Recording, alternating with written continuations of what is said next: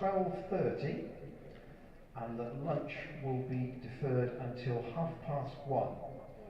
So start of play 12:30, and lunch will be deferred until 1:30. Further details on the number of overs and when tea might occur, I'll bring you in due course.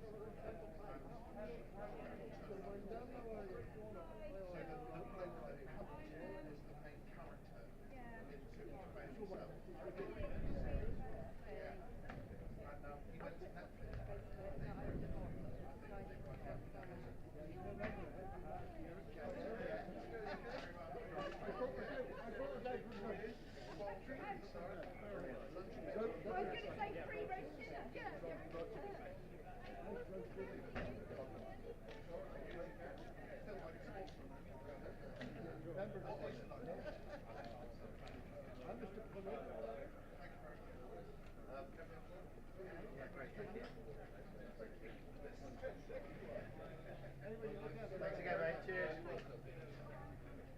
Enjoy life.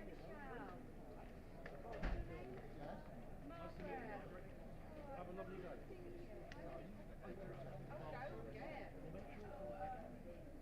Oh yeah. Have a lovely day.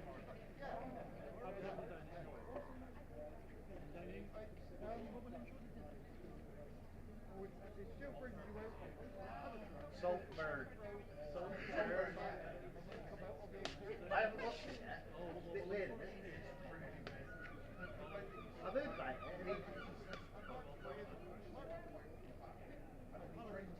I know you were cricket at home. Proper cricket. Cartoon network.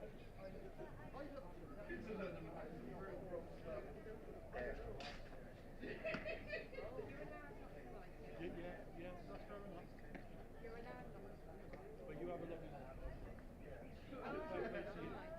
Sounds like a lot. And the sun might shine as well. You really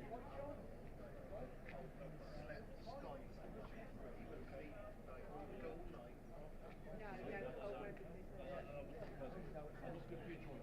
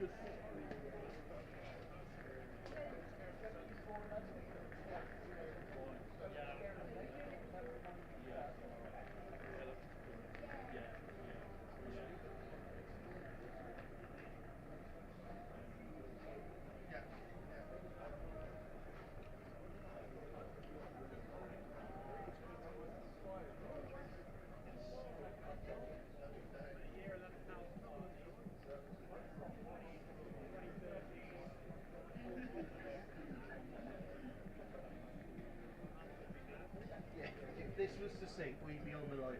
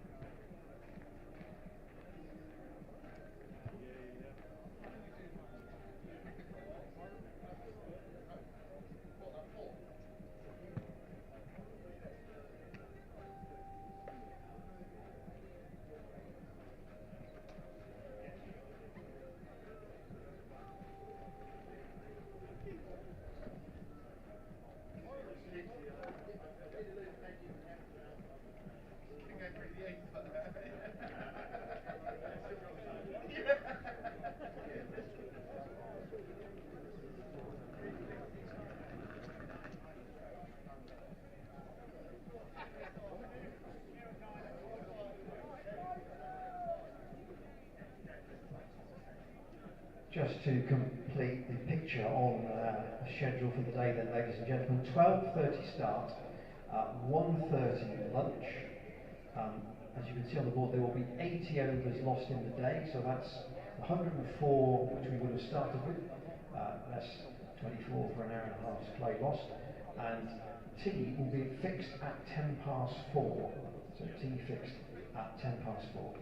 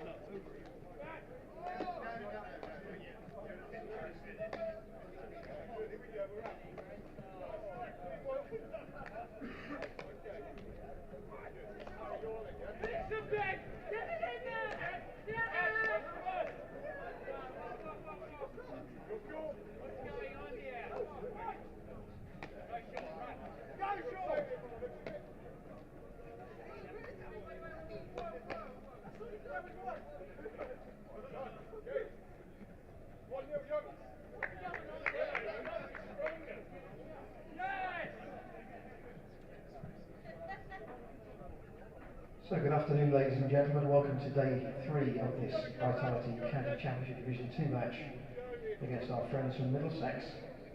And welcome to their committee and supporters with us today. Our umpires, Surrey Shanmugam and Neil Pratt, carried out 2 inspections this morning to get to this stage where we're going to start at 12:30. Referee Mike Smith also on site today. Our scorers Adrian Bull for Gloucestershire and Don Shelley for Middlesex.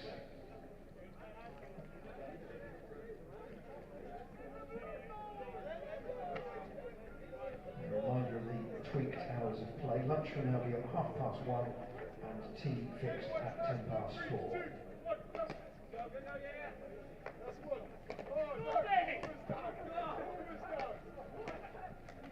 Refreshments on the ground today, the Thatcher's Bar and also the Legends Bar behind the Mark Lane stand, both open throughout the course of the day. And the Grace Suite is open for members throughout the game as well. The bar there will be open too, also for members. The Grace Dining is available for lunch if you wish to book a place for lunch today. One course is at £14.25. 2 courses £17.25. So if you head to the Grace Suite, you can book a table for later.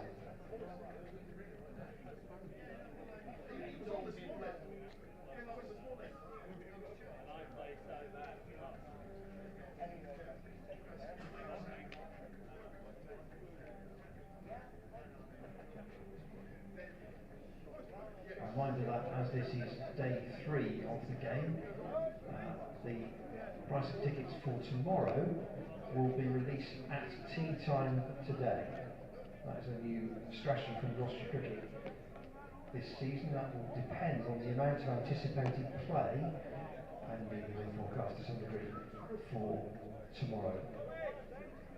They will be available to purchase on day 4 from the Neville Road end of the ground only, but you can also buy them from the membership and ticket office on exit of the ground today, and obviously of course via the website as well.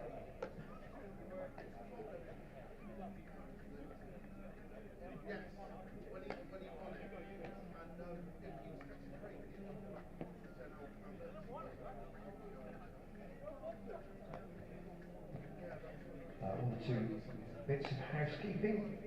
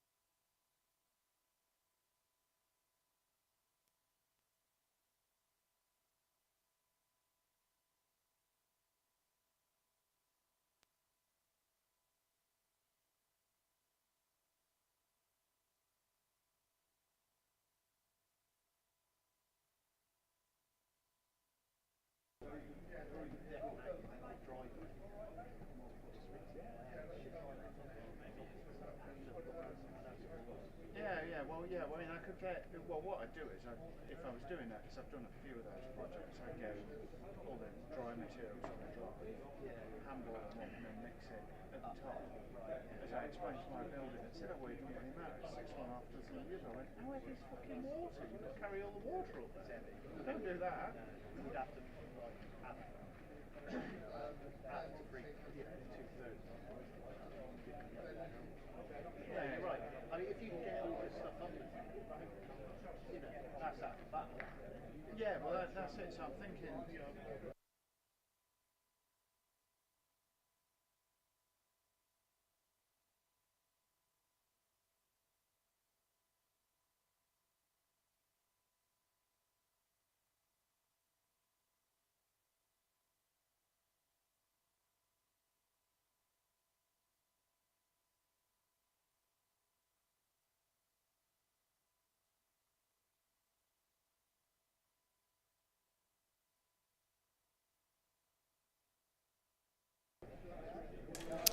And a very good afternoon and welcome to Bristol, where once again the ground staff have been assiduous in their work, removing the water that was accrued overnight as we had yet more rain, but thankfully... Gee, that's an awful lot of big words for this time of day, Ed.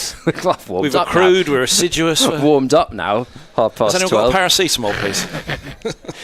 That's a long word. Morning, everyone. I'm Kevin Hand. Yes, Kevin Hand. That said Seaborn. Yeah, right. So BBC Radio Bristol, BBC Radio Gloucestershire, BBC Radio London commentary also on the Gloucestershire live stream, and we've got very lucky. I think it's worth pointing that out. Just one other game. Well, you did it. Is taking place at the moment at Kidderminster, Worcestershire versus Somerset. So we'll just be the second. And we didn't have as much rain as was forecast. It gradually improved forecast-wise. I woke up again twice in the night, and it wasn't raining as hard as I thought it was going to be. So we've got onto this already. Yeah, I'm not sure we quite established what woke you up the night before at 4 a.m. Yeah, old man stuff. But, yeah, obviously. Do I know him? Good grief. We have started early today. The players are coming out, and the match position with Gloucestershire 271 for 6 after play was called prematurely last night, with Zaman Akhtar and Ben Charlesworth in the middle, but also Ollie Price, who is running for Ben Charlesworth. So once again we've got 3 Gloucestershire batters walking to the middle, along with Middlesex, who made 203 in their first innings, so a lead of 68 runs for Gloucestershire, with 4 first innings wickets remaining. The vital statistics: 80 overs to be bowled in the day, and a 1:30 lunch, so we'll have an hour's session here, and then whatever, because I don't know what time tea is. I don't know if the umpires have actually decided what time tea is, because sometimes in these sorts of situations they'll sort of look at, I don't know, like 3 or something and see what makes sense, and then decide what to do, whether to split it in terms of overs if that makes sense, or to have tea at, I don't know, 4:15 or something like that. Anyway, the important thing is we've got cricket. There were a couple of mumblings about why not have an early lunch rather than have a start and then go off again, but I've got a suspicion. Okay. Ethan Bamber is going to bowl the first ball of day 3. In now to Zaman Akhtar. It's full, it's straight, it's defended back to Bamber. There is the threat of a shower this afternoon, isn't there? Right. And we've already got a damp outfield. Now, depending how heavy that shower is, that could really affect the remainder of the day. So perhaps better to get an hour in now and get whatever we can in after lunch, rather than wait all that time for lunch and then all of a sudden we're ready to go, oh, here comes another shower. Yeah. So I actually really think the umpires have done the right thing here. Here comes Bamber in bowls. Once again, a full defence from Zaman Akhtar, who's 16 not out. Ben Charlesworth has 21. These two coming together after a couple of quick losses after the tea break yesterday, where Miles Hammond was out to the first ball after tea, bowled by Bamber. Gloucestershire went in at 231 for 4.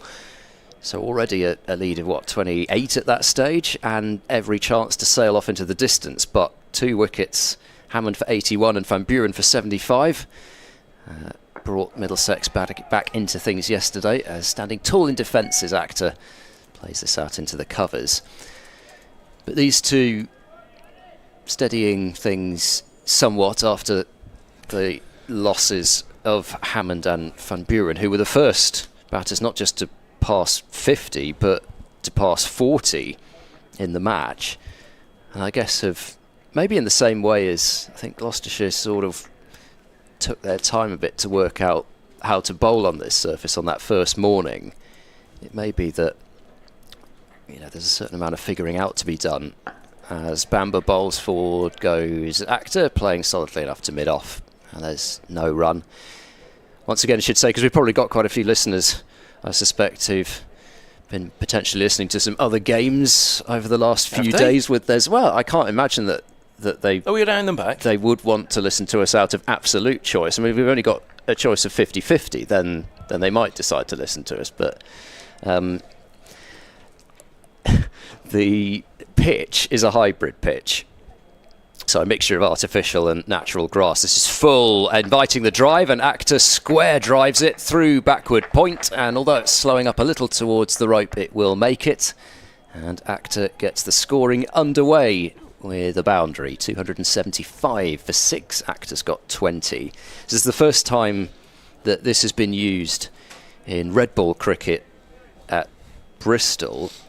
And to be honest, I'm not sure I've actually heard of one being used around the country yet. No, it hasn't particularly made it to my attention either. Yeah, so I think this might be the but first. I have to say, it rather crept up on me that countrywide. we were allowed to use them in first class. Yeah, new change for this year. Here's Bamber in, and Actor plays a respectful forward defence. There's no run, so 4 runs from the opening over, 275 for 6. I think it's sort of very much a wait and see on it, but so far I think certainly Gloucestershire have enjoyed it, because it's produced an awful lot more for the bowlers than you tend to see at Bristol. But also, I think, speaking to Miles Hammond last night, he felt that it produced more exciting cricket. So even the batters are actually, at least from the Gloucestershire point of view, quite happy. But I suppose in some ways maybe they would be, given the fact that they're the ones in the lead. If they hadn't been in the lead, then who knows, maybe things might have been different. But I think they feel that it suits their attack, which is tall, pretty quick, and it maybe plays into their advantage. So even if they did have some grumbles about batting on it, they've probably got to park those, knowing that actually it provides a better chance of winning for them than slow, low pitches. It's Tom Helm, certainly a man that would never want to bowl on a slow and low pitch. He's in, right arm over, bowls, lovely high arm action. Really cartwheels through. It's almost, as you watch it straight on there, it's defended into the offside by Charlesworth. There's no run. It's almost the perfect action. Perfectly upright, isn't it? Slender figure, but tall and strong, not wiry in any way. I remember hearing somebody say that a lot of the Middlesex bowlers, they have this kind of really strong sort of gather, and that was something that they all seem to have been sort of coached to have that. The Richard Johnson effect, maybe? Maybe.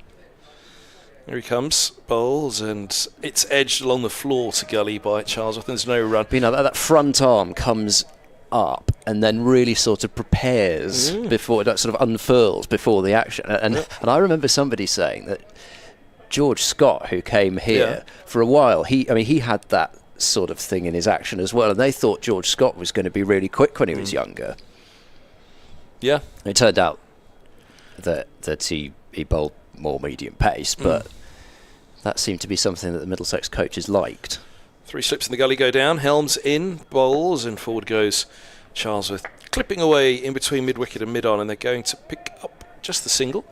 The lead is 73, 276 for 6. What do you... Well, it's just these bizarre visuals that you get when there's a runner out there. So Zaman Actor's basically pointing halfway over towards Chippenham to signal don't come back for a second run. And Charlesworth plays the shot and stands still and then strolls off towards square leg. Not something you see very often now halfway over towards Chippenham. That's a lovely phrase. Lovely turn of phrase. Are you going to reference a film now, aren't you? No. Halfway to somewhere else. There goes Helm. 6-3 field in place. He bowls to the right-handed actor. Eases into the onside. There's no run. It's a bit of work to do for Middlesex at the moment, isn't it? They're really six wickets down. There is the potential that this lead will be no more than double figures. Yep. But they do need to make this new ball count. Yeah, they do. And all of Gloucestershire's bowlers can provide some resistance, whether it's Marshall looking to clear the fences, whether it's Dom Goodman looking to try and probably occupy the crease and bat for his partner, or Ajit Singh Dale will probably do somewhere in the middle. Helm bowls. It's clipped watchfully back to a very straight mid-on, and I say that deliberately, that it's clipped, because he was looking, it felt more, or shaping with his body towards mid-wicket, wide of mid-on, but with the very open torso and body, he pushes a very straight bat back down to straight mid-on, which is Ethan Bamber coming around. The two who have 2 wickets apiece, Bamber and Helm. Helm turning. It's a lovely scene out there at the moment. Bright conditions. As Helm's in, bowls, and from a straight line it's turned defensively just wide of mid-on. There's no run. It's the end of the over. 82 bowled, 276 for 6. Yeah, it's not just the volume of rain that hasn't been quite as much as expected. I mean, don't get me wrong, there was still some puddles out there when I arrived this morning, but it stopped an awful lot quicker than it looked as if it was going to. Even as I was coming in, and it wasn't raining particularly hard, it looked as though it was still going to stop around about 10-11, so you're thinking, well, there's not going to be a play before lunch. The fact that we've managed to get out, even for a shortened hour before lunch, is much more than I was expecting, even with the more optimistic forecast than the one yesterday. I mean, what was it? Yesterday, day before yesterday, when today was meant to be just raining pretty much solidly all day. Thankfully, it's moved through much quicker than expected, and it also seemed to clear around Bristol in particular quicker than almost anywhere else within the weather system. Bamber is in, and that's tucked away beautifully by Charlesworth through a straight mid-wicket along the carpet between mid-on and the mid-wicket fielder, and for a boundary. So Charlesworth with his first boundary of the day, 26 to him now, 280 for 6. So the ankle issue rolled that on day 1, which is why he's batting with the runner. He doesn't look too encumbered out there. As in comes Bamber, round the wicket with 3 slips in place, bowling to Charlesworth and a forward defence to mid-off. In some ways, I was thinking more, we were mentioning that innings of Maxwell's basically on one leg in the World Cup. Double century to see Australia to victory against Afghanistan. And I almost wonder whether the fact that you can't move your feet, batters nowadays are so much about balance and hand-eye, it almost forces you just to back your eye. In a way, you're not thinking about footwork. It almost removes something. I'm not saying it's going to work for everybody, but almost removes something that you have to think about. Bamber in and bowls, and Charlesworth is blocking again. This time out into the covers it goes. There's no run. Yeah, it's been an interesting mix, this match, hasn't it, with the hybrid pitch, the pace and bounce. Sideways movement that's been there as well. Certainly a test for the batters. Yeah, I think at the moment it's, and I actually even was thinking about that in terms of the spin that's been bowled. Bamber bowls on push from Charlesworth, doesn't time it, and Bamber fields off his own bowling. We've seen 10 overs from De Carey's, 10 overs, 3 maidens, 1 for 19. I thought he bowled really nicely. Admiring the flight that he was giving the ball, really willing to toss it up. And with the little bit of bounce that you get, any turn is going to be pretty dangerous. So even for the spinners, you don't necessarily think about the hybrid pitch being good for the spinner. I wouldn't have done necessarily thought about the pitch being good for spinners, but actually it can benefit them as well. Now that's the first delivery that's just jumped a little bit, not a huge amount, but it has bounced more than some that we've seen so far, but Charlesworth got the bat up and out of the way of it, and through it goes to Davies behind the stumps. So, you know, I think you want a surface, you do want a surface where batters aren't feeling as though they're just about to get a ball any moment that they're just going to have no chance to face. Bamber bowls down leg side. Charlesworth doesn't really make much of an attempt at a leg glance, and that is the end of the over. 280 for 6. You don't want that, but at the same time, having seen a lot of cricket here, and I don't mean to just completely slag off Bristol all the time, because actually quite often, certainly in one-day cricket, I mean, you think about some of the England matches that have happened here, we've seen quick scoring records tumble here very often when England have played. And we saw some high-scoring games in the Blast. We've seen plenty over the years. But in terms of Championship cricket, it can be very slow-moving. Here's Helm beginning the new over. He's past the umpire, bowls full straight. Must have been a little inside edge on that, or I think Helm would have been going up with the slip coordinate. It was probably leg side, but it just had the feel that the bowler would really get involved, whether or not a little bit of an inside edge. Has a chat with the umpire, and I think suggested it was probably missing anyway. Yeah, it was nice and full, but just a bit too leg side-ish. Helmut's Wall, turning away from the flats opposite us, running in towards this heavily rebuilt pavilion. And he comes, bowls up on his toes. Actor runs away down towards long leg, a single. 281 for 6. Rebuilt or opened, I should say, in 2013. Is there nothing left of the I original? knew that, of course. I didn't need to look that up before the start of play when I was asked. Is there not some of the original pavilion still left down below? Some of that brickwork on the entrance as you come in. Is that not original pavilion? No, maybe not. Don't know. I assumed it was, but maybe not.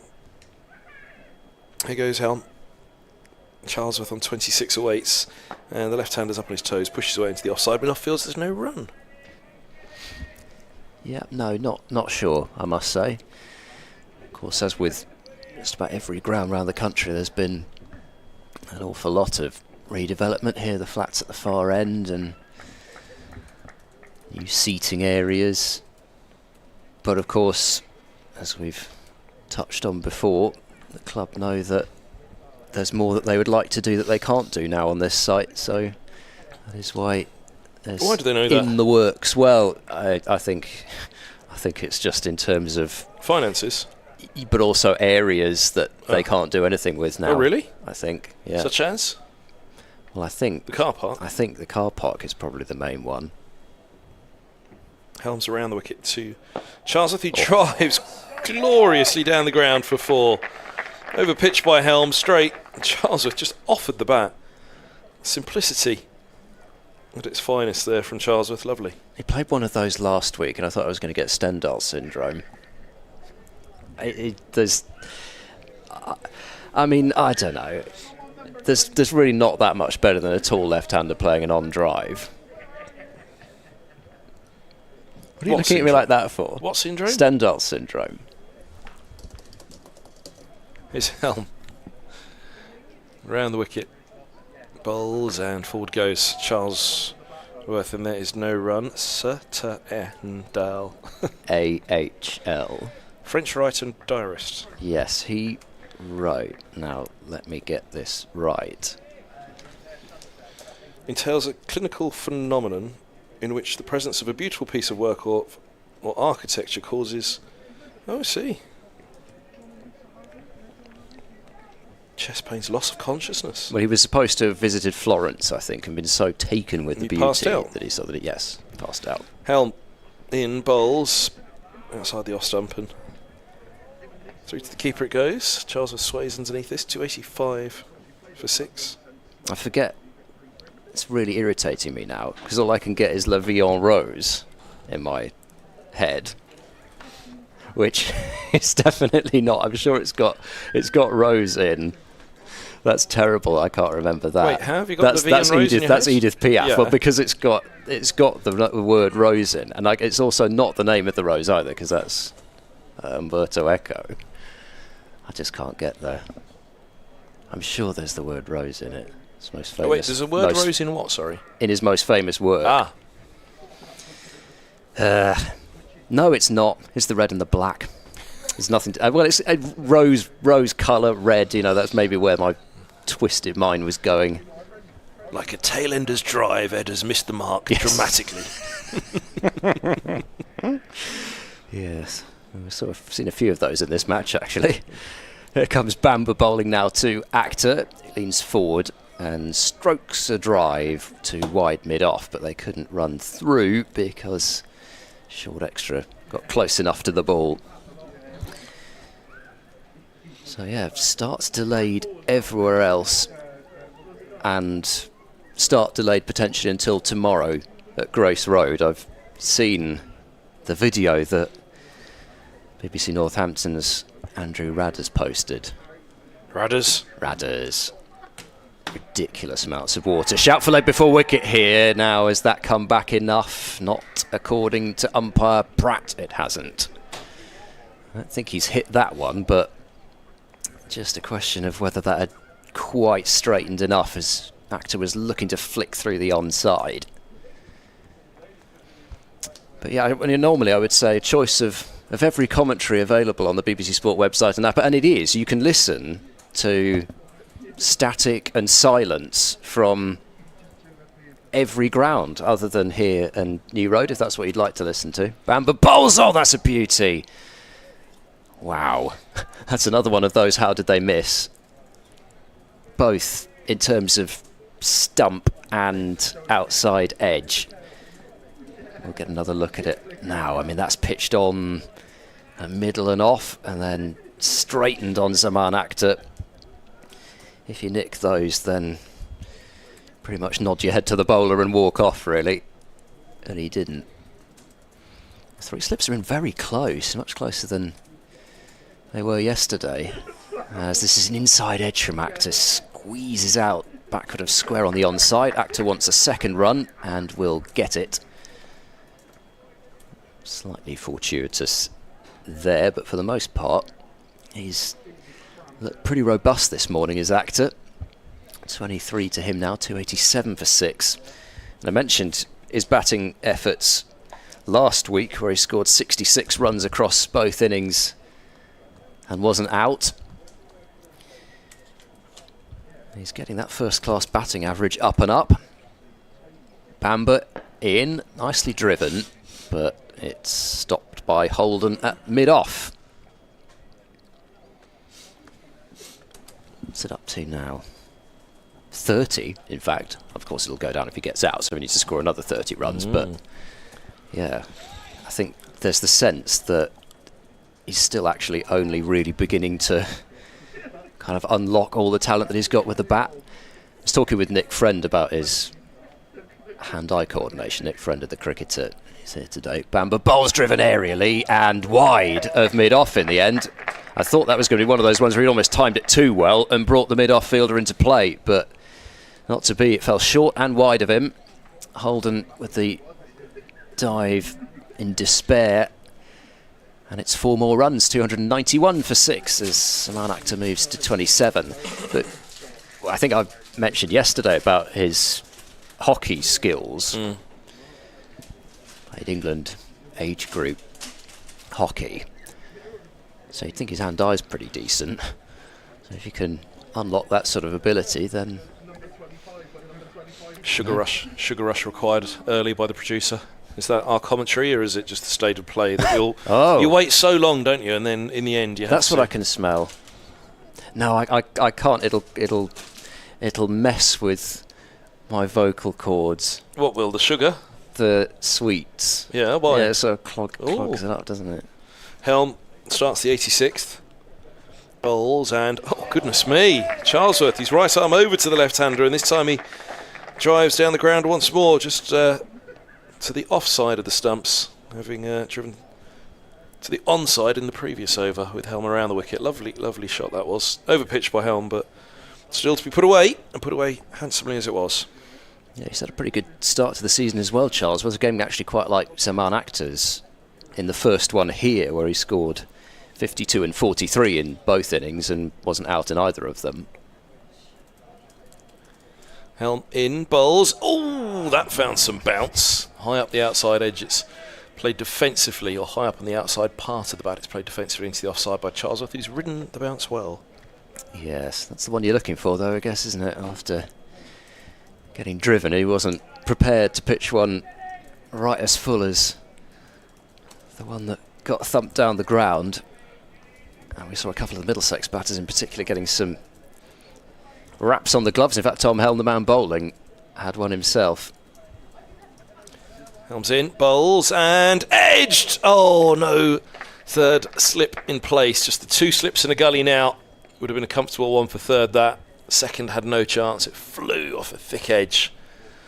And 4 to the vacant deep third boundary. I think it would have carried. He went low to his lefts, but the way that the slips are staggered, third would have been that little bit more advanced than second. Yeah. And we've seen a lot of edges through third, fourth slip. Gloucestershire for quite a long time had a gap between their third slip in the gully. I can remember at least 3 deliveries that went through there, a couple of them in the air. Helms in, bowls, and forward goes. The left-handed Charlesworth once more. It's pushed to mid-off, no run. And there's been a couple this innings as well. There was one when Marchand de Lange was up with us yesterday that got edged through that gap, I think, by Hammond, that would also have been catchable. And it's just tricky. I mean, you're not going to have no first slip. So, and Charlesworth was dropped at first slip late last night as well, on 8. It was a sharp chance. Helm over the wicket, bowls. Forward goes Charlesworth, dabs back and no run. But, you've got to find that balance between defence and attack, haven't you, in terms of actually Middlesex have got to be a little bit concerned about this lead as it is approaching 3 figures now. It's coming around quickly, hasn't it? I remember a lead of 71, 72, 73. I remember at that point saying there's a chance Middlesex can keep this to double figures. Well, especially with the new ball. Not much of a chance right now. Yeah. 299 for 6. Be fun to watch. Here it goes. Helm in, bowls. Oh, a little bit of wobble on it as it passed the batter, but starting on a length just outside off, angled across Charlesworth. A glare from Helm at the end of his over. Charlesworth not interested. He has 38, Akhtar has 27. And Gloucestershire have just one more run to make a second batting point. They're 299 for 6. Another batting point. I probably shouldn't mention this at this point because it will be seen by some as a curse, but I was asked by Sir Terry on the old X yesterday when the last time Gloucestershire scored 400 in back-to-back first innings were, and I think he wrote that at the point when Hammond and Van Buren were still going, so that shows you the danger. Here's Bamber in, and Akhtar is forward to that one, prodding it to cover. The last time that happened, Gloucestershire scored 400 in back-to-back first innings, I think you have to go back to the promotion season in 2019. Assuming that I've looked back through properly, which is quite a big assumption, but I think that was what I came up with anyway. Bamber into Akhtar, who takes a hand off the bat there. That's the one that he sort of thinks is going to be pitched up well enough for him to have a real go at. And a forcing drive. And then just realises that actually, especially on this sort of surface, that's when you're going to get yourself in some trouble, because you're going to see bounce full of a good length. Ollie Price is pretty much taking up the role of batting coach out there, I think, seeing as he's just there to do the running. Bamber bowls, that's a nice looking delivery, a bit of shape on it. Akhtar's actually played it pretty well. Wasn't the most orthodox at defensive shots. He sort of came down the side of the ball almost, but he's got a fair amount of wood on it. That was the first ball that I think we've really... Well, no, there was It was difficult to tell whether the one that beat Actor in the previous over, I think that was more off the pitch, to be honest. I think that's more the first one that I've definitely seen swing through the air rather than move off the surface. Bamber, he's in bowls, nice looking delivery, but equally good looking defence from Actor to keep it out. It's a busy old crowd in this Sunday, isn't it? Which is good to see. Temperature up ever so slightly today, is it fair to say? I suspect Felt we've bitterly got, cold we've got almost a little bit of sunshine. It's not. When I spoke to Ethan fully Bamber, out. At Stumps, I felt really sorry for him. We did 2 minutes in the interview. It's like, come on, let's go and get warm. He looked cold, didn't he? It was one of those days, wasn't it? Yeah. Bamber bowls now, and Actor's there with the drive. Oh yeah. Plays it to mid-off. You and Story jumping around in the background. That was Story, not me. What was she getting so excited about? Well, I'm not sure exactly. It's but as though she'd spotted a famous actor on the ground or something. I think she was complaining about how she was going to look in front of the camera or something. Why? What was she doing? Well, we just had a photo. Embarrassing photo. Wait, why was I not invited? You had a team shot and I wasn't. Team selfie and I wasn't invited. Bamber bowls. Oh, that's a good delivery. Forces Actor to play a little bit away from his body and goes through to the keeper. 299 for 6. That is the end of the over and the end of the conversation. No. We had an exchange of an award which Melissa already had, but effectively Ice was sort of having it until the last month. This was a bit like when Scott Reed dragged it out for a year that he was last year's broadcaster of the year. And they misspelled his name on the bat. They did they? His name's spelled Scott, R-E-I-D. Ah. Did he send it back? I don't know. It's still there with R-E-I-D on. Right, one more over for me, and here's Helm. He's in bowls, and this is runaway down to deep third for a single. And there is the 300, and the second batting point for Gloucestershire. Charlesworth ticks along to 39. Yeah, well, it's even 3 innings of 300 in the first innings, particularly on surfaces that are offering a bit. It hasn't been particularly easy to come by from Gloucestershire in previous seasons, and there has been the general feeling, despite the fact that Gloucestershire did fall to defeat at Hove last week, that things are just feeling as though, OK, we might not be absolutely right back to where we want to be, but there's the shoots of recovery there. This one's leg side and away, straying Helm, and 4 more to the total. 304 for 6, Actor 27. Just the finest of glances. I was just checking it was runs, and it certainly was, because leg byes. It was leg byes, yeah. Just couldn't quite get a touch to it, but still falling in the category of leg byes that almost probably should count against the bowler's figures. Helm Hits the crease now, he bowls, forward goes Actor defending back into the onside, 304 for 6. But you know, when Melissa Story's involved, that social media always has to be at the forefront of everything. This is time for me to do the character assassination today after. Exactly, because you know, I didn't get a chance to fight back yesterday after I was basically painted as somebody that did nothing but watch cricket. Never seen a film in my life, never listened to a song in my life, never watched a TV series. And I just need to be plugged back in after every day. Helm bowls, oh, width driven with an open face by Actor. That was a powerful square drive. He's picked out Stoneman at backward point, and there's no run. Stoneman's he holding his back? He's all right. He's fine. 304 for 6. Should also say the lead has hit 3 figures with those 101 4 leg buys. But yes, you know, I mean, you know, she obviously painted it as, I want to do something nice for you. We'll have a nice photo of exchanging the bat, and then, oh no, I don't want to be in the photo, really. Oh, he's bowled him. Helm nips one back in. Lovely delivery, takes the top of middle and off, and that is the end of Actor for 27. Some relief for Middlesex. They've picked up the 7th Gloucestershire wicket. Wow, that's a piece of bowling. I mean, Actor does like a drive, but that has come back beautifully. I mean, it's reaching that sort of stage where you'd expect the new ball to be really quite lively. I mean, we've seen it's taken a few overs for it to start swinging, and Helm's got a lovely bit of in-swing on that, and that is too good, especially when you're looking to attack and looking to drive, as Actor does like to do.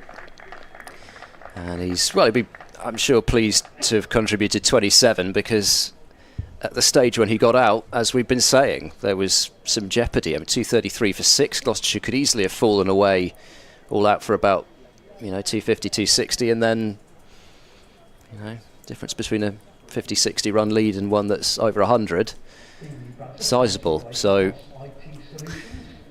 he's batted well as Zaman Actor, and he's also seen off a few overs of the new ball as well. I think ideally what you'd want if you're Gloucestershire here is Dom Goodman is the new man coming out ahead of Marchand de Lange. What you probably want is Goodman to do what he does. He's got pretty good defensive technique, but he's not necessarily a fast-flowing scorer. What's happened to middle stump, by the way? Is it broken? Do we need a new one? Oh, we need a new middle stump. Oh.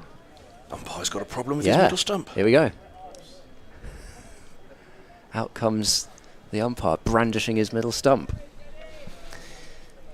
So what they probably want, going back to the previous topic, which is probably for the best, Goodman survives a few more overs, takes the shine off the ball, and then they would want de Lange to come out against maybe a slightly older ball and then do what he does, not having to worry about the ball swinging about and seaming as much, and then runs could be added more quickly. I don't think Goodman has to worry here, given the fact that we've got pretty much clear weather. There's even some small patches of blue sky up above, and the weather forecast for tomorrow doesn't look bad at all.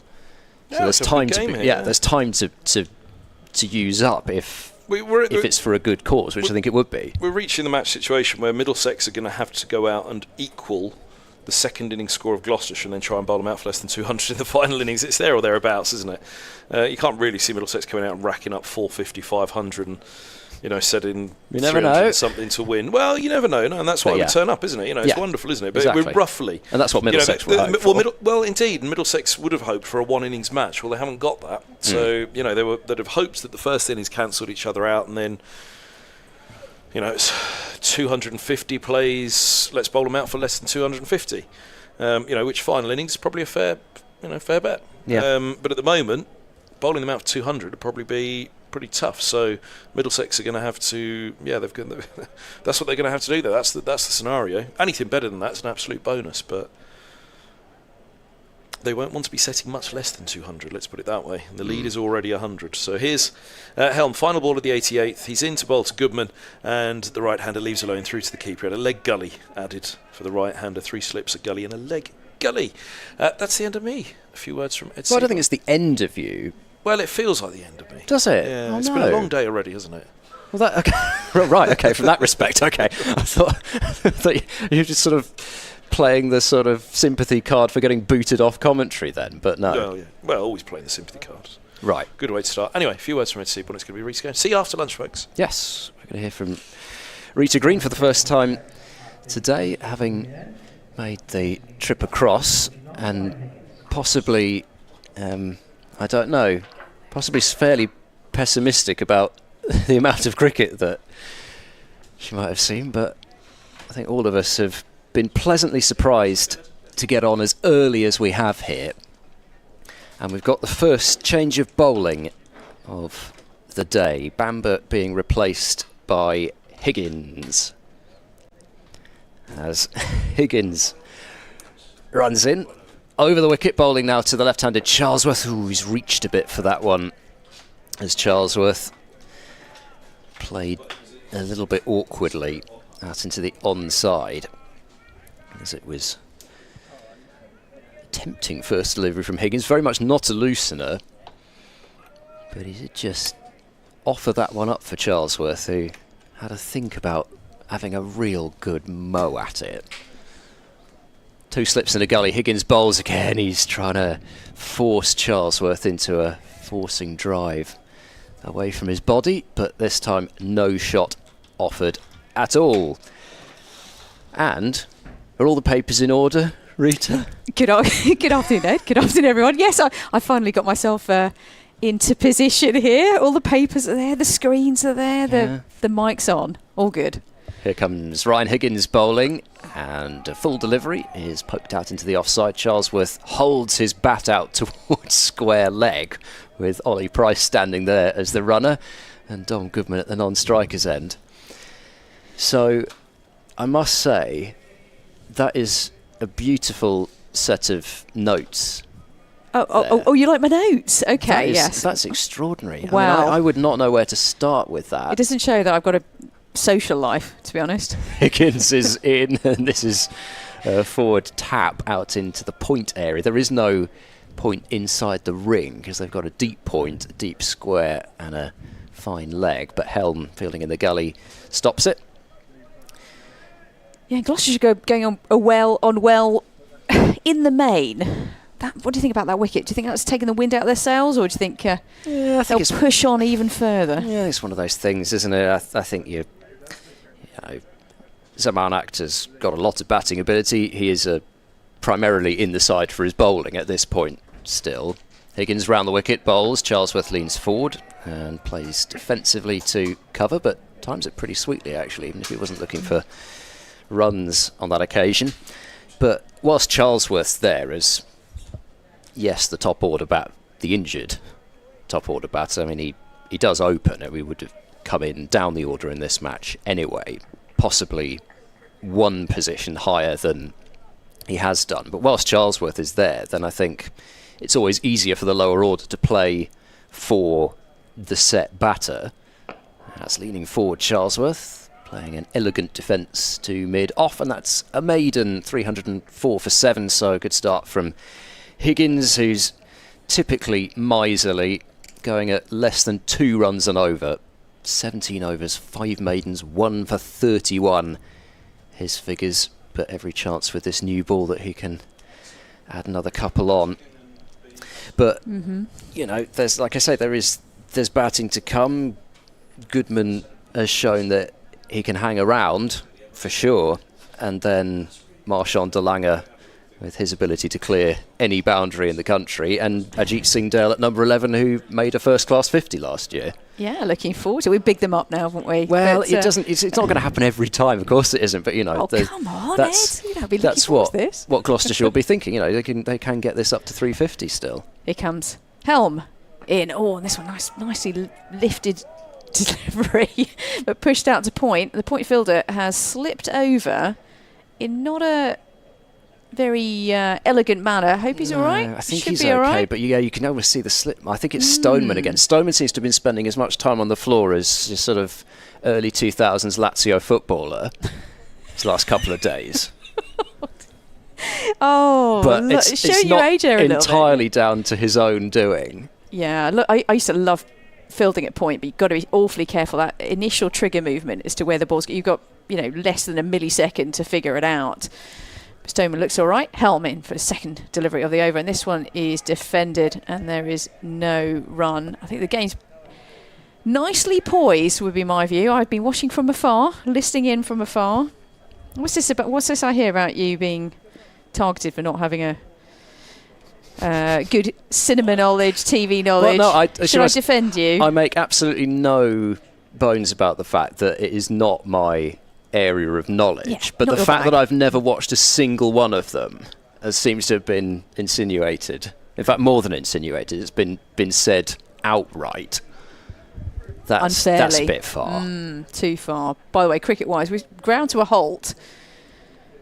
Everyone seems to be chatting to each other. Helm is ready to take the next delivery, and the batters get together and have a little chat. Well, and in fact, Stoneman is going off. Yeah, that little slip at point. Oh no, he's not going off. We got the complete wrong end of the stick. The Brilliant. exact opposite. In fact, he wants to be in the firing line more. Love it. Give me the helmet. We were concerned about you there, in terms of your well-being, Mark. Actually, giving you the helmet. Where are you going to field? Obviously nice and close by. This is a good measure here. In terms of the position of the game. Goodman on strike. looking to put pressure on the new batter, looking to make sure that Gloucestershire's lead of 101 doesn't run away too far. Got a silly mid-off position. Helm in. This one's defended and there is no run. I think this is nice move here from Middlesex. A quite aggressive field generally. You've got three slips, a gully. The point's been taken out for this short fielder. Stoneman in the mix. Obviously he's doing all right. Are you talking about his stature or his position? Well, his position, I think it's an aggressive. Well, I was quite an aggressive captain personally. Because so everybody's going to look style. short next to Dom Goodman as well, because he is about 6'5", 6'6", something like that. I still haven't got a sort of official height measure on it, but he is a tall fella.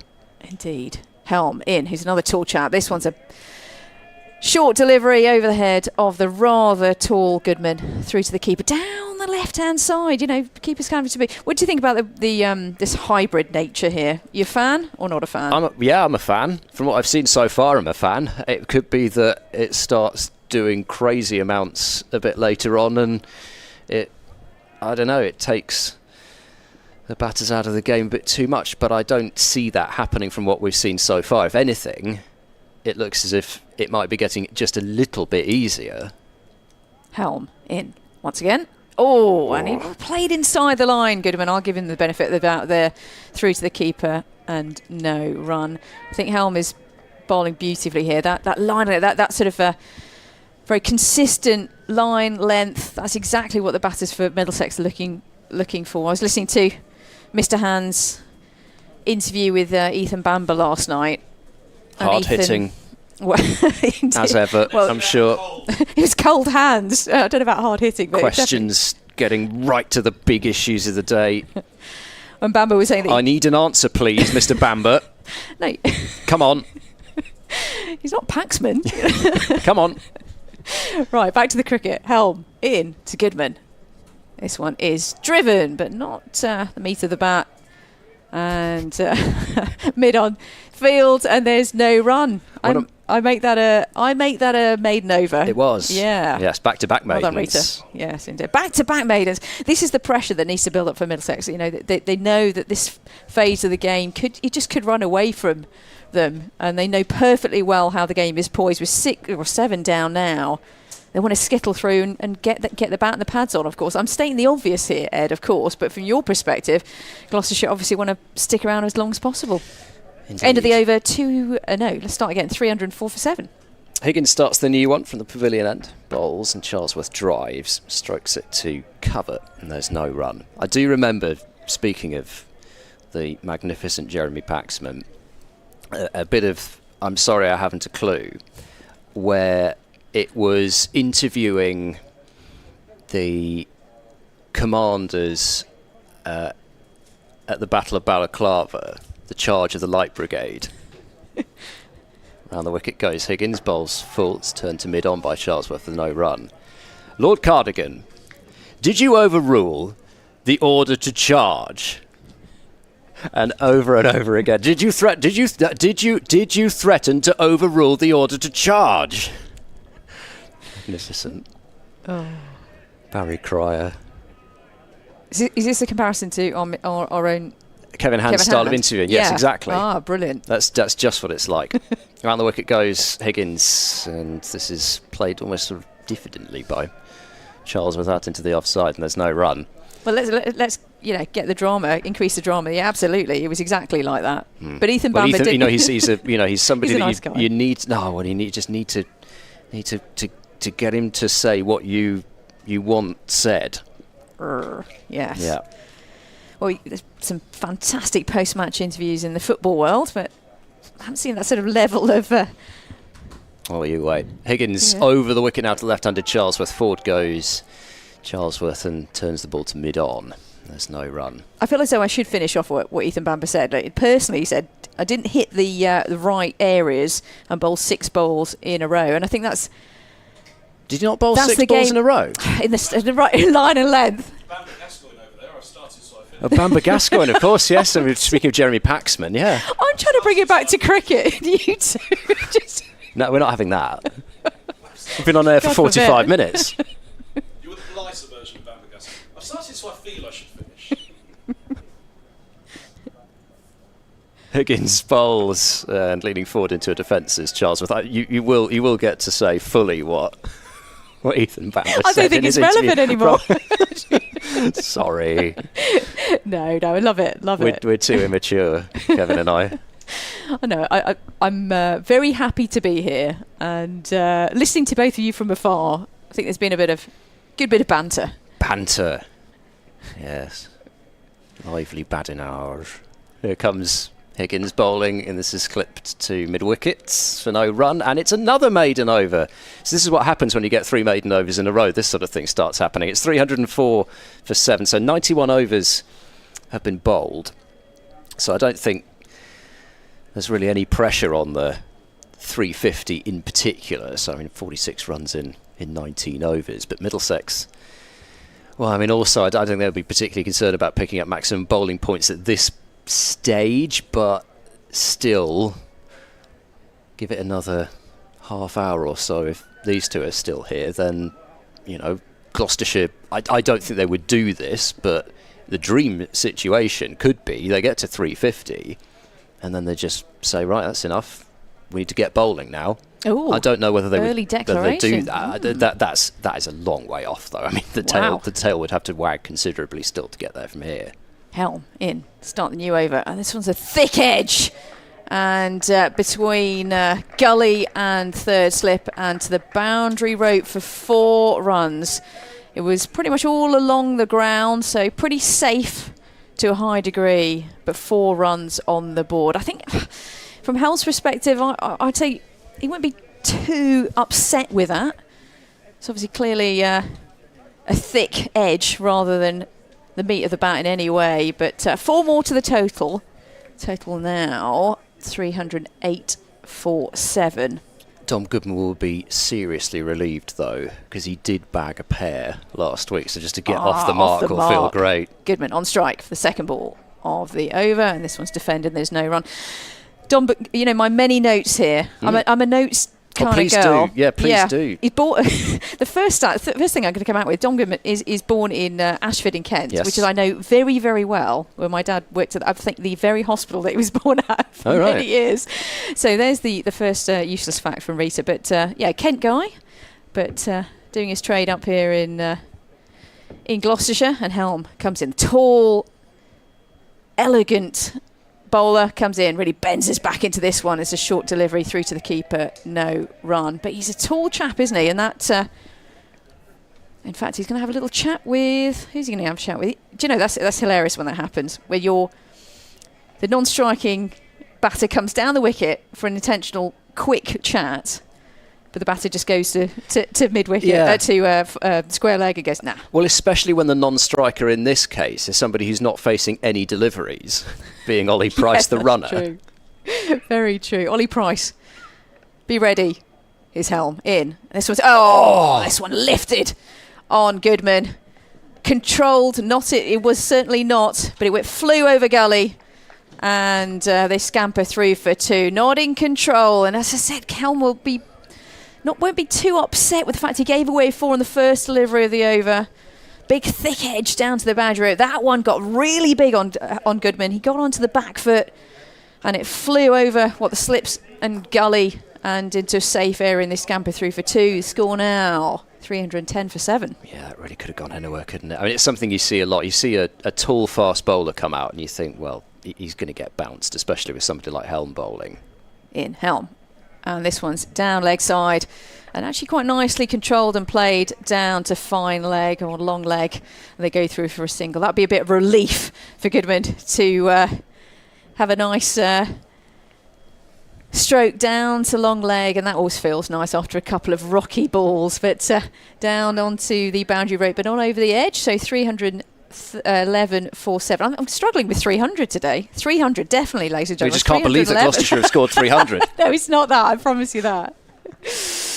Right now, on to the left-handed Charlesworth, who's going to be on strike. On 39, and Helm's got 3 slips, a gully and a point as well. Here he comes over the wicket. This one's defended and there's no run. I really bigged that up. I thought it was going to be far more than it was. But defended it was, and I think Charlesworth's doing a good job here, even with that, niggle. And I'd love to hear more about that, actually, Ed, if you've got more details on that. 313 for 7 is the scoreline. And importantly, the lead is 108. So what is the niggle? Yeah, What's the injury? On day one, he was fielding out at deep square and fielded the ball and just went over on, I think, his right ankle. And he did field for a couple of deliveries remaining in the over, so you thought, well, okay, mate, hopefully it's all right and he can stay out there, and it's just one of those where he's just tweaked it a bit and it's fine. But then he went off, didn't return in the field, and again you were hoping, well, he might as well stay off, having come off, and then, of course, coming out with a runner, then you kind of felt, oh dear, it's not great. Higgins starts a new over. Keeper up to the stumps for Goodman. It's turned into the leg side by Dom Goodman, fielded at mid-wicket. Stoneman in the action.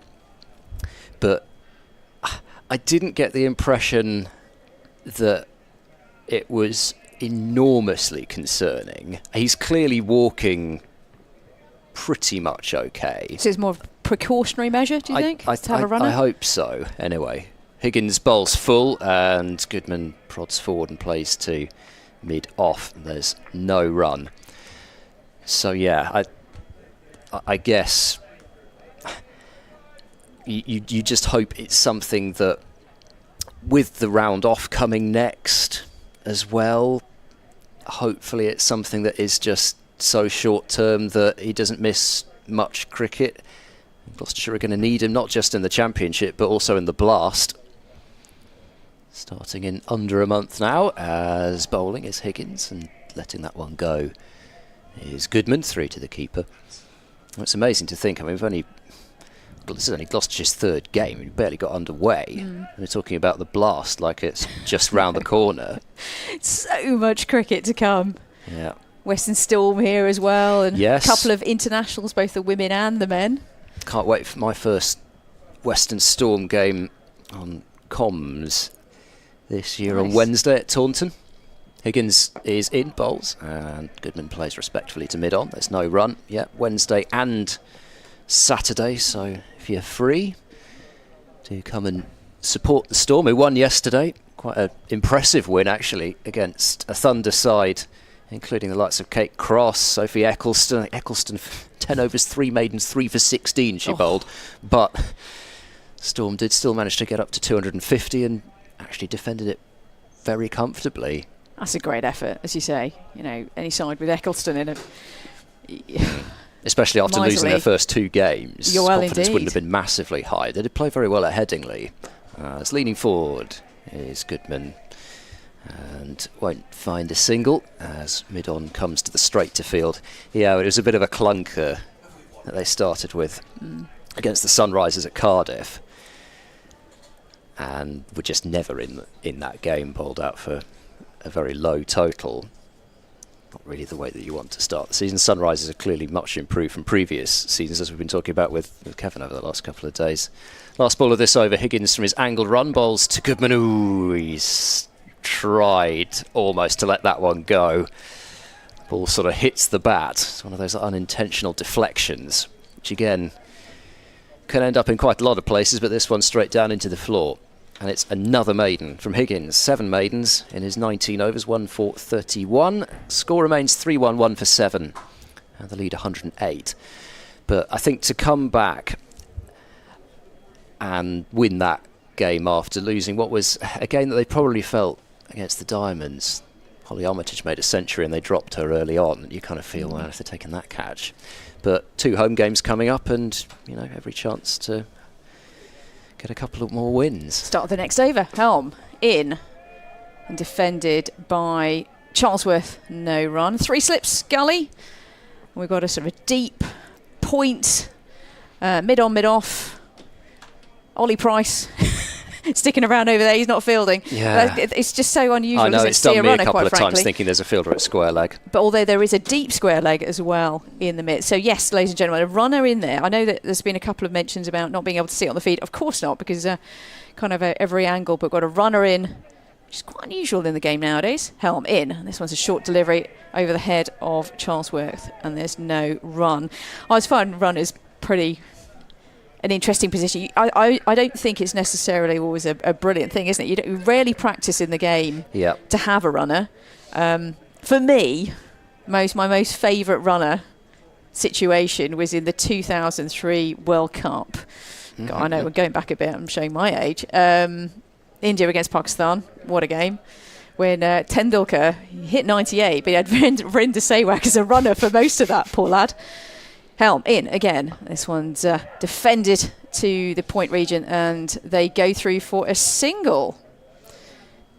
That very unusual view where the batter hit the ball, went absolutely nowhere, and the batter at the non-strike again comes running through. But one they take onto the total, 312 for 7. But yeah, it can go horribly wrong. Yes. But runners do play a part as well, and it's always a bit controversial at times, isn't it? Whether you're allowed a runner and blah blah blah. Yeah, well, I think they've just got rid of it in international cricket now. You can't have runners, which I think is a bit much. I think it, to be honest, I just don't think that people really are looking to take advantage in that respect, and I don't know. I guess it's more maybe one-day cricket than Test cricket, where it might be more of an issue if you've got somebody who's definitely a slow runner out there, and then you sub on somebody who's absolutely lightning. I can see how in one-day cricket maybe it might be abused a bit more, but not in Test cricket, surely. Helm in. Oh, and this one's pushed the mid-wicket area, which is awfully vacant. They go through for 1. They think about a second. Nicely rounded, nicely fielded, and one more to the total, 313 for 7. I mean, that was always the thought in people's minds, whether it was an advantage. I don't think it is really nowadays. I think it's something you don't really play with. Saying that, Gloucestershire have been working pretty well with the runner here for Charlesworth. But I just think that's also part of first-class cricket. You're not looking to push the field constantly as well. And I take your point also that actually calling off towards deep, well, not quite deep square leg, but a deepish square leg in a one-day game when you're looking to run quick singles can't be easy. Helm continues. Oh, and it's beaten. Beautiful ball there from Tom Helm. Absolutely beaten was Charlesworth, who's very much set and very much in on 40. Squared him up, but through to the keeper, and there is no run. Beautiful delivery there. Yeah, he's been pretty tireless, this Helm. He's got through a lot of work. 27th over of the innings so far. I haven't really seen really much pace drop. He was causing Goodman some problems in the previous over with the bounce. Been very impressed with the way that he's bowled. Seriously, nice guy as well. For what it's worth, his Helm. Really bent his back into this one. Short delivery. Bit of aggression in that one as well, as probably to do with the ball before, and it goes through the keeper and no run. End of the over, 313 for 7. The lead now 110. Tom Helm, yeah, very, very nice guy, isn't he? Born in Aylesbury, signed for Middlesex in 2012, so he's definitely, I say Mr. Middlesex, I'm not sure if that's the right way of putting it, and but made his first class debut in 2013.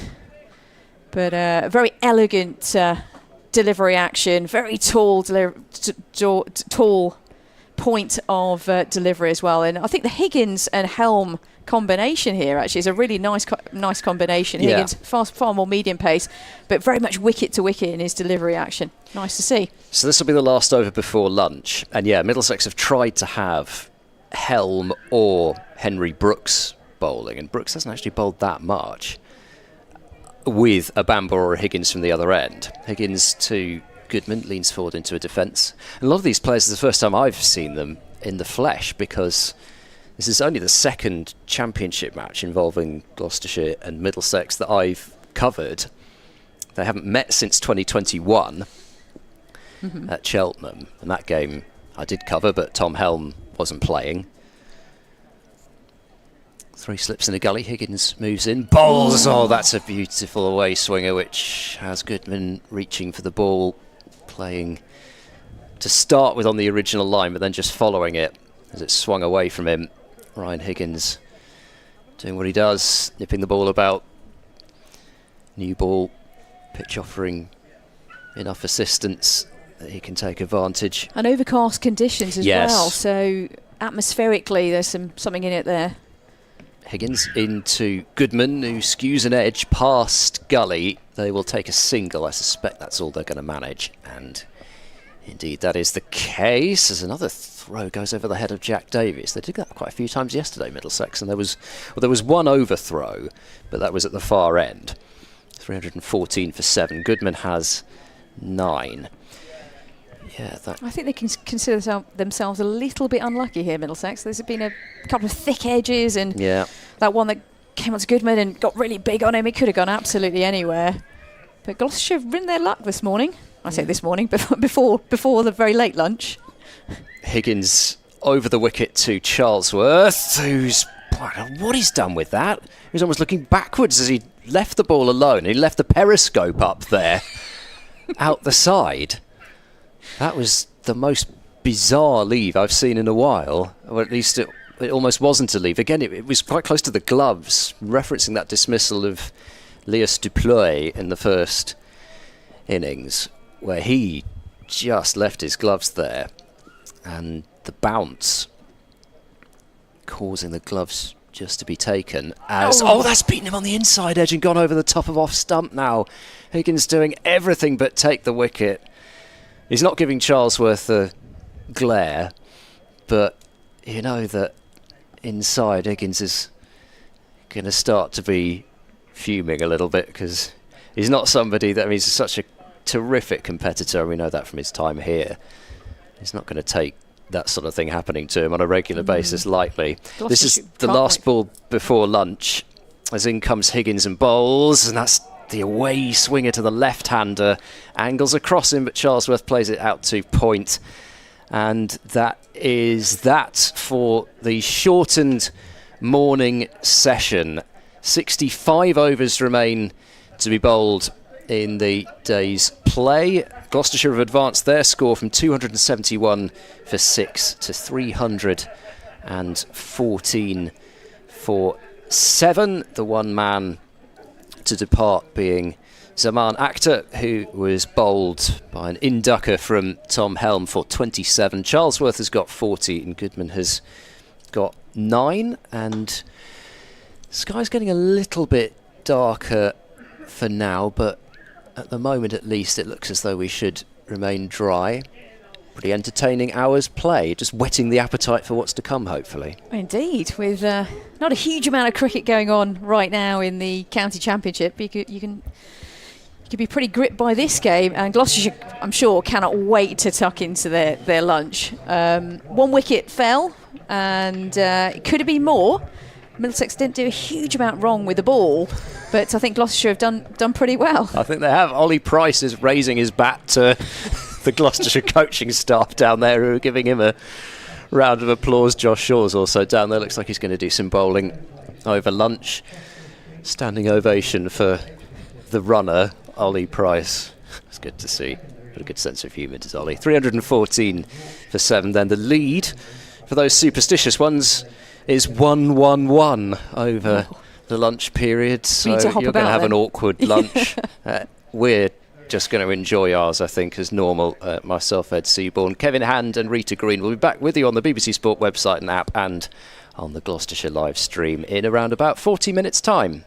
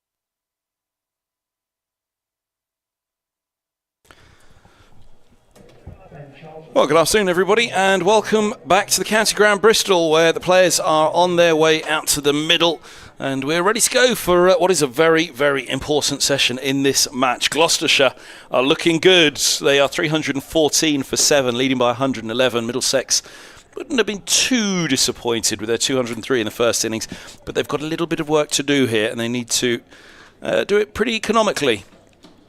It's going to be Henry Brooks to open up after lunch for Middlesex from the Ashley Down road end. It'll be right arm over the wicket on strike. Goodman has 9 from 22. Charlesworth a patient 40 from 95. A couple of glorious straight drives this morning from him. The 1 wicket to go. Akhtar was out for 27. That was 10 runs ago. Middlesex do have their second new ball in hand. It's 15 overs old. So 314 for 7. I'm Kevin Handry to Greens alongside me. Ed Seaborn will be back in a little while. We are BBC's Bristol, London, everywhere. BBC Sport website. Gloucestershire and the world. Gloucestershire Scream. Yes. And the world indeed. So wherever you're tuned in, around the counties, around the world, very good afternoon to you. Good to have you with us. Here goes Brooks, right arm over the wicket. 3 slips crouched down. The right-handed Goodman's on strike. And this ball gets a little bit of bounce, but Goodman rides it nicely into the offside where Stoneman does the fielding. There is no run. Some pigeons scattered behind Stoneman.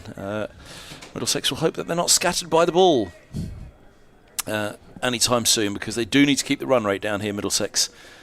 They are up against it. I'm just having a look at the...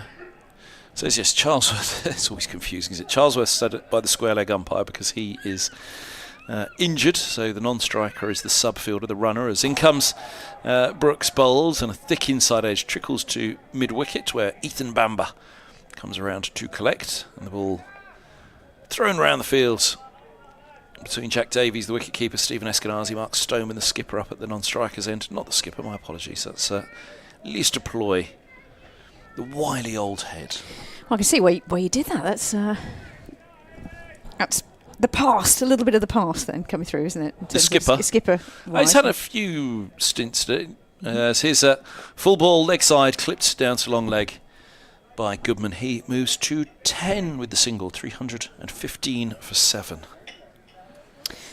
Yeah, as you say, Kevin, lead of 112 now, so... Gloucestershire haven't run away with it, have they, in any way, shape or form? However, that lead is getting to be reasonably sizable. And in terms of weather conditions, we're talking about the weather. Why not? Well, overcast, yes. Sunny, no. Are they rain clouds? Not convinced, but looking okay for now. Brooks around the wicket, he bowls, and Charlesworth behind this one defends to cover. There's no run. Yeah, so there's a 30% chance of rain, I think it was at 3 o'clock or something around that. So 45 minutes away, just looking over the back of the mounds, the back of the flats. There is a little strip of grey cloud, but it's nothing that would really threaten matters here, or not, for a great deal of time. As here's Brooks, he's in bowls. This is turned through square leg for a single off the back foot by Charlesworth. He's on to 41, 316 for 7. On to come of the over. Yeah, Charlesworth has looked very elegant in his stroke play today, even with that unusual runner situation as well. I think he's going to be the key for Gloucestershire and this innings. Can they get to 350 and get a bonus point, do you think, before the 120th over? Might be touch and go, but it's possible. Brooks in. Whoa, look at that tennis ball bounce. That really went soaring over the bat of Goodman. No ball signalled. I mean, that was a no-brainer, wasn't it, that one? It was so short, that one. He bangs in the bouncer. There is a deep backward square and a long leg. Let's have a look again. Oof. Mind your toes. That's short. Extraordinarily short and bouncy. Shows this hybrid wicket is, well, in that little spot is quite bouncy anyway. Brooks bowls, and this is pushed away to Stoneman at cover. And there's no run. It ends the over. 318 for 7. Well, good afternoon, everybody. Yeah, it's interesting conditions here in Bristol. Glad to say that play is underway, and we had an hour before the late lunch, and I'll have to double check, but I think ourselves, the game of with Worcestershire, are the only 2 games going on. Worcestershire Somerset, and ourselves here in Bristol, Gloucestershire against Middlesex. So I'm grateful for that, Kevin. Nice to be alongside you again. I think it's been 2 years since I've been alongside you. I've seen you around. Oh, well, maybe. Yeah, I saw you down in Sussex, in Hove. Really? You saw me in Sussex? No, as in I was seeing alongside. Oh, I see. I've seen you since then. Higgins in from the pavilion. And this one's driven, but straight to the fielder. And there's no run. As you can tell from my tone, I do like an off drive. Anyway, but it was straight to the fielder and no run. Yeah, it's been a couple of years, so nice to see you again. In terms of donning the microphone and being alongside you, obviously we catch up through the season in other ways, yes, footy wise and other stuff. Anyway, here comes Higgins round the wicket to the left-hander, and this one's a full delivery and a lovely drive. And is it going to miss the fielder? And really nicely fielded. However, the fielder. Is that De Carey's? Yes, it is. Certainly is holding his left hand. It might just jarred into the surface. He did really well to get round to try and limit the number of runs there. He's still sort of holding his left hand, but he seems to be okay. We'll keep an eye on him. He's now at mid-on. And Higgins continues. I thought Higgins bowled really nicely just before lunch. At line length, and his delivery is so close from stump to stump. Really nice to see. Here he comes again. Really nice drift in this one, and this is to De Carey's again at mid on, and they go through for a single. Let's keep an eye on him. He's just holding his hand a little bit, but seems to be okay. De Carey's, and they one more to the total. 320 for 7. The scoreline. Charlesworth on to 42. Really nice innings so far. Very nicely played. Is very much in. And Goodman has actually gone on to 11. That's raced up from 28 deliveries. Higgins round the wicket. In. And full delivery. Pushed to mid-wicket. And they go through for a single. And if you're watching us on the feed, I can reiterate the fact there is a runner. There is a runner, ladies and gentlemen, so do keep an eye on that. You might be thinking that what's going on here, and it might be out of shot a little bit, the runner, but the runner's in play. And the runner is Ollie Price, who, as he came off the field for lunch, raised his bat to the crowd, which I thought was a little funny moment. He's obviously got a good sense of humour. Higgins, with 29 on his back, runs away from us. In. Full delivery again. This one goes to mid-off, and there is no run. Higgins is bowling a really full length, but obviously allowing it to drift and to swing. Kevin, is this what you see from him week in, week out as well? Yes, he's a wily customer, Higgins. He's really versatile, isn't he? Though he is. Good with the bat, good with the ball. Short form as well. When he left Middlesex for Gloucestershire, as I said, it left a Ryan Higgins-sized hole in the Middlesex side. Next delivery, full delivery again, but nice drift. Left alone by the batter Goodman, and there's no run. End of the over. 3-2-1. Who used to say that? 3-2-1. Anyway, 3-2-1 for 7. Dusty Bin. Who was it? Ted Rogers. Ted Rogers. Thank you very much. And you have to try and do it the right way around without offending anybody. 3. Oh yeah, 3, 2, 1. This is radio, isn't it? But you have to take our. Everybody's word doing for it at home and in the car as well. Put that other hand back on the steering wheel. We're so much more than cricket commentary. I'm Rita Green, by the way. I'm delighted to be alongside Kevin Hand, and later on, someone has to be. You hear from Ed Seymour, BBC Bristol, BBC Gloucestershire, BBC London, on the BBC Sport apps website and app as well. I try to say website and app in one word. Say it again. Website. You see, I was trying to be very careful with that word. Wait, I didn't say that. I said WAP. Wait, no, which one's the bad one? Round the wicket comes Brooks bowls. Oh, it's hit up in the air, and what a catch at mid-off. Max Holden takes a blinder. It was a difficult catch because of the loop. It was ever dying on him. Although it wasn't powerfully struck, it was mistimed by the left-hander who looks at the toe end of his bat as he walks off. But he rather chipped it straight of mid-off. Holden had to cover a fair bit of ground. And just as the ball was dipping on him, you thought, no, he's not going to get that. Surely holds on. 2 hands, diving low to his left. And it's a fine catch, and it is the end of Charlesworth for 43. 3-2-1 for 8. Brilliantly taken catch. That was in the air a long time. It's made to look quite easy by professional cricketers. But I think from my experience, and certainly from watching a fair amount of cricket as well, that was nicely taken, and shouldn't be underestimated how difficult the catch that was. And it's fair to say that Charlesworth is absolutely distraught, really. Actually, he's taken a long time to get off the pitch. A really nice, I think it was 43 he got for his innings, and trudges off the field. Oh, for Gloucestershire, that's exactly what they didn't want just after lunch. The lead 118. And for Middlesex, that's absolutely what they wanted. And I can't help thinking that the deviation of the ball through the air maybe just deceived Charlesworth, who had been very much in, but back to the hutch, back to the pavilion he needs to go. And we don't have a runner anymore, ladies and gentlemen. Yes, no more runner. Oh, the fun. Are you sad? Yeah, the fun we had. Still. Smile because it happened. Okay. Actually, we got off lightly with it, didn't we, the Lauren? Well, I did anyway. I don't think I managed to run into too much bother. There was one point when I think I paused at the in the previous Brooks over, looking at the square leg umpire, trying to figure out who it was. Well, of course it was Charlesworth stood next to him, but it does make you hesitate for a moment. DeLanger. Will he be slamming this ball around Bristol? 2 slips, a gully, and a shortish mid-wicket in place, and a lifting ball from Brooks outside of the off stump. A little dabble from DeLanger. They dabbled at DeLanger plenty yesterday, and 6 of them fell to the big man, the gentle giant that is DeLanger. He just rehearsed the stroke I think he wanted to play, which was a leave, in every way. And I like the way DeLanger turned around and talked to the wicket keeper there, Davies, and said, "Yep, I intentionally missed that one. No doubt about it."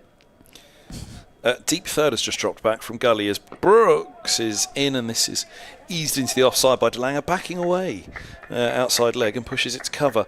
Deep third sent back for the almighty heave-ho, which Middlesex are expecting DeLanger to deploy at any moment.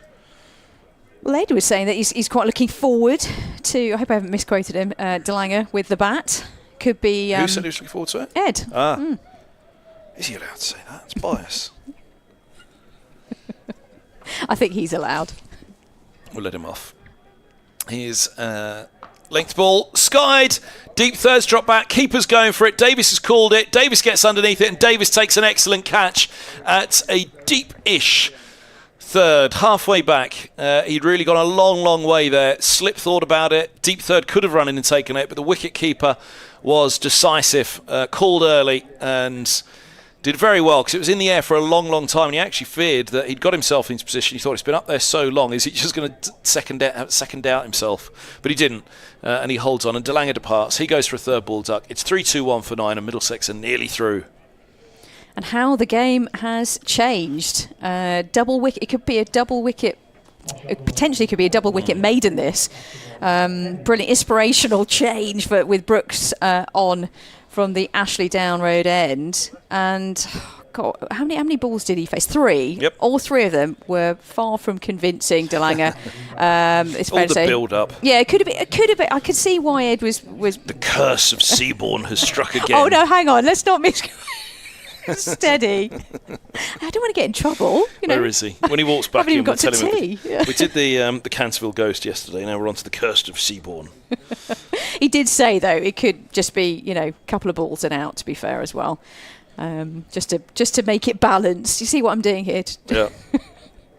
And we still have to talk about Ted Rogers, don't we? 3-2-1 for 9. Yeah, you're right. They're nearly through. The lead, 118. I think we've figured about the 350 bonus point. I think it's just about hanging around as long as possible. As a priority, I mean. As in, But nice to get an extra point for Gloucestershire. Brooks in bowls, and this is clipped back square on the leg side by Dale, and he shall take a single. 3-2 for 9 is now the score. Yeah, nicely played into the onside by Ajit Singh Dale. Born in Slough, Berkshire, round my way. There you go. We won't hold it against Oh, him. thank you. I might mention Berkshire a bit. I did play for them for a little bit as well. Women's side were pretty good at the How time. often did you beat Middlesex? And Gloucestershire. You You're kind of sat in the middle, weren't you? Yeah. Is that the two rivals, Middlesex and Gloucestershire? Brooks is in bowls, and this is a lifting ball, which is edged. Well, they say they've taken it at third slip. Dale's not convinced. He says it's gone to ground, and Helm is holding out the ball as if to say, look, I scooped my hand underneath it. You can see where Helm has got it. He's got it in his palm. I don't know if we're going to have an angle that will show that one, but he's holding it really ungainly at the bottom of his palm, where he's just about held onto it. He's kind of wrapping his fingers around the top of it to say, look, it just stuck there. That was where I got my hand underneath it, and I've still got it where I snaffled it. So is that 3 in the over? It is. Yes. 3 in the over for Brooks. Well, there's a finale for the Middlesex paceman. He'll take that off feeling pretty good. Off they jog the Gloucestershire pair, Dale and Goodman, and 3-2-2 all out. Brooks finishes with 355 from 13. Quite the effort. And game on, 119. Not ideal for Middlesex. Gloucestershire will be thinking about their first win for a year and a half. And if they get off to a good start, they'll be thinking intently about it as well. Yeah, how that turned around very, very quickly. Yeah, three wickets in a flash. Yeah. Wasn't quite the maiden, wasn't it, for Brooks? Yeah. But they're going to... You had to feel for Langer, though, in the curse of Seabourn. I mean, that. He's back, folks. He's right behind us. The Seabourn ghost. Never mind the Canterville ghost. You've cursed Marshall into Langer talking about how good he was going to be. No. Well, Yeah, you did say he might be out after 2 deliveries. And he was... Well, you were close. He was out after 3.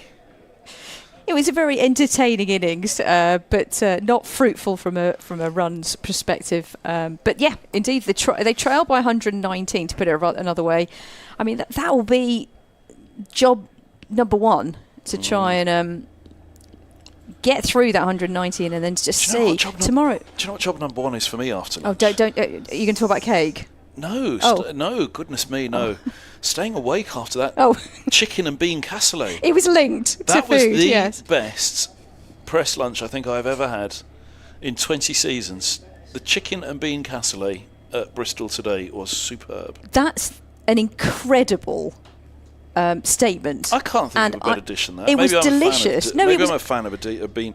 It was absolutely delicious, and we were talking about the fact that it was so filling and lovely that it has made us slightly like we wanted a little snooze, but it was absolutely gorgeous. Yes, so well done to all. Well, I did go downstairs in the lunch hour to see if I could find a little. I searched this building. No, to see if I could find a room where I could have a snooze. Oh. Guy Swindles, who you'll be working with at Lord's either next week or in a few weeks, he used to cover the round the world yacht races. Now, I knew this anyway, but the way that he'd come across this piece of information, which is vital for all of us, this is public service broadcasting at its finest right now, folks, so pay attention. In the middle of the day, if we sleep for longer than 20 minutes, we go into a deep sleep. So you must, as soon as you feel your eyes going, set your alarm 20 minutes and do not go longer, because as soon as you go over that 20 minutes, you actually go over the edge of a cliff and that's it. So the round the world yacht racers, they can't afford to go into that deep sleep. So if you wake up after 21 minutes, 22 minutes, you're going to feel groggy for the rest of the day. Now, they can't afford to do that, racing around the world on their own as well, solo around the world yacht racers. Mad, a lot of them. But so, yeah. But there you go, so 20 minutes. That was what I was trying to do. I was trying to find somewhere. Are you good with a power snooze, generally? Yes, that's what it is. It's exactly that. It's a power snooze, and it's so good for you. Is it? Is it good for you? Yes, we're the only creature on the planet that doesn't sleep in the middle of the day, aren't we? Really? Okay. Is there another planet, another creature on this planet? Is there another planet? The Twilight Zone.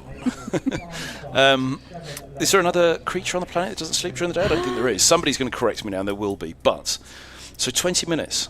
But even if you can sit there for 10 minutes still with your eyes closed, not moving, that replicates sleep as well, apparently. So that was what I was off to do. I couldn't find it, but what I did find was the lovely people downstairs who were, and I promised I'd give them a mention because they're doing a great, great job. They are the good folk of the Cardiovascular Disease Prevention Health event. So in association with the NHS, there are all sorts of communities and events around the community and go around to do them. So blood pressure was checked. And amazingly, And all after good. 2.5 days with Ed Seaborn, my blood pressure was normal. But you've had, what, 10 minutes alongside me, so Yes. there is still go time. for another check. Yeah, I think it's best to get it checked out Yeah. after that. Well, I'm glad you got that checked out. I'm glad I got it checked out. You've got Well, I'm glad No now good. that it came back clear. If it came back not so clear, I'm not sure I'd be glad. I love the wish I fact- hadn't bothered. I love the fact you were actually wandering the building to see if there was Somewhere to have a snooze. dark place to have a little snooze, Yes. and found some lovely people to take your blood pressure. Yes, so, yeah, well done you. That was a good result in the end, I It think. was, yeah. Good result, good result. Yes, so thank you to 3 ladies downstairs who were absolutely lovely. Fabulous. And delivered good news as well. Oh. Blood pressure's just about right. Good, and it is definitely worth checking out. little towards, if it was edging one way or the other, low or high, it'd be edging towards high, but then Middlesex are in a perilous position here. They trail by 119. Well, I was going to say the opposite, the flip side, in terms of those 3 quick wickets. You must be feeling a little bit better from the stress perspective, but I see Shall what I you go mean. down? Shall I go down and try it again now? See what it says. Just keep it on. Middlesex have finally wrapped up the Gloucestershire first innings. Oh, your blood pressure's perfect, sir. What was the question? Are there any other creatures that don't have Asleep during the day. Yeah, so radiobristolcricket@gmail.com. This is a good To opportunity correct me, to prove Kevin wrong. I'll say that again, radiobristolcricket@gmail.com. To prove that Kevin talks nonsense. At Kevin Hand Email and Sports. tell us other creatures that do not sleep during the day. On X, as we now have to call it. But of the vast majority of creatures across the planet, Yes, we are one of the few. do we need to go with just mammals? Maybe, I don't know, but Yes. Let's not go further than that. But this is something my 12-year-old son actually would love to investigate. But there you go. It's his homework for I'll get tonight. him. Well, I don't know. But I think I will actually probably ask him that question. Do you know anyone? But actually, ladies and gentlemen, get in touch. Right. Cricket-wise, should we talk about the cricket? Why No, not? Come no. on. Looks like Stoneman and Fernandez are going to open the batting. And Or you're in for a treat with young Fernandez. see, really? Well, it might. This might be the curse of Seaborn. Yeah, exactly. Yeah. But, The 20-year-old. yeah. On he's Friday, good. wasn't he? Was He it was, 20 on yeah. Friday? Nice. Yeah. When you get to 20, I can't remember that far back. But quite Ed a can't milestone. Yeah. Let's talk about what other cricket's going on, shall we, Kevin? I don't know. Yeah, go on, I you do think it's that. a good I'll be quiet opportunity for a to. minute. Well, no, you feel free to chip in. But there's not much in terms of the county championship. In Division 1, there is only one game to talk of in terms of current live play. Worcestershire against Somerset. And I can tell you that Worcestershire going along pretty well with the bat. 213 for 1. Libby on 93 and Roderick on 74. So that's an absolute whopper of a partnership going on there. In the context of the game, they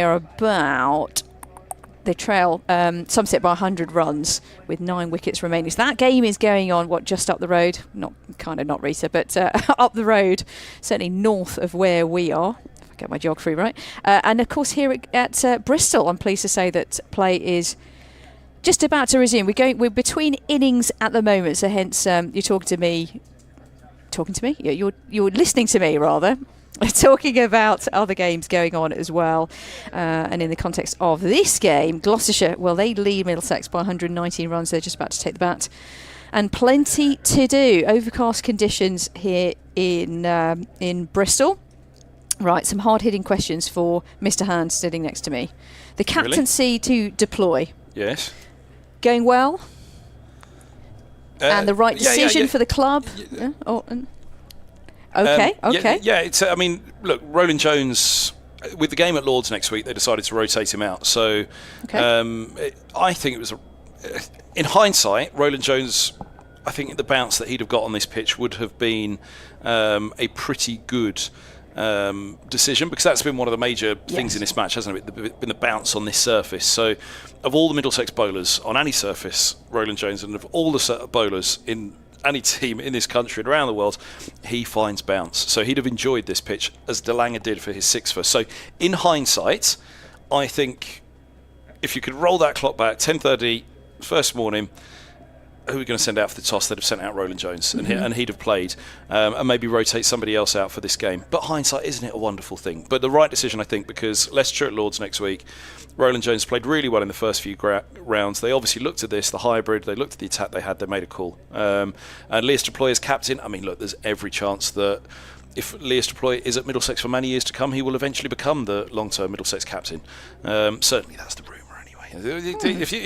If you were a betting person, then you would suggest who would be the next Middlesex captain? Probably Lias Deploy. But for this match, you can understand why they did it. But absolutely, if they could go back, that extra bounce that De Lange found, if there's one bowler that's screaming at you in the Middlesex ranks, even at his age, and it's all about the bounce, then Roland Jones would have been the man they'd have gone with for this match. But he'll be back in. He'll be back in next week, no doubt, rotated for this one. And the good news is it is just rotation. He's fit, which has been a problem for the last couple of years. So, the fact that he's fully fit at the moment and he's not suffering with any little niggles. That's fantastic. Because, it's great to see. His career, he was so unlucky. He'd have been in that England side for years. I mean, Middlesex wouldn't have been playing for Middlesex all these years if he hadn't been injured, because he'd have been playing for England, wouldn't he? So, but yeah, let's hope he's got injury-free years still to come, Roland Jones. But I can understand the rotation for this one. But yes, this pitch, right decision. To go with Deploy as captain and rest Roland Jones. I think in hindsight, it would have been lovely to have Roland Jones running in on this surface. Thank you very much, Mr. Hand. Comprehensive answer for you. Well, very, very, very. I was going to talk about more hard-hitting things, actually. But you've run out of time. The players are coming I'm a politician at my heart, aren't I? Take the question and run. Grab that ball and get going. Gosh, I didn't know this about you, but next time I'm going to... You're going to have to interrupt. I'm going to have to be a Laura Koensberg and just duck in there and try and ask more questions. But the players are coming out, so more hard-hitting questions to come, ladies and gentlemen. Maybe if I'm lucky to sneak them in. I was going to talk to you as well, and I'll talk to anyone, quite frankly. But Ed may be the fortunate person later to talk about this. I'm going to talk about the previous 2 rounds of the England batters and how they did versus this round, but we'll come on to that later on. The players are coming out, so Middlesex have got the bat. They are looking forward to, I'm sure, trying to get through this deficit for 119. Mark Stoneman, 36 years young. He's going to... Pardon? Rocky Stoneman. Rocky Stoneman. 36 years young. Fantastic. Born in Newcastle, 5'10", 11 tests under his belt as well. I had to sort of remind myself of that as well. Really that experience and that... and I think when you get to 36, everyone talks about experience, actually. That's a bit unfair, but what I mean is his all-round game with the bat and also his historical sort of international prowess. Good to see. It's going to be Singdale, is it not, from the Ashley Down at Road End? He's a long way away up there, isn't he? This is the best commentary position that we will have all season. And the best beautiful lunch. Line for it. Yeah. The best lunch. Company's questionable, but Singdale is in, bowls, and this ball's worked through square leg for a single. And Fernandez is off the mark, young Fernandez. Let's stop calling him young Fernandez, because he plays like a batter well beyond. He belies the years. So if he even stays in for 20 minutes or so, you'll be in for a treat, Rita, because the boy's got talent. Lovely. And you'd be very, very surprised if he's not here to stay in the Middlesex side for many, many years. And well beyond indeed. 3 slips in place behind Stoneman around the wicket, Singdale. And he sets off with a very straight approach. Bowls just outside, and Stoneman, was he playing at it? It was a long way wide. Didn't know whether he was... Perhaps he was. First ball just drawn slightly. It probably beat the bat by a couple of inches, didn't it? Yeah, indeed it did. We'll give him the benefit of the doubt, shall we? Played inside the line, but certainly I'm looking forward to Fernandez watching him live here today. 24 in the first innings, didn't he? So, and a lot of the Middlesex batters got in, but so that will be the focus, to try and get in and get a big score. Singdale bowls. This time he does put the bat in behind, tuck the bat in behind the pad. And the ball is allowed through to the keeper on the front foot. Decent pace, wouldn't you say, from Singdale? Yes. Really nippy. Is that slightly down a slope? It's not as severe in nature, is it, than Canterbury or Lords, of course, but probably taking advantage of a slight slope. Edfin went, actually, this will be my one and only over. Who's... Oh, no, it's you. Oh, no, it's You're me. off, aren't you? I shot... Oh, over. yes. Ooh. Yes. They got 3 deliveries left. Here's a forward defence from Stoneman, eased into the offside. Lucky you, indeed. No, decent pace, and I do think that a lot are on the shoulders, wouldn't you say, of Stoneman and Fernandez in many ways. You want that really nice foundation, odd conditions up above. I don't think it doesn't feel very rainy. It's to come, I bet any minute now it'll be a massive downpour on. You think, what does she know? Let's have a look. It's nearly 3 o'clock, ladies and gentlemen. 5 minutes, it's gonna rain. Yeah. Oh. But you know what I mean? There is bright corners.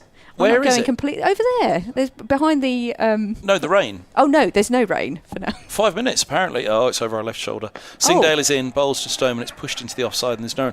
But the wind's going the other way. Oh no, wind's coming in from the west. Westerly breeze. Our meteorologist expert to our left is telling us, Either 5 that's or he's minutes. pointing aggressively and accusationally against us. Could be. Do you want some more hard-hitting questions? What about the home of cricket for Middlesex? Yes. Are they staying? Are they going? Should I say or should I go now? They're staying. Singdale, last ball of the over, he bowls, and it's left alone by Stoneman. Through to the keeper. End of the over, 1 without loss. Fernandez 1, Stoneman 0. We will have plenty more time for your hard-hitting questions, Miss Green, later on. But yes, Middlesex. I mean, there will always be the prospects, won't there? I think it was pretty clear, wasn't it? Middlesex put out a press release on it that they need a second home away from Lords, and they have always looked for a second home away from Lords, and probably until they find a second home away from Lords, they will forever look for a second home away from Lords. However, I'm sure the MCC would be absolutely devastated to lose Middlesex from Lords. The two will forever be associated, and for that to end, I'm sure would be a great loss to both. But Middlesex find a second home, then they'd be delighted. But I doubt very much that they would want to leave Lords other than it became necessary. I think that's probably how they themselves summed it up. I can only surmise from outside looking in, but would you want to leave Lords, Ed, if it was your home? Clearly, because I've not been there since about 2008. Ooh. Dom Goodman has the new ball in hand from the pavilion end and floats one wide of off, which Fernandez allows to go through to the keeper. Yeah, it is. I mean, some of the clouds have built up a little bit this afternoon. There was actually a few spots of rain as they were coming out after lunch, only a few, but you did just wonder. There was one point when the umpires just had a quick look at each other. They thought, oh no, here we go again, but they stayed out there.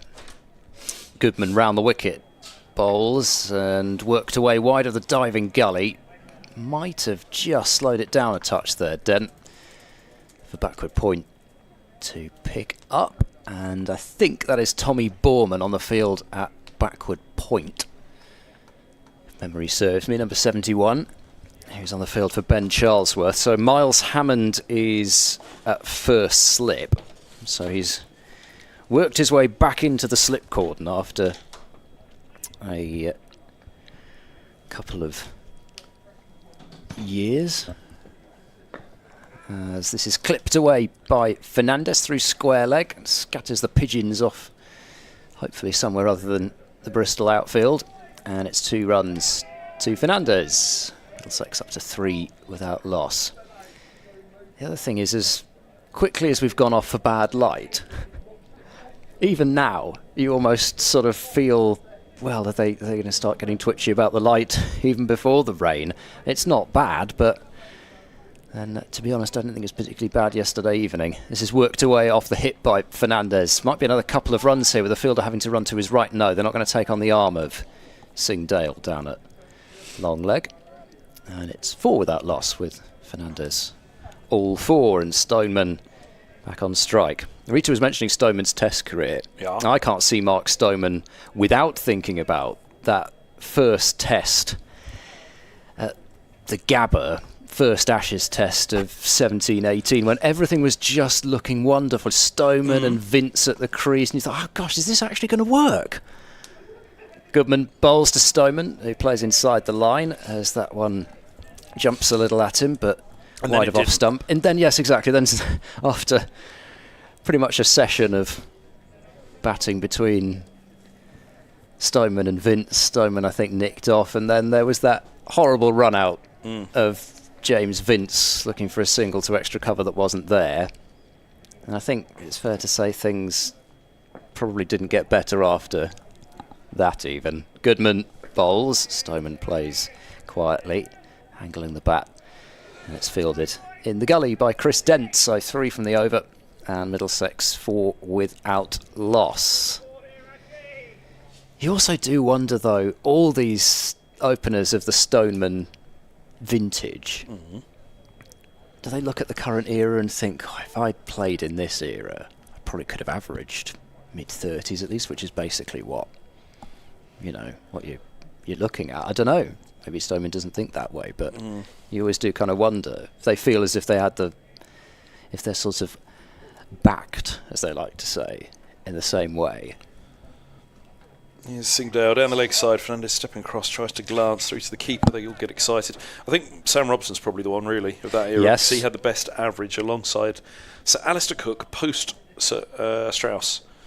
And Robson, discarded and never returned to, and discarded pretty harshly, it was felt. And to never get another chance, having had the best of the averages alongside Cook post Strauss, was pretty rough. Who else? Did you have Compton for a while? Adam Lyther was here the other week. Well, Compton, who pretty much only played against Australia in one Ashes series and then got dumped. Here's a full ball from Singdale, left alone by Fernandez, through it passes. He's almost dropped that as Bracey. It looks as if it was dying on him. I think we saw a couple swerve on Davies as well. It's almost like keeping at Lords. Good practice for Bracey ahead of the return later on in the season. Which will be my first time broadcasting at Lords, having missed out on the 2021 fixture. Have you had your accreditation approved yet? Singdale's in, bowls, and this ball's tickled away, back at a square on the leg side for a single. Fernandez moves to 5 without loss. For Lords, yes. Is that my special? The ECB pass just simply isn't good enough at Lords. Oh no, yeah, have to have a separate special pass. Yeah, you have to have a separate pass for Lords. Does it involve wearing a cravat?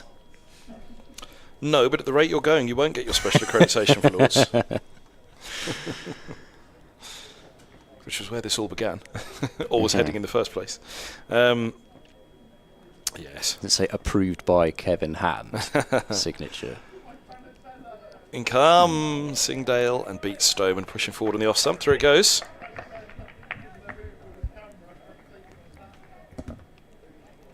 Hands shoved in pockets from quite a lot of the Gloucestershire fielders, including the coldest looking of all being the youngster Tommy Borman down at fine leg, who doesn't seem to have been given a cable knit sweater. To be honest, it looks as if someone could take pity on him and give him one. Singdale bowls, and this has worked into the onside and fielded at mid-on, and there's no run. 5 without loss. That's always been my way in life, Ed. Pity. Yes, well, you were trying it on earlier as well, weren't you, in terms of the fact that you thought it might be the death of you, and then a few minutes later you have your blood pressure checked and it's absolutely fine. Fine, yeah. The miraculous recovery. Lazarus himself. Oh, God. Yeah, I think he had something to do with it, all right, didn't he? It's Singdale to Stoneman, driving as far as points. Just a gentle push. No run, end of the over. 5 without loss after 3. Yeah, I'm sure he'll be hoping for better fortune this innings, Singdale. At times he was a little inaccurate, but I also don't think he was quite as profligate as 5.07 and over and wicketless through 14 overs. So hopefully, from his point of view, I guess partly put that down to just one of those innings, and I'm sure Marchand de Lange, in particular, as an experienced fast bowler, will tell him some days it's going to happen when you're running in and trying to bowl quick. Here's Goodman round the wicket and bowls very full, floaty delivery really, which Fernandez drives to mid-on. There's no run. So if it follows the kind of pattern that I think we've seen more often than not when the new balls that we've had in this match have been taken, that sort of 5 or 6 overs, and then it does start to do something. We haven't seen a great deal of swing so far, but we've kind of learnt from what we've seen so far just to wait a little bit. Goodman bowls, angling into the pads. Fernandez clips it away, but mid-wicket is in place. There's no run. Josh Shaw takes the opportunity to sprint across behind the bowler's arm with a drink in hand. He's got a fair way to run to Sing Dale, but considering I think he's probably going to have to get in his laps of the ground, the physios nowadays, you're not going to get away without doing your requisite number of steps. Goodman in, and nicely played by Fernandez, straight bat, stroking the ball to mid-on to Lange Fields. And I don't remember this, even when I first started covering county cricket, I don't remember them having to run about 12 laps of the ground in the lunch breaks. It's nearly always somebody doing that now. It's a good thing I didn't become a professional cricketer. Looks like too much hard work to me. Goodman round the wicket, bowls, short ball, helped away, in the air, caught at mid-wicket. He didn't control the short ball, and it's a way that Dom Goodman's been getting quite a lot of wickets in this early season. Banged it in short, and not quite sure what part of the bat that's come off, but certainly not the middle. Spooned in the air, and a simple catch. Middlesex are 5 for 1. Got right underneath it, didn't he? In around a chest height. Swivelled toward, or lent his torso towards the offside, and just chipped it in the end, really. It didn't go powerfully at the shot. I don't know whether he was caught in two minds or it just tucked him up, but in the end it was just a dolly to mid-wicket and a soft catch, soft dismissal. He'll be disappointed, Fernandez, because he's made a very promising start to his Middlesex career, and already I think has got the tongues wagging for the potential that he clearly possesses. But 5 for 1, just the start. They still trail by 114. Gloucestershire will be very, very happy with that as they get Holden out alongside Stoneman early, and how they'd love to get Elias Deploy, the number 4, with this new ball early on. Yeah, kind of a bonus, really. As we said, it wasn't really swinging a huge amount early on, and to get that wicket with the short ball with the new ball, because it was a deliberate delivery from Goodman, but still does feel like a bit of a bonus from Gloucestershire's point of view, one that they will really take. And Zaman Akhtar, as you may have heard Ian Randall via the PA say, with a catch at mid-wicket, but not a catch. Where does he sit, Ian Randall, the PA? He is in the offices down to our left. So new man Holden facing up to Goodman. This is full. Holden squeezes it down to the offside. Decent timing, but Van Buren across from mid-off cuts it off, and there's no run. So 2 batters out there having yet to get off the mark. And we did have a couple of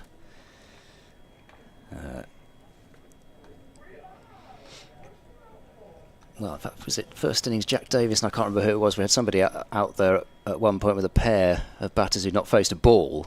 Not quite that now. As Goodman bowls and Holden hops into line, plays defensively back towards the bowler, and that's a wicket maiden for Dom Goodman. So Middlesex are 5 for 1. And a generous round of applause from 3 or 4 people down there. Encouragement roared on. I've had a message asking if I can mention when tea is. I would love to be able to mention when tea is, but at the moment I don't know. 4:10. Wonderful. Thank you very much. I must have been out of the box when that piece of news was delivered, so I didn't have any idea. I've had a couple of messages from people both on and off stream. Singdale bowls right up there to Stoneman. He drives to mid-on, no run, 3 slips. Deep third, point, mid-off, mid-on, mid-wicket and long leg. So we've got an hour and 13 minutes to tea. Including from the Void, who Hello, got the in Void. touch via Is he still here? No, Let's he have says a it'll look. take an hour to walk here, so he's not quite sure when to leave. Presumably Ooh. coming in free after tea. Oh, so you could, that's a tough one, that, isn't it? Singdale approaches, bowls. Oh, that comes back in. Starts wide enough that Stoneman leaves alone happily on the back foot.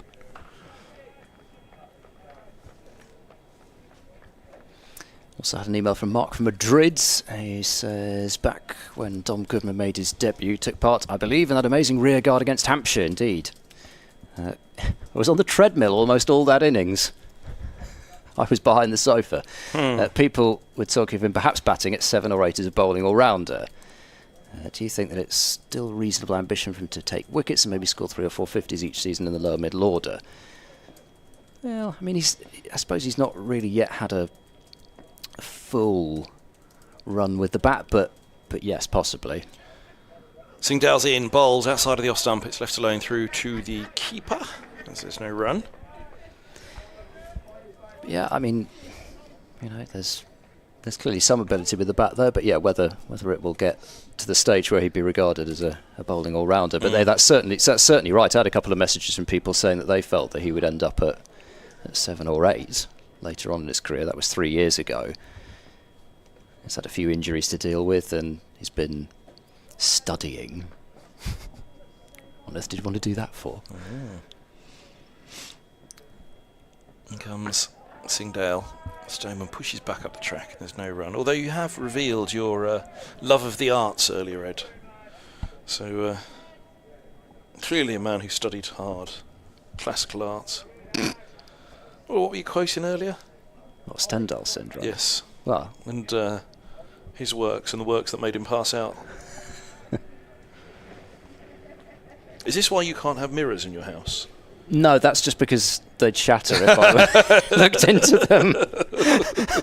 Singdale bowls. Oh, beauty. Pitches and leaves the forward defence of Stoneman through to the keeper. You'd pass out every time you looked at a mirror, so you can't have them in your house. Dazed by the beauty, the splendour. Has it been 5 minutes yet, by the way?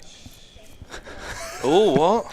Well, we were promised by Michael Fish next door that it was going to rain in 5 minutes. Yes, it must have been 5 minutes by now. Yes. So have we got away with it? Singdale, it's slipped to the south. As Singdale is in, bowls and Stoneman defends into the offside and there's no run. Also, is this where we have to think about the Void as well and his hour-long walk, which is time? Oh, yes. So if tea's 20 minutes and it's an hour-long walk, then leave 40 minutes before tea, which may come early, and then you're here for the resumption of play. Well, I assume it's sort of free after tea stroke 4 o'clock anyway, usually, isn't it? Or is it, we're just going with 4:10? Free from the minute tea is taken, right? So you might have to wait a few minutes outside the gate, but there you go. Here comes Goodman bowling now to Holden, who is forward into a defence, which the bowler fields.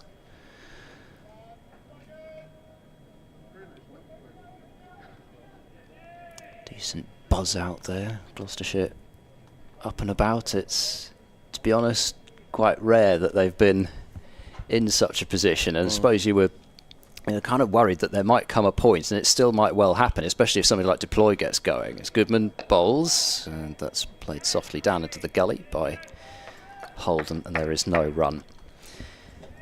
There might come a point where do they sort of feel, oh, hang on, we might actually be in a position to win this, and then what happens? Might be more of a danger with the bat than with the ball potentially, but I guess that's what Middlesex have got to say in terms of their strategy. You know, just set him something. Set him something where the nerves might play a factor. Goodman runs in, bowls, and once again this is Holden looking to angle the ball down through the gully, and this time he's managed to do so, and a piece of relay fielding will keep the ball in the field of play. And that's nicely done between Messrs Hammond and Borman. Hammond flicking it back, running all the way back from first slip. And 2 runs taken, Holden off the mark. And it is 7 for 1. We do hope for some lighter cloud, at least a bit later on, as much as thinking about now, weather-wise. Goodman drags his length back a bit, and Holden has played that pretty well. He's taking a hand off the bat, or at least softening the grip with that bottom hand just to send it down into the gully. Clearly still wary of that bounce. I mean, he got a delivery which was quite short and quite wide outside the off stump in the first innings, Holden, and flashed it to third slip. Goodman bowls and standing tall to play that down into the offside, and there's no run. Is it still just the 2 games going on around the country? Yeah, wow. Play called off for the day at Headingley, called off for the day at Grace Road. So both Division 2 matches, well, I'm going to struggle to get a result in either of the other 2. Goodman bowls no ball, which I think does beat Holden. He's rehearsing playing inside the line of it, but I think he did just have a nibble at it. But it wouldn't have mattered if he'd nicked it anyway with the overstep. 9 for 1. Deficit 110. So it looks like they're still holding out hope up at Chesley Street, at the Oval and at Edgbaston for some play later on. To imagine the Oval are in particular difficulty with that weather moving from west to east. As this is turned slightly uppishly by Holden. Not in 100% control of that around that front pad, but it does fall a long way short of Marchand de Lange at mid-on, and that ends that over. I think Goodman just asking umpire Shan Mugham, was my front foot okay on that delivery, and he got a nod. 9 for 1.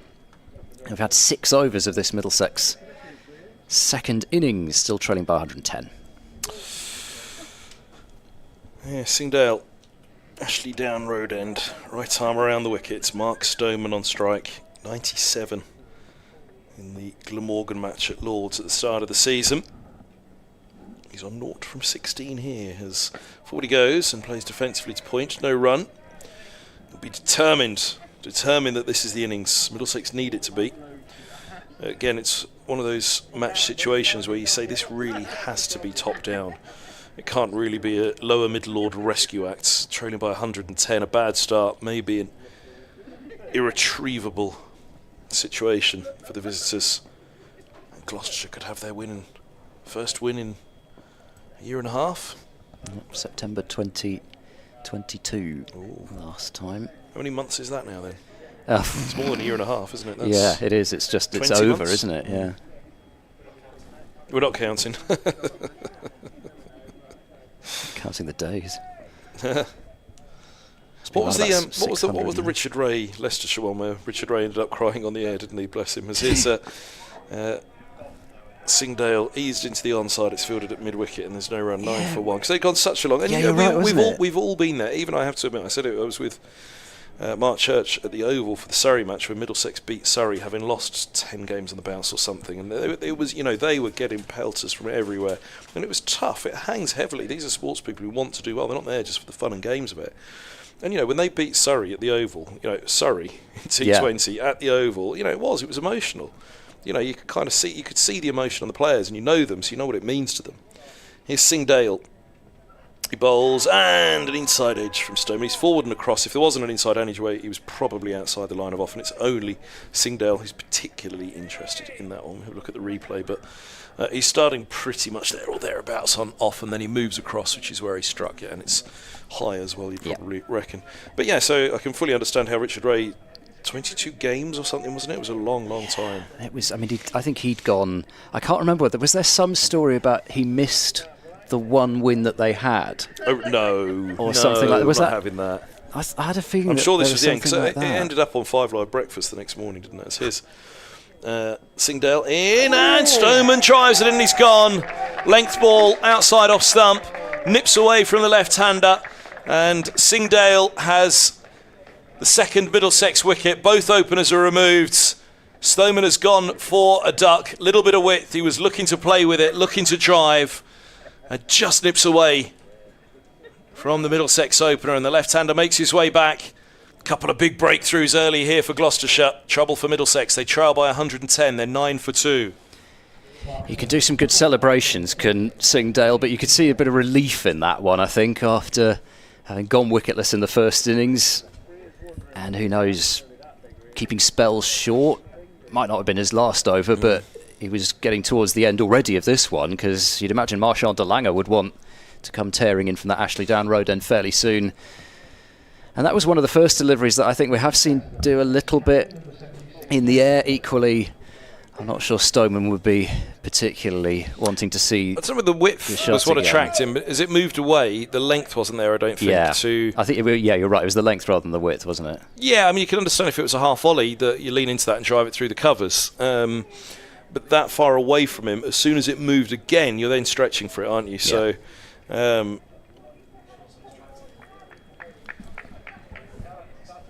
What are we? Head groundsman he's on the tractor. Sitting on his tractor. Well, yes, I'd imagine the Middlesex rain dance right now is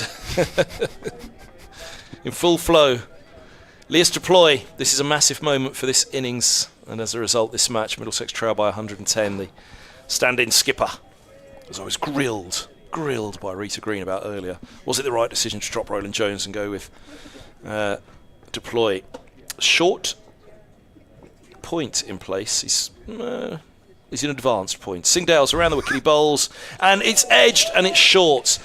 Hits high up the outside edge of the bat. Was it glove indeed? Because it went so high up the outside edge of the bat that it may have been glove, because then, having gone straight to the ground, it might have just been, it was the bottom hand, which was struck in the first innings, as we remember. Let's take a painkiller, have the spray on it, didn't need the little finger. Well, to be honest, we didn't remember which hand it was, but I'm glad that you did. Hand remembered which hand one it was. Yeah. I remembered it was the pinky, but I must say I couldn't remember which hand. Right. Yeah. Oh, he'd have been unlucky if. Yeah. Probably a bit of luck, to be honest, that I've remembered that. But if it was the right hand of the left-hander, then it would have been right at the top of the bat, wouldn't it? Here's Singdale in, bowls, and Deploy is forward determinedly behind that one. He pushes it into the onside, and there's no run. That's the end of the over. 9 for 2. How are we on the turnaround here? 5 minutes. Or was it 5 minutes? I think. Exactly. We came back on at 13. 3 minutes, I reckon. We came back on at 13. No. We're doing it to 13 past. Yeah. Well, there's an hour to go until tea anyway. So well, might not see 3 minutes at the weather forecast next to us. Oh, gosh. I mean, he's looking up to the heavens monsoon. In concern and worry. I mean, gosh. Could be water descending from above any moment. Here comes Goodman in the meantime, bowling, and leans into a defence as Holden runs it out into the offside, and there's no run. So already a couple of wicket maidens in this innings, and Gloucestershire have been really accurate. And you'd imagine they also now really know where they need to be bowling. In the first innings, might have had some sort of an idea, having bowled on some hybrids before, but actually somebody like Goodman in particular, I'm not sure Goodman would have bowled on a hybrid surface before. Not that he was expensive, but here he comes now, bowling, beating Holden as that one nips away from the left-hander through to James Bracey. But you know, we commented several times that kind of felt after the first 6 or 7 overs, something like that, Gloucestershire then made the adjustment to the lines and the lengths they were bowling and got so much more out of the surface. But there hasn't been that period this innings. They've been on it from the start. Goodman to the crease, leaps in and bowls, and left this time. Much more certainly by Max Holden through to James Bracey behind the stumps. And again, I mentioned it before, but it's really nice to see somebody with this height running in Goodman, and so far this season, the wickets have come in a way that you would really have hoped they would. This is full this time and played on the front foot by Holden to mid-off. And, I harp on about it, but it does feel as though quite often the surfaces in this country just don't necessarily reward that type of bowling anyway. You really have to struggle and bend your back to get anything out of it, and I'm not saying that's the entire reason, because I'm sure it's not, but our fast bowlers do get so many injuries. A surface like this that offers a bit of bounce for Goodman, as he's forcing Holden to reach after a drive and playing and missing again outside the off stump. Whereas Holden, it's another shot played pretty similar to the shot that got Stoneman out, pushing firmly away from his body, and even just a fraction of movement makes it very hard to make contact. We got a wicket with a surprise short ball, Goodman. Not going to finish this over with one though, and that's a beautiful shot from Holden. Pitched it up and it's driven through a vacant mid-off. DeLange will chase, but there was no way that was going to be hauled in. So a shot of defiance from Holden to end the over spoils what would have been another maiden, and Holden moves on to 6. It's 13 for 2. Middlesex trailing by 106. That's me, isn't it? 13. Unlucky for 13 some. past. 13 for 2. 13 past. Unlucky number for some. But a lucky number for others. Well, as I've mentioned before, lucky number in Switzerland. is it really? Yep. It is. 13 for 2. A few words from Ed Seaborn, it will be Rita Green.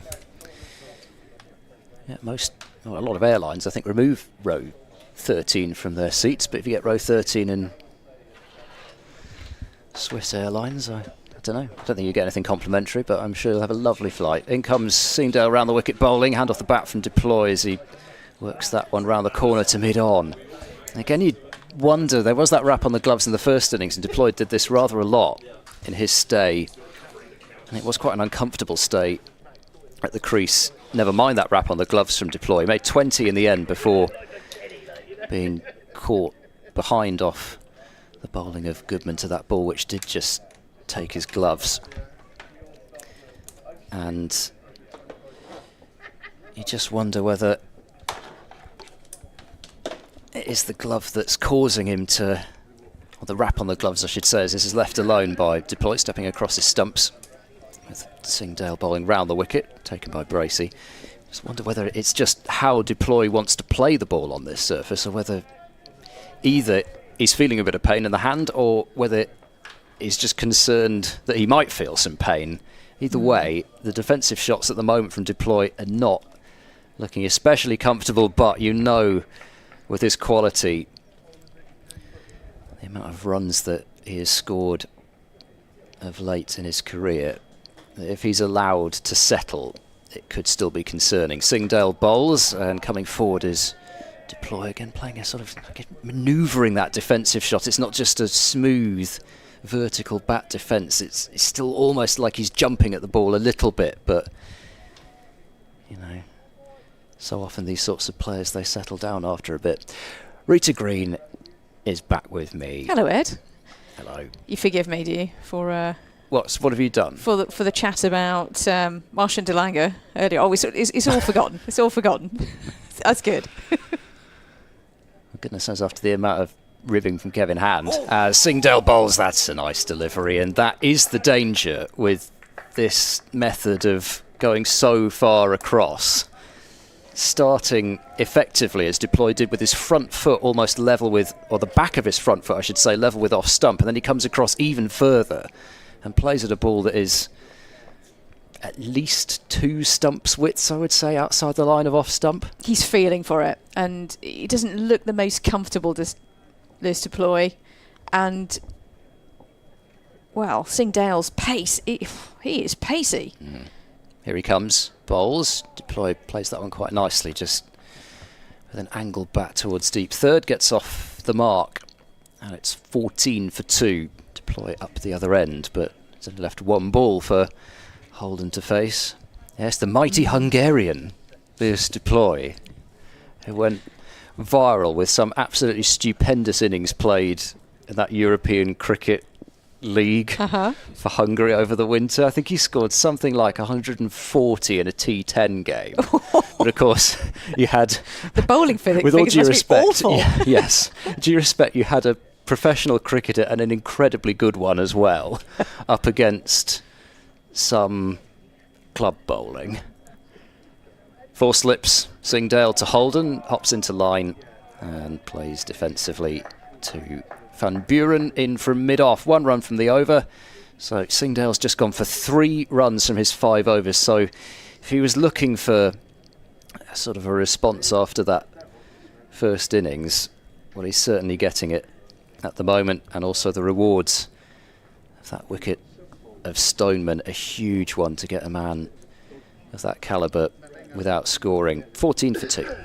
Yeah, and Singdale, I think he's been hugely impressive actually for me, and as well as Goodman from the other end. So the pressure is relentless on the Middlesex batters. Just 9 overs of the innings so far, and in terms of the age of the ball as well. So there's plenty of movement potentially for this ball. Goodman running away from us from the pavilion end. Comes in. And defended is this one by Deploy, and there's no error, but it is no ball. So just overstepped a wee bit.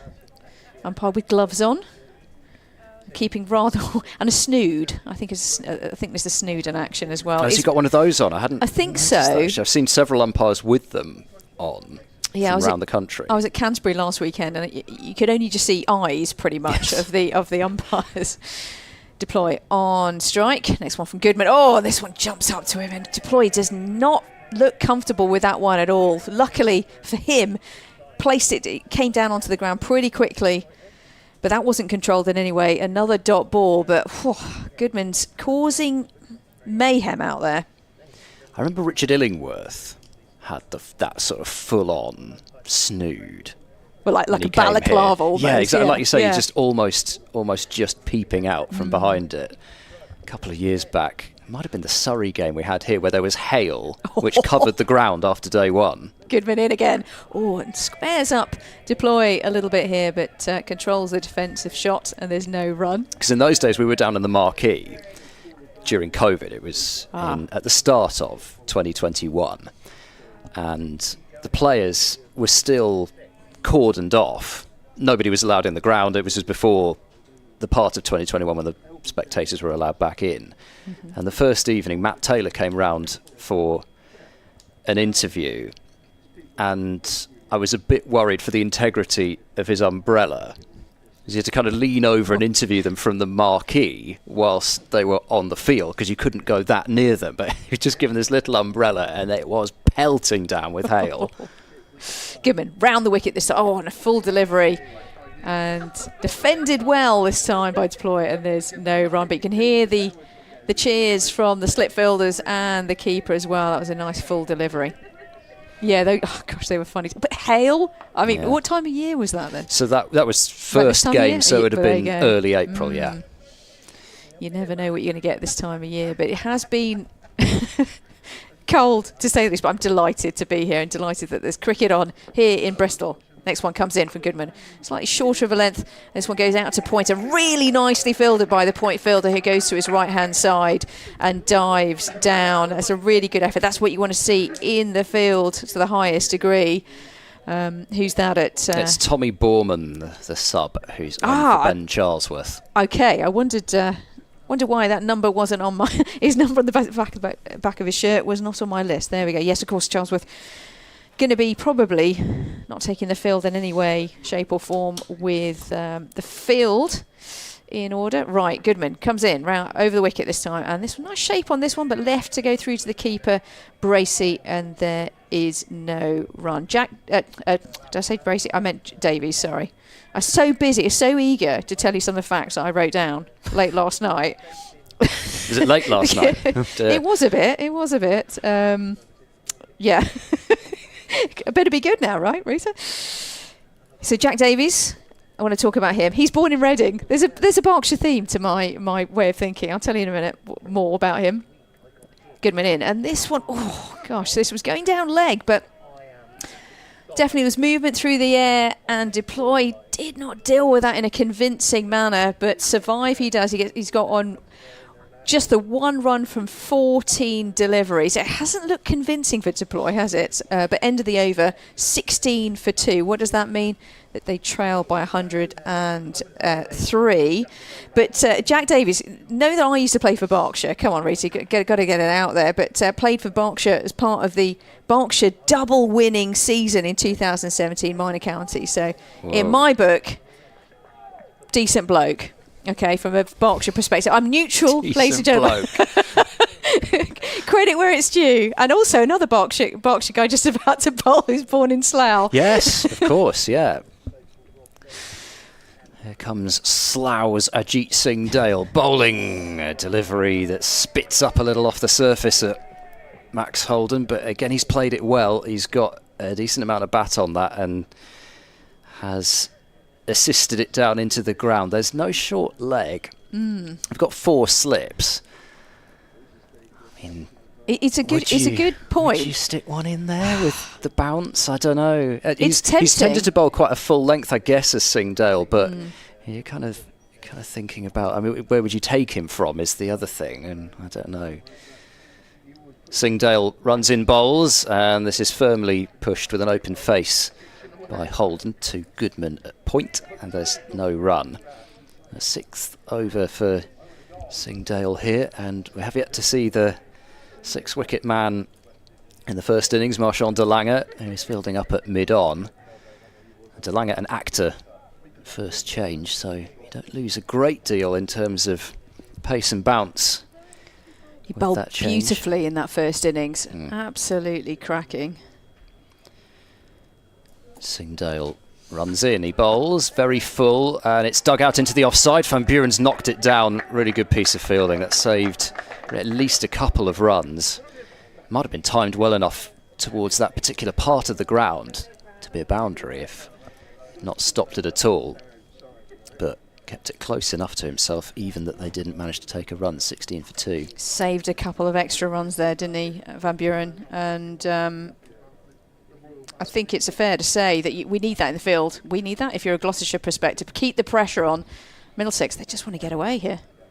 Singh Dale bowls, that's very short. I'm not certain if that's going to be... No, it's fine. 1 for the over. I wonder if that might be called a no ball for height, but nope, he's got away with it.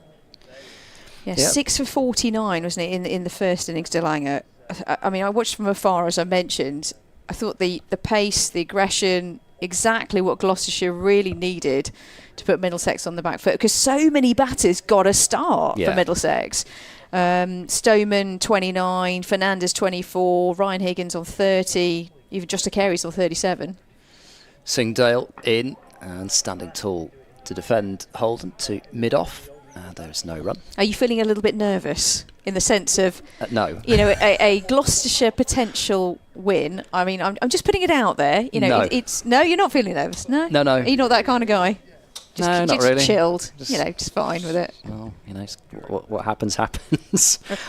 It might, if it gets down to Gloucestershire needing about 20 to win with 2 wickets in hand, then fair enough. Then I might admit to the public that there are nerves out there, but no, I'm just enjoying the cricket at the moment, to be honest. Here comes Singh Dale bowling, comes back in appreciably to Holden.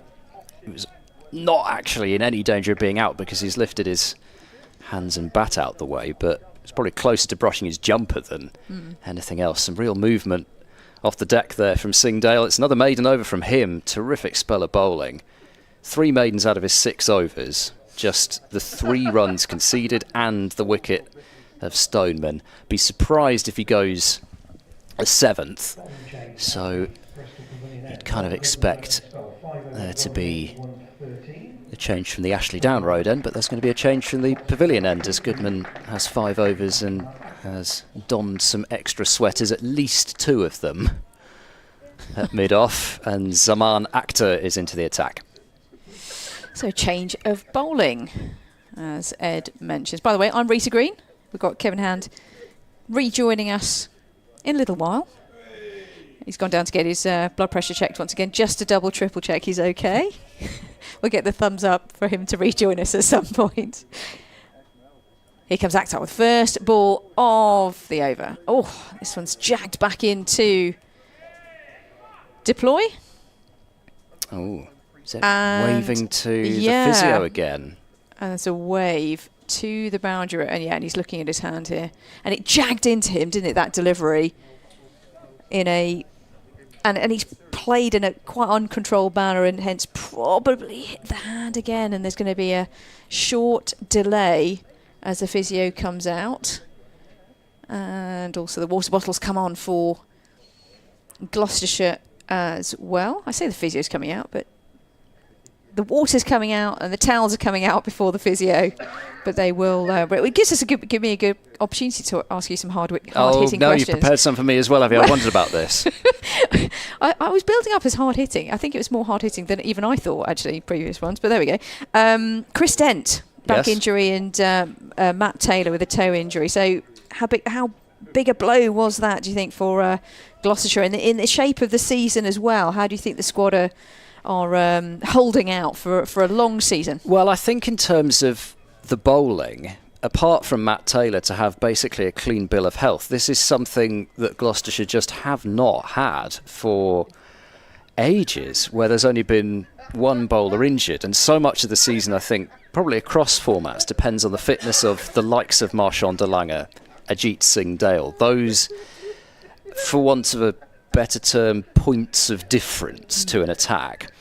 And I think we've seen that Zaman Akhtar and the likes of Dom Goodman, who've had more of a chance at the back end of last year, with that more rounded attack, because bearing in mind they are still quite inexperienced in their first-class careers. I mean, Akhtar's 11th first-class match, even Singh Dale, just his 19th, to have especially the experience of de Lange, and when Matt Taylor gets over the toe issue that I'm sure is really irritating for him. I gather it's one of these things where the webbing between his big toe and his index toe?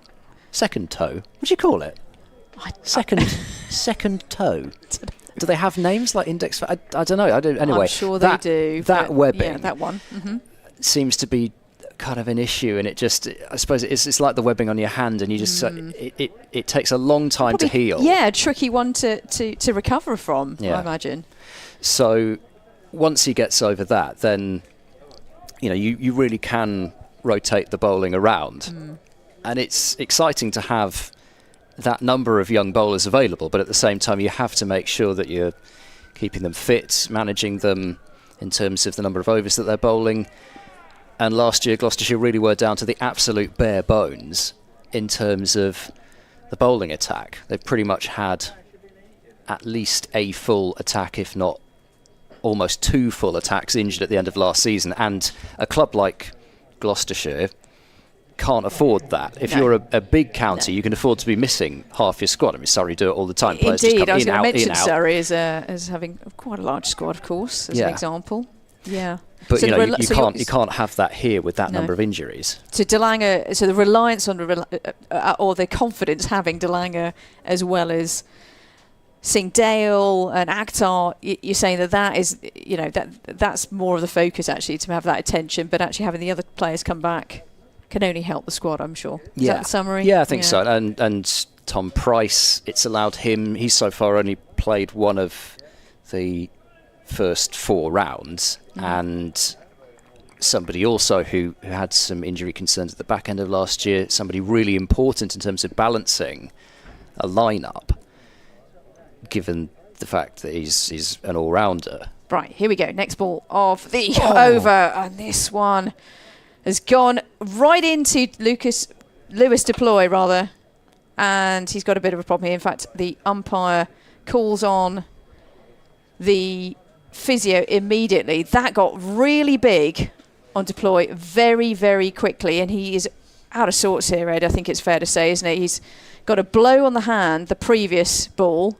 He hasn't looked massively convincing since he's come to the crease, and the physio is back on. We've only had 2 balls of this over, and both balls have struck the batter. Yeah, I mean, he's gone for a massive pull shot off that delivery as well. He's tried to help that one onto about the 3rd floor of the apartments, but yeah, I haven't yet sort of seen exactly what length that ball was. It felt as if it was short of a length. It was slightly short of a length. It wasn't really there to be pulled, and the way that Akhtar is bowling, he's coming from wide of the crease, so it's really jagged into him in quite a high way. He just didn't pick it, quite frankly, in terms of any stroke that he was thinking of, and I think he was trying to pull the ball through and get it to mid-wicket, and it didn't pay off. And I'm slightly concerned actually for him here. Actually, 2 balls, but when you're out there, I've been out there. I'm sure we've all been out there actually, whether you're in club cricket, county cricket, or village cricket. When you're struck, actually, and it does play on your mind. Yeah. And there's different ways that you can deal with it. You can go back on the attack, and that doesn't always come out very well. But it is in the back of your mind that next delivery, what's that going to do? But look, I'm sure Deploy, he's a confident guy. The former Derbyshire captain as well, plenty of experience. The 29-year-old,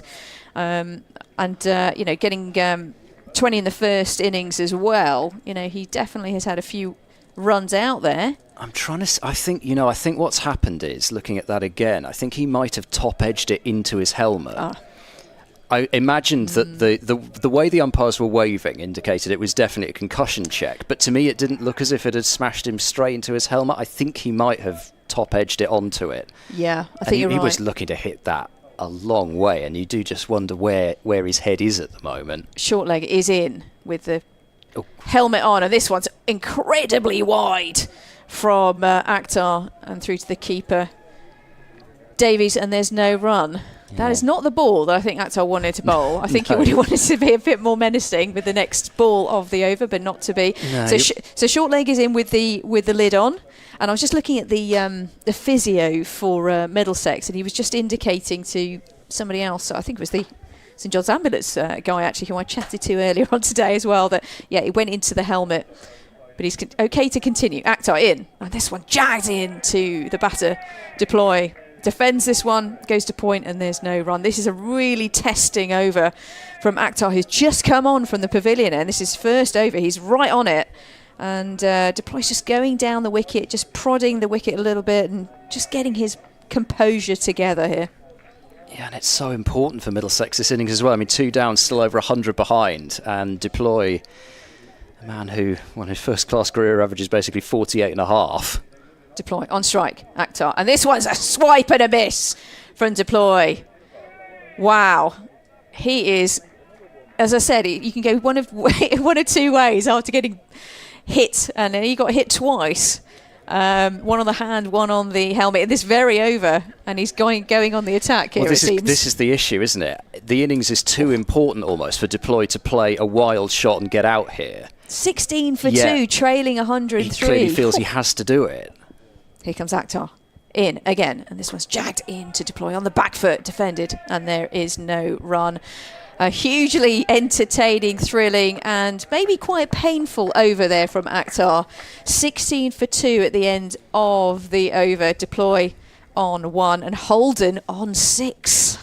The important thing is, obviously, goes without saying, that Deploy is fine in terms of concussion checks, and clearly physio's happy for him to stay out there. But I mean, if you're Middlesex, you're almost thinking, we'd almost rather he got off than came back out in a different frame of mind, because they cannot afford for Deploy to get out here. As Kevin said before he hopped off, felt it was massive to get Deploy in against the new ball. Gloucestershire have taken the 2 wickets that have meant that has happened, but now is the concern that effectively you're going to waste one of your best players. Marchand de Lange is coming into the attack, and he's in round the wicket, bowling to Holden, who, gosh, he's backed away there. I mean, that ball actually hasn't carried through to Bracey behind the stumps, but I'm not sure whether that was just because it was a loosener, but it hopped in front of him. De Lange's having a smirk as he walks back, and I think he's asking the umpire about where his front foot was, but Holden was jumping away from that delivery first ball. Oh, I'm loving this. I think facing it will be terrifying, but fast bowling, aggressive bowling at its best. We don't see a great deal of this, to be honest. De Lange round the wicket bowls, rising outside the off stump, and Holden this time stays very much in line and lets it go. Yeah, and if you like your fast bowling, I think I really enjoyed seeing Dale actually from the previous spell, but it's probably good to give him a break and then have De Lange come on straight after that. There's no respite for Middlesex in any way. We've got short leg in again, we've got 4 slips. Pretty aggressive field here from Gloucestershire, quite rightly. De Lange steams in round the wicket, he's there, bowls, tries a Yorker, which is just about towed away by Holden into the cordon. He was looking to do more than just keep that out, actually. He was looking to play a drive. I don't know whether he felt it was coming to him on the full, but interesting delivery from De Lange. Certainly not, I don't think, what would have been in Holden's mind as to the first, second or third options that De Lange might take there, but I guess having seen him hop about a bit first delivery, he was hoping he might do similar there, but nope. De Lange in once again, bowls. Holden guides into the offside, much more confident, secure looking defence from Max Holden there, and there's no run. And this is a real test, and I mean, there's clearly plenty in the pitch and plenty in it for the fast bowlers as well. But I think I'd actually be really interested to know what Lewis Deploy's off the record thoughts out there at the moment are. De Lange bowls and Holden squares up a little, but gets in line and plays a defence out into the covers. When you've got fast bowling also, there's no reason for it to look pretty, and that's one of the other reasons we love it, because there's so much more happening. There's dynamic movement from the batters at the crease. I was lucky enough to watch probably one of the fastest spells of bowling that this country's seen in terms of certainly English fast bowling last summer. De Lange bowls and played towards cover defensively by Holden. Yeah. Sorry, last summer. Indeed. Okay. Maiden over from De Lange to start with. 16 for 2 Middlesex. We've had 13 overs. Oh, and it's been quite a challenge for Middlesex. Tell me more. What did you love about it, and who was it? Well, put us out of our misery. Last summer, third Ashes test, Mark Wood. Oh, he's pretty pacey, much isn't he? the performance that got him one of the Wisden Cricketers of the Year in terms of coming in, turning a series round in one spell. And he bowled a ball which I think was 96.8 miles per hour in that spell. The ball that was the highlight, the one that ripped out Khawaja's off stump with a Yorker. To see that in person was just incredible. Akhtar in to Deploy, who squared up a little bit there and defended there, and there's no run. Yeah, I mean, Mark Wood. I mean, what a character, what a bowler, what absolute pace. And turning around that test match, I absolutely agree with you. The test series, not just a test match, but the series as well, to come in and make that type of impact. It just shows that pure pace makes such a difference. Yeah, even against the likes of Khawaja, Warner, Smith, Labuschagne. Deploy on strike. This one comes in from Akhtar round the wicket and defended to point, and there's no run. Yeah, no, it was. I'll say, looking back, it was a lot of fun. I think at the time, as English fans, we were we were on the page of. We were a little bit nervous about the McGrath 5-0 prediction coming true again. Oh, that guy. I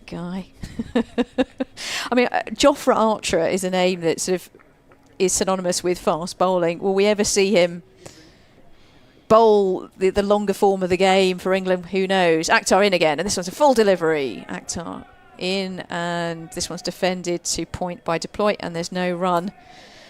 I think that the art of fast, all-out bowling is it a dying breed? I don't know, but is it a luxury that some maybe counties feel is too expensive in the longer form of the game? I'm just putting it out there. I've watched a fair amount of many county sides over the last couple of years, and you rarely see this, actually. Yeah.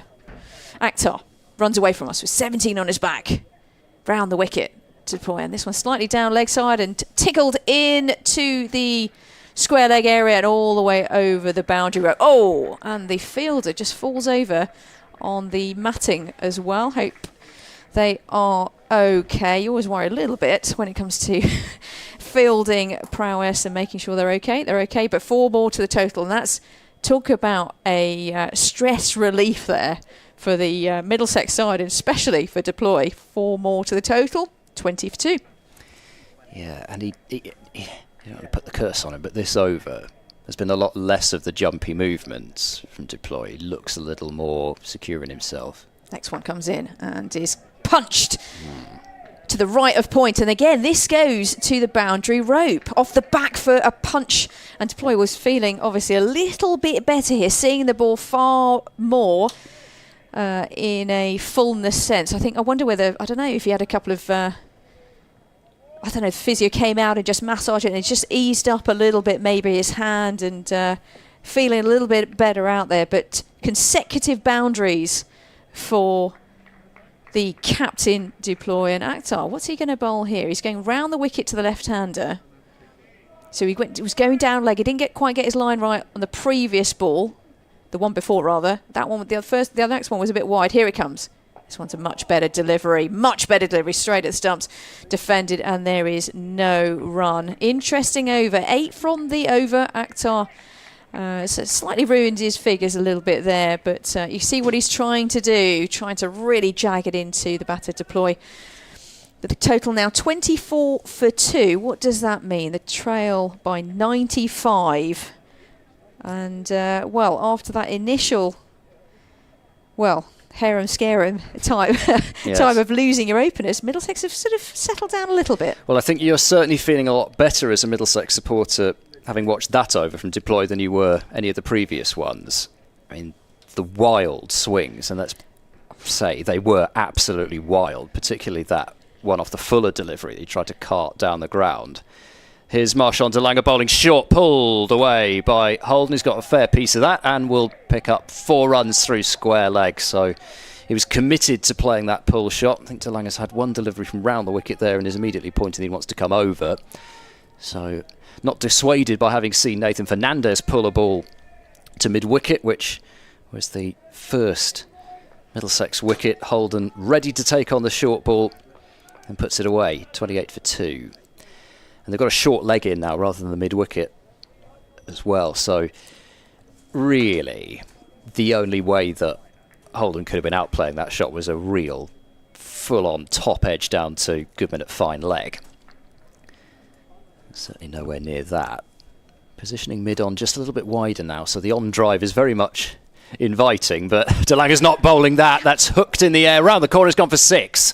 It's gone for 6 just over the boundary, not far from Goodman, and there would have needed to have been a very fine leg to have taken the catch. So de Lange, who went sprawling to the floor after having released the ball, probably still actually feeling, you know, I'm quite happy to see that at this stage. Plenty of runs to play with, but equally Holden takes it on and gets 6 more runs, 34 for 2. Well, is attack the best form of well, the strategy right now? Well, why not? It's working. It wasn't massively though all in control though, that stroke, was it? And as you say, pretty close to Goodman, but 6 is what it all looked like in the score sheet.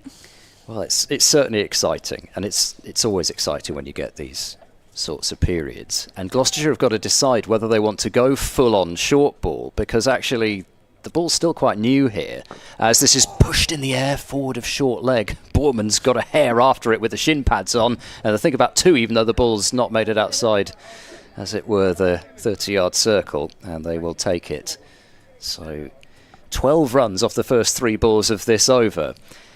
And this is sort of what I mean, really. If you're going to bowl short consistently, you've got to be prepared to go for runs, especially when you've got 4 slips in for potentially the Fuller delivery, but also maybe the delivery that's fended off from short of a length that goes in the air in that region. But, you know, do you actually say, well, we've actually had quite a lot of joy getting wickets by bowling full, as much as then having the short ball as the surprise? yes, you've got a lot of runs to play with, still trailing by 83 here. De Lange bowls round the wicket now, switches back, and Holden lets that go well wide of the off stump. There's a lot of thought going in, that is for sure. Pretty much every ball De Lange is talking with Graham van Buren, who is probably not going to be speaking in a language that Max Holden could understand, but I suspect Lewis Deploy would be able to understand those two speaking in Afrikaans to each other. So not quite as stealthily as normal, that sort of chat with Deploy at the non-strikers. Then Holden bowls, and a nice looking delivery from De Lange, but Holden sees it early and lets it go through behind the stumps. Both Middlesex batters look far more composed, just a couple of overs from when they looked all over the place. And both left-handers as well, I think, aren't they? Yep, I'm pretty sure. But we've got the short legs still in. 4 slips. The fine leg, third man, and no mid-on. Last ball of the over, De Lange bowls. Holden stands tall, stabs this one out into the offside, and Van Buren across to field. 36 for 2, 15 overs have gone. It's time for a change here. Rita Green will be joined by Kevin Hand to see you through to tea. Thank you, Ed.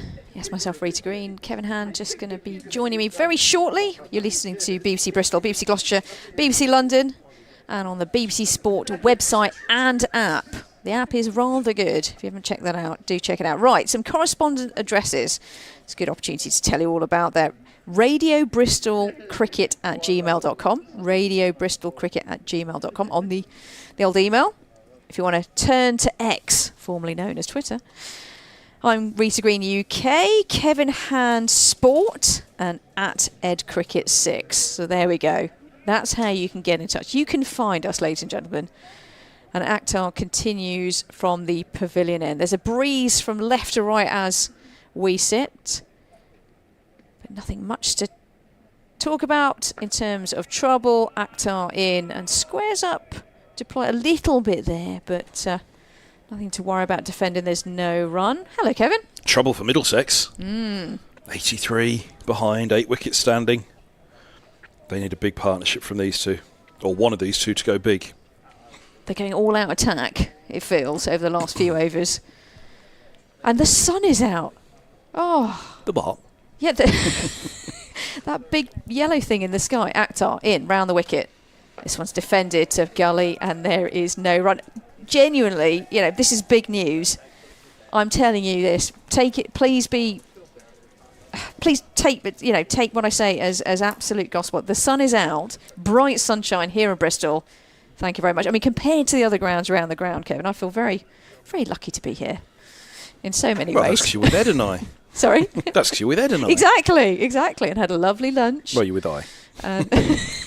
Right, here comes Akhtar in again, aggressively coming in and pushed to mid-wicket.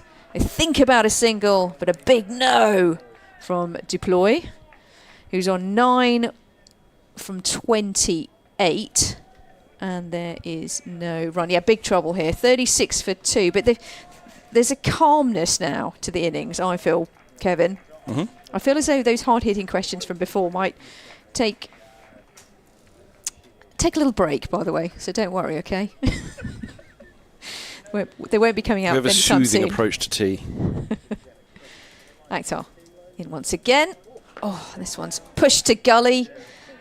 Squirms underneath him, the fielder, but thankfully point has come round, do the fielding, and there is no run. I wonder what the temperature is out there, because it's actually lovely and warm in our commentary box. So I think it's probably about, 12 degrees. It's actually turned into quite a nice day here in Bristol. Do you know what? That was a complete guess, and apparently it is 12 degrees. What a guess, Rita. But there we go. But this is Gloucestershire's chance to try and cement a real firm field towards a win. Here comes the next delivery. Off the back foot is Deploy. Goes to cover, and there's no run. Tight over so far. You can feel Deploy is really trying to mix things up, move things around, and get off strike. Did you see those couple of blows earlier on, Kevin, to Deploy? I mean, they look reasonably nasty, and then an absolute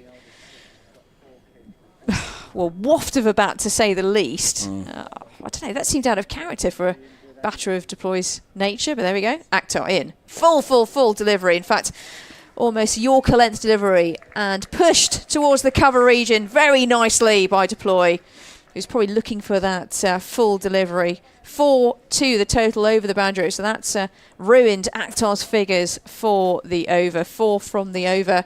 40 for 2 is the scoreline. What does that mean for the innings? I make that 79 is the deficit. I'm pretty sure of that. But yep. Kevin, going along a little I can exclusively bit better. Thank you. 79. Thank you. The television screen to my left confirms it's 79. Good stuff. Bright sunny day here. Sunshine. Look at that. Where's the ice cream van? You gotta have do you an know, ice cream. honestly, this week's been a bit too much now. There was me teasing on the first day about tea. The lunches alone. You don't need breakfast the next day after that lunch, never mind tea that evening. But we've had donuts. Treated very nicely here. And Lords do the same. For, yes, very much I feel as well. more at the away games though. You think there's more at the away game? Ooh, yeah. Controversial. Well, it's the hotel, isn't it? And the hotel breakfast. I find if I have a big breakfast, I've got a big appetite all day long. They say you have breakfast like a king, lunch like a lord, and dinner like a pauper, don't they? So here's DeLange around the wicket. He bowls. And a dabble from Holden. Follows that one outside the off stump. Through it goes to the keeper. Pressure's on here. Pressure's building. 6-wicket man in the first innings, DeLange. If he gets up ahead of steam now, Middlesex could be in real trouble. Oh, look at that move once it beats the bat. Really swung. We didn't quite... Well, I certainly didn't, because the keeper's got his back to us. Once that passed the bat, that swung. Really swung. So a little bit of movement away from... Davies did well, actually, to pick it, didn't he, as well? And it was moving that much. Here's DeLange. He's in. Bowls. Through to the keeper it goes, and there is no run. So, yes, you're listening to the BBC. And live sport, BBC Sport website and app, as ever, with the county championship all around the country. 4 slips, deep third, a cover, and that's it on the offside. Mid-on, deep backward square, and fine leg Goodman down below us. He goes DeLange in the sunshine, running in with a shadow in his back. He bowls, and that's run along the floor by Holden. He's got over the top of that one. He can take some comfort in that, but he's being tested, heavily tested here just outside off, isn't he? Yeah, indeed. And DeLange, it was the man of the first innings, 6 for 49, and didn't he bowl beautifully? And he's putting absolutely everything into every single delivery. I like the way he's varying it up a little bit. He's going slightly wide of the crease as well to get the angle in to the batter and really give him massive trouble. But, yeah, brilliant bowling. DeLange bowls outside the off stump. It's left alone by Holden. Through it goes. It is a game of survival at the moment. Survive, slowly accumulate. There are still 43 overs remaining today. So Middlesex, were they still batting?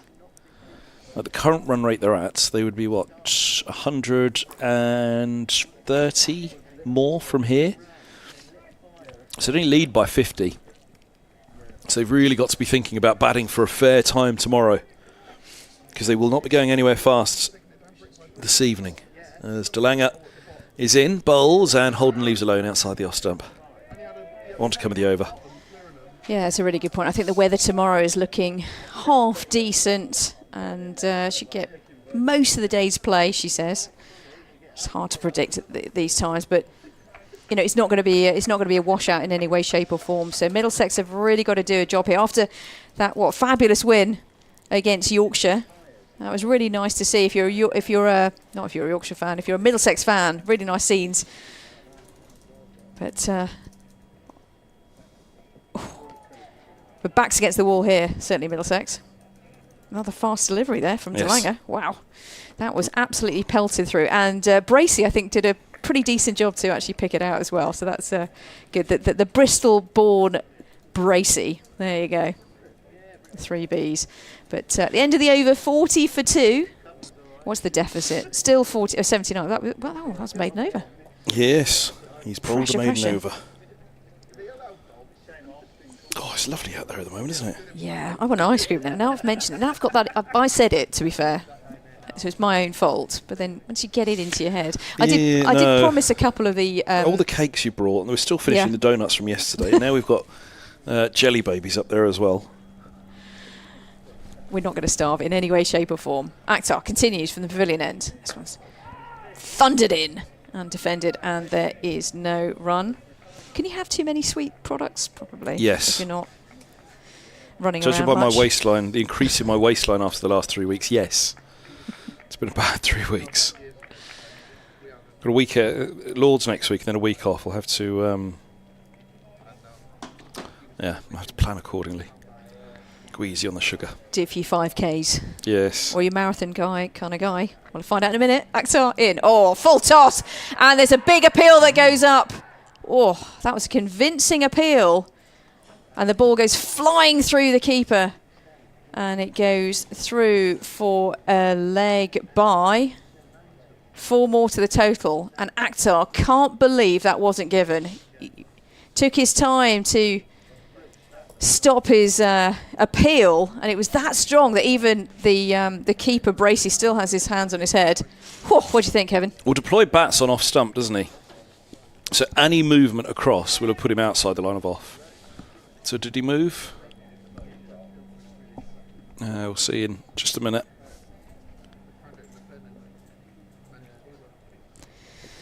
Ooh, on the field, I thought that was mighty close.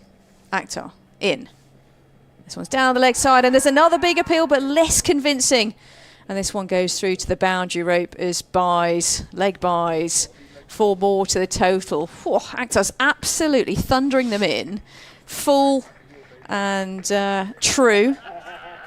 And a couple of appeals there in the last 2 balls. The last one, less convincing, definitely going down leg in my opinion. The one before, more of a question mark to the umpire.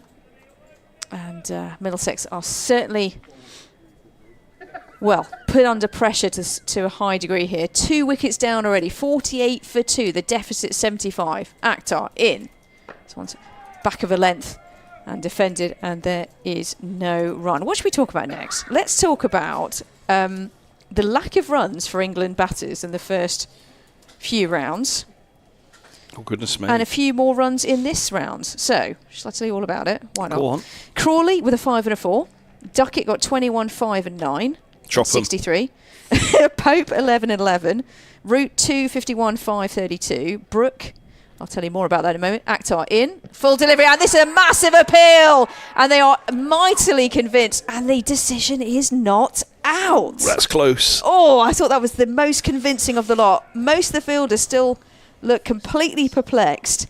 Oh, he's just giving him the benefit of the doubt. High and outside the line. That's close. height. It was probably height, wasn't it? That was on the mind of the... Yeah, I think you're right, Kevin. Whew. 3 deliveries this over that could have been given. We can have a look at the other one as well. The toe cruncher. What I say is... Oh, wait, is that the... No, that was the one that was least convincing, probably down leg. Yeah. Here comes the next one. In from Akhtar. What can he do this time? Full delivery and driven. And this time he does make contact. There's the batter, and it's driven through the cover region for 4 runs. So moral victory to the batter at the end of that over. But Akhtar with 3 cracking deliveries and 3 appeals and 3 not outs, Kevin. End of the over, 52 for 2. Oh, I've just missed that one. That was the... Can we do that one again? Sorry. That was the one onto the toes. Let's watch. Just outside, yeah. And again, he's batting on off stump, so if he even starts to come across at all, then he's outside, isn't he? So he's struck outside. So yeah, interesting ploy by. Excuse the pun. By deploy, it's about on the off stump. Here is De Lange versus Holden again. This was an interesting matchup in the last over. He's got a high-intensity feel, this. He bowls, and goodness me, goes past the edge, ends up falling forward, catches himself on both hands, does a press-up, and gets up again, De Lange. He's all action. All action, De Lange. He's putting everything into every single delivery. It's a bit like Mark Wood, isn't it? We talked about Mark Wood earlier. He quite often falls over, doesn't he, after his delivery, because he puts absolutely everything into it. Maximum effort here. 4 slips await. He is challenging that outside edge of Holden's bat at the moment as he's in, bowls, and Holden leaves alone, and look at it go again. Once pitching, it starts to swing past the batter. Look at that movement. Wow. Bracey's got to be on call here. Movement through the air. Wicketkeeper position. That was a position I never used to like playing at all. And I'm truly in awe of wicket keepers, and especially good wicket keepers as well. Anyway, but is swerving around, movement out there today. Lang out wide on the crease, bowls. He's a little short, and Holden happily rises with that one to punch back with a point for 4. Lovely shot. Holden moves to 22. Middlesex 56 for 2. They trail by 63. Not quite at the Bon Jovi just yet, are they? Oh, now I've got loads of Bon Jovi going through my head. But the trail by 63, as you say. And you know what they say about fast bowlers? The ball is fast, but it goes to the boundary awfully fast as well. And that's exactly what's happened a couple of times. They've got some runs to play with here. They're looking for the wickets, of course, Gloucestershire. They're going to dry the ball. This is the problem, actually, going out into the outfield and going over the boundary rope and maybe even towards the car park area, actually, where I've parked. But nowhere near. Don't worry, it's all good. I think we've all probably parked over that. Anyway, but the drying work needs to happen now, and that's absolutely key to making sure they can prolong the ball's movement and the swerve through the air. And who's doing the job out there? Van Buren, of course, the keeper, the skipper rather, with one of those towels in the back of the trousers to try and dry the ball. But here comes the next delivery. He's in now from wide of the crease, and this time he goes full, and Holden drives him straight, my apologies, of a wide mid-off. Lovely shot, and De Lange immediately points to 4th slip to come out and reinforce the offside. That'll feel better for Holden and for Middlesex. 60 for 3, which means they are now beyond the Bon Jovi mark. And not long until tea. They're more than halfway there. But they are still living on a prayer. They trail by 59 runs with 8 wickets standing. I love the intro to that song. Go on then. If you're presenting a radio show, yeah, you hit go on that one, and you can talk through that intro before the first words. Love it. Anyway, I see. Before the first, I'm going off at a complete tangent here, but Holden will feel a heck of a lot better, like you said. De Lange around the wicket, he bowls, and that's left alone again outside the off stump. 60 for 2. Holden 26, deploy 17. Middlesex were in a spot of bother when these two came together. They still are, but last bat was out for naught. Mark Stoneman with the score on 9. So 50 partnership brought up with that last boundary as well. Well batted them. Very well batted. I think massive credit to Holden and Deploy, who've really ridden a massive torrent of fast bowling. De Lange bowls, Holden forward, solidly pushes to point, no run. Is that the end of the over? Is there one more? That is the end of the over. 19 done, 60 for 2. Probably one more over until the tea break. I think a couple of people were wondering what time the tea break is. This slightly different day because it was a delayed start. There's plenty of water on the outfield early this morning as I walked in, and in the car parks. Wow, I wouldn't say it was a lake at all in any way. Not compared to where I live, which was if Ducks played cricket, they would have loved it today, back my way. But brilliant job from the ground staff to get the game on at 12:30. Akhtar with probably the last over before tea. We shall see. Over the wicket now, in full delivery and driven, but straight to mid-off. And there is no run. And the run rate is definitely hiked up. It was around 1.2 for quite a while, and now it's up to 3.13. I mean, it's not lightning quick, but you can see the fact that I like the way they Holden and Deploy just actually playing. It seems to be playing their natural game. Deploy 29-year-old on strike. This one, oh, squares him up. Does this delivery, and it squirts out to the right of Gully, and there's a massive fielding dive, but couldn't save the 4 runs and 4 more to the total. Whoa. 4 more to the total, but definitely a moral victory to the bowler there. Really squared up the batter. 4 more to the total, 64 for 2. The deficit now 55.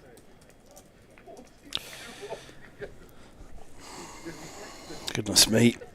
I like this ploy, though. Sorry. I like this ploy that the Akhtar's coming over the wicket to the left-hander.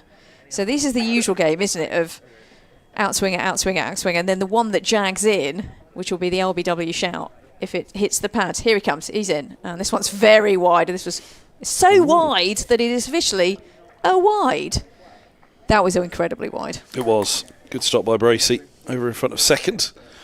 Fancy the slips probably would have backed him up to stop it going, but to the extent that it wasn't far from being one of the slips that needed to stop it. Harmison territory, that one. Was it with that first over in first the Ashes, ball, wasn't it? Wasn't it? Oh, yeah. Was it the first ball? Yeah, as well. Oh, such a big build-up, and then when you deliver a ball like that, oh dear. Anyway, Akhtar, he runs away from us. Deploy on strike. This one is a straight delivery into the onside, and they go through for a single. Nicely done there, Deploy. I think he did really well there after the one that jagged back onto him. The really wide one, which was so wide it was a wide. And this one just tucked into the onside, and they go through for a quick single, 66 for 2. Deficit 53. They've increased that run rate to 3.4. When I was doing how many were they B? What were they going there? About 2.5 at that point, just below. I think they were 2.4, so big increase. Next one in. Defended by Holden, and there is no run. 40 overs to go today. 3.5. Hold on, take my socks off for a minute. 120, 140 more today. Might be a bit of a stretch. 140 and 40 overs. Depends how this partnership goes. If these two settle in, it could be 140, which would be a lead then of 90. In comes Akhtar, pushed into the onside. It's Holden, and there's no run. I think as far as you're concerned, though, surely it's about just preserving wickets, isn't it? More than any... although saying that, you don't want to be overly defensive. Oh, is this the last ball before tea, or will we squeeze one more? I think this could be tea. So round the wicket is Akhtar to Max Holden on strike, left-handed batter. Very full delivery. In fact, Yorker length defended really nicely there. Saw that very early, and there is no run. In fact, the end of the over and end of the session. Scoreline 66-4-2. Middlesex trail by 53 here in Bristol. The sun has gone in, but certainly dry conditions here at Bristol as they go in for tea.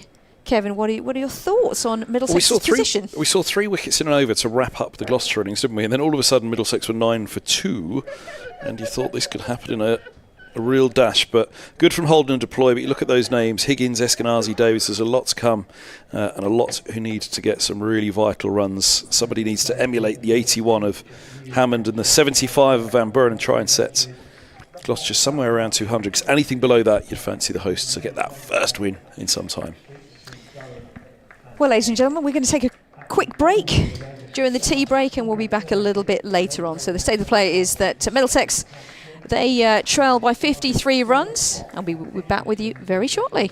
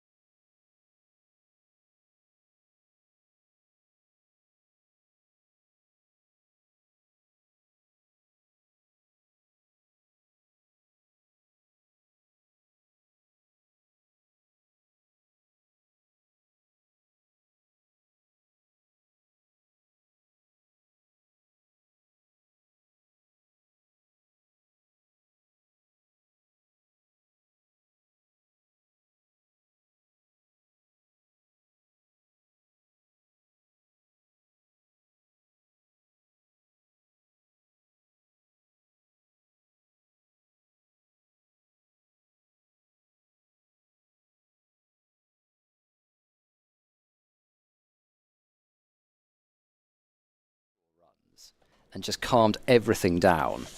And then I don't know to say he's been totally away, because it was Deploy who had all those 3 shouts in that same over off him, but he's looked as if he's calmed down at the crease. Gloucestershire will be hoping that the break at tee has disrupted that. DeLange in over the wicket bowling and left by Deploy through to James Bracey. My name's Ed Seaborn. Alongside me is Kevin Hand. Rita Green will be along in about half an hour's time. Hello, Ed. I feel like I haven't seen you for ages. Is that right? Where have we been? I think we've been on a tour around the places in Spain we'd like to go to. No, on air, though. We've dodged each other. What did we get? A stint mid-session? Yeah. Feels like a while. Missed you, Ed. Oh, that's the first kind thing you've said to me all these 3 days so far. DeLange bowls on a length. And again, Deploy watches that go through. Well, I can't be as mean to Rita as I am to you, so...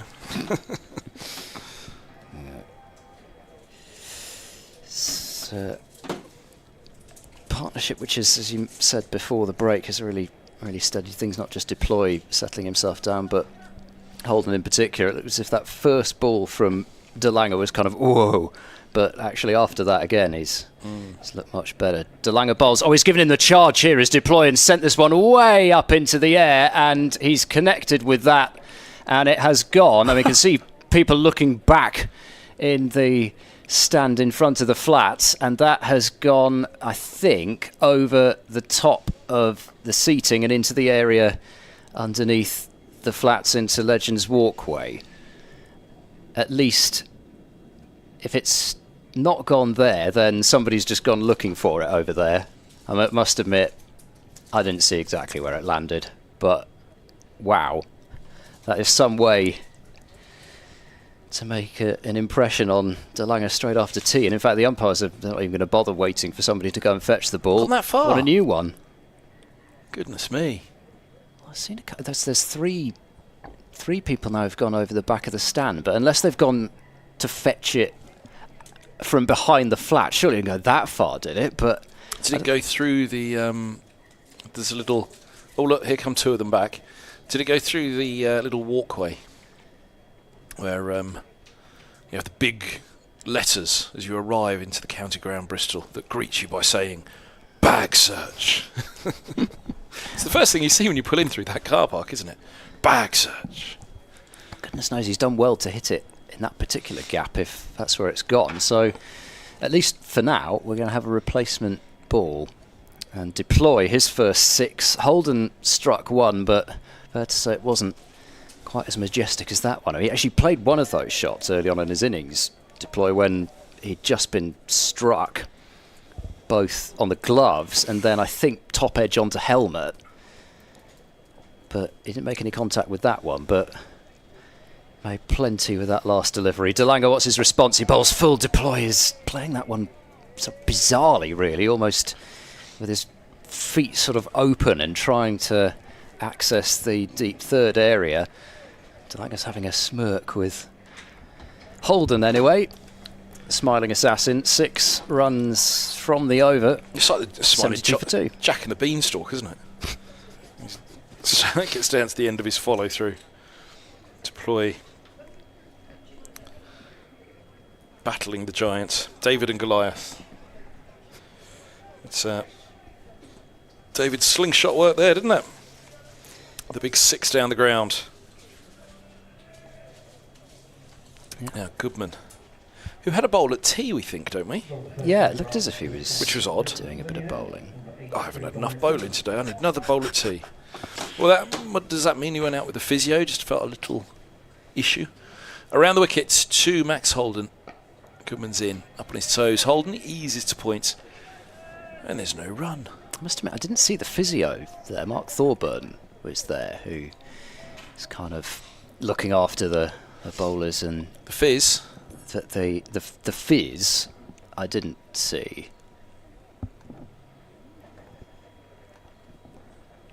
So they've actually managed to get on in a couple more places now. There's play at the Oval and there's play at Edgbaston.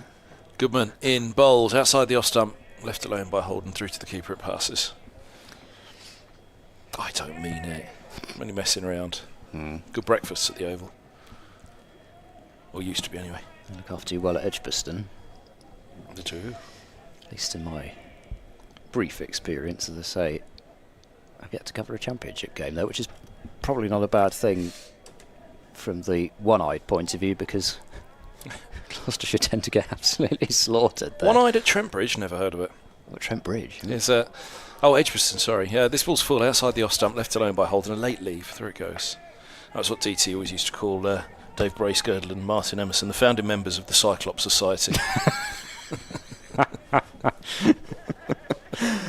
Oh dear. Dear old DT. Mr. Emerson might be listening, you never know. Well, let's hope so. His game called off too far north. Here goes Goodman, bowls, and this is worked. Back to square on the leg side. For a couple here for Holden. Long leg comes around, just nicely, neatly tucked off the hip. And they're off.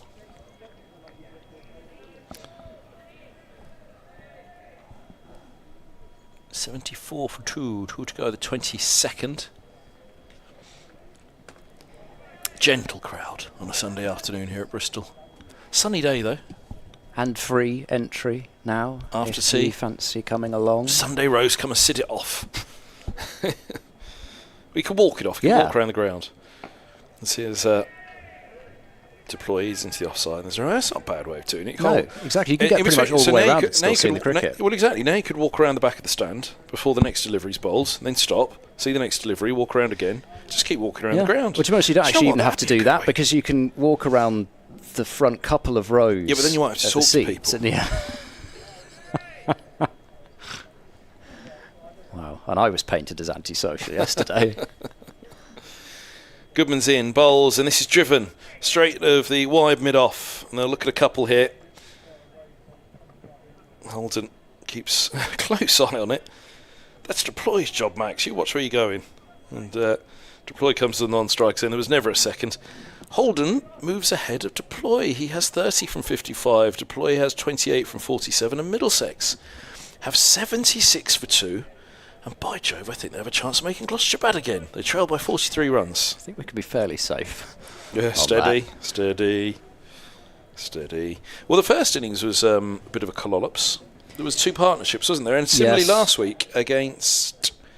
Who did they play last week? Yorkshire at Lords. There was a big first... or an opening stand, or the second wicket stand. Then there was a big one at the end, and then they all tumbled in the middle. So, yes. DeLanger races in round the wicket, bowling now, and worked off the pads by Deploy with a degree of ease. Wider mid-on, 1 run is taken, 77 for 2. I've never done that before. I might do it in Rita's next stint. Oh, Do the walk of the ground. Yeah, well, you should and stop see. in between each stand, watch the ball, then go around the back of the stand. And, Well, actually, you could, looking at the way that the mound stand is occupied at the moment, you could walk several rows away from anybody around sort of middle of it, still with your eyes on the cricket. Might be a little bit more difficult in the Marker Lane and Jack Russell stands. Here comes DeLanger and bowls, standing tall is Holden, plays it to point. they've named a stand after the coach already. What's he done? A good lad, Mark Lane, isn't he? He's fantastic. Speaking of coaches, my mate Dizzy got the Pakistan job. Jason Gillespie, Right. new test coach of Pakistan. I had the pleasure of his company for a day last year at Where? Headingley. For what? He was on Oh, commentary. he just came and for- saw, Yeah, yeah. for he was on, I think, doing various bits and pieces. I think with the Ashes last year, rising up is Holden to his full height and turning this one to backward square and taking a single, 78 for 2. Yeah, I think he was doing some bits and pieces for the Ashes, a bit of hosting, that kind of thing. And a week before the Headingley Test, he did day 1 of Gloucestershire versus Yorkshire at Headingley on the most sumptuous batting pitch I've ever seen. It was... Was it a Kookaburra it was match? wonderful. It was. Oh, there you I go. think it was. Yes. DeLanger's in, bowls, and Deploy leaves alone outside the off stump. There it goes. Wait, hold on. Have we swapped ends? We have. This Well, is, you how did have we just do it? then. I was doing DeLanger after tea. How did I end up doing Goodman last over, and I'm now back to DeLanger again? Were you? I thought I was doing DeLanger because it was the first over after tea from the far end, and I just picked it up. Ah, you were DeLanger. Maybe I did DeLanger before tea. I just fancied that one. Well, it's a bit like Marshall himself on commentary. It was magnificent. Did you see how he just picked and choosed his deliveries? Yeah. His first ball that his good mate Graham van Buren faced, took it away, and Van Buren clipped it for 4. Here's De Lange bowling full. Ooh, just dug that one out to deploy bottom part of the bat, and I don't think it was quite the perfect Yorker. Just looking to my left at the monitor, I think possibly just didn't pitch actually, but it still had deploy fumbling about a little bit to try and get the bat down on it, but he did so. And exciting cricket with fast bowling and somebody in deploy who's shown that he's quite willing to take on De Lange here. Switches back to round the wicket for the last ball of the over. De Lange runs in, bowls short, pulled right into the ground by deploy. It was sort of a help really rather than a full-blooded swivel and smash. Help. And a single taken. Deploy keeps the strike on 30, 79 for 2, so the deficit 40 now. I mean, if they're still only 2 down, and they've knocked that deficit off, this partnership will be very much well established. Long evening session. This is the game that we said all along. Middlesex are going to go out and score the Gloucestershire first innings score total. And then it's 200 to win in the final match. So that's pretty much the game. Anything beyond that's the stuff of dreams for Middlesex, really, isn't it? I think if you said them 180 to 200, we've got a game on our hands, haven't we? We certainly have, yeah. I mean, they might be in, who knows, they might be in a position where they fancy a few more. Equally, we've seen wickets have fallen in clumps to a certain extent, so Gloucestershire have got to be thinking, well, just break this one and move on from there. Bang, bang. My baby shot me down. Who sung that? Oh, I couldn't tell you. I can Rita? hear it. I could hear it in my head. It was in a Tarantino movie, wasn't it? Off goes Goodman, bowls outside of the off stump. Oh, deploy, leaps onto the back foot and through it goes to the keeper, Nancy Sinatra. Bang, bang. Okay. Was it about cricket? Was Nancy a cricket fan?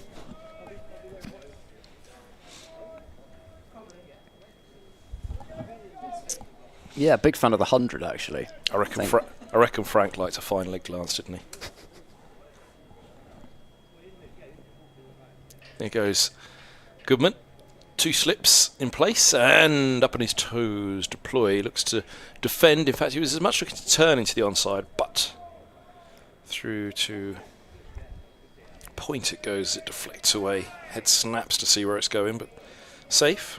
I suppose having mentioned that, we should mention the news which has gradually filtered out with regards to the fact that the ECB are planning to sell not 30% of their 49%, but 100% of their 49%. Short ball slapped to backward point and gone. What a catch that is. An absolute screamer. And Deploy has gone for 30 and Dent has taken the big wicket with the biggest of catches. Stunning effort. Deploy off the bat would have thought 4. Didn't keep it down though. Wanted to get it either side of Dent. He got it backward of point. But a two-handed clutch low to his right, fully outstretched. And the Middlesex captain for the game, Deploy, has gone for 30 from 54. Goodman has his second wicket. Gloucestershire have a crucial third wicket. The Middlesex skipper, the big money signing this winter. They still trail by 40 with 7 wickets standing. Middlesex, there's work to do. Gosh, I didn't see that coming. I must admit, I was looking towards the boundary. As well as he's timed some of those shots through the offside in this innings, when he's found his feet, I was expecting that just to be leathered through the offside. And it was. It was just within reach of Chris Dent, who is really sharp in the field, whether it be ground fielding or, say, pair of hands. As I say, they've tended not to have him in the slips.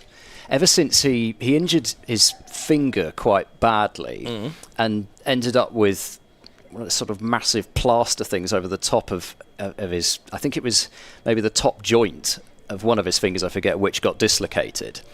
And he had one of those coverings for it on all the time. It kept flying off as well, quite dramatically. Sort of like part of his finger had fallen off.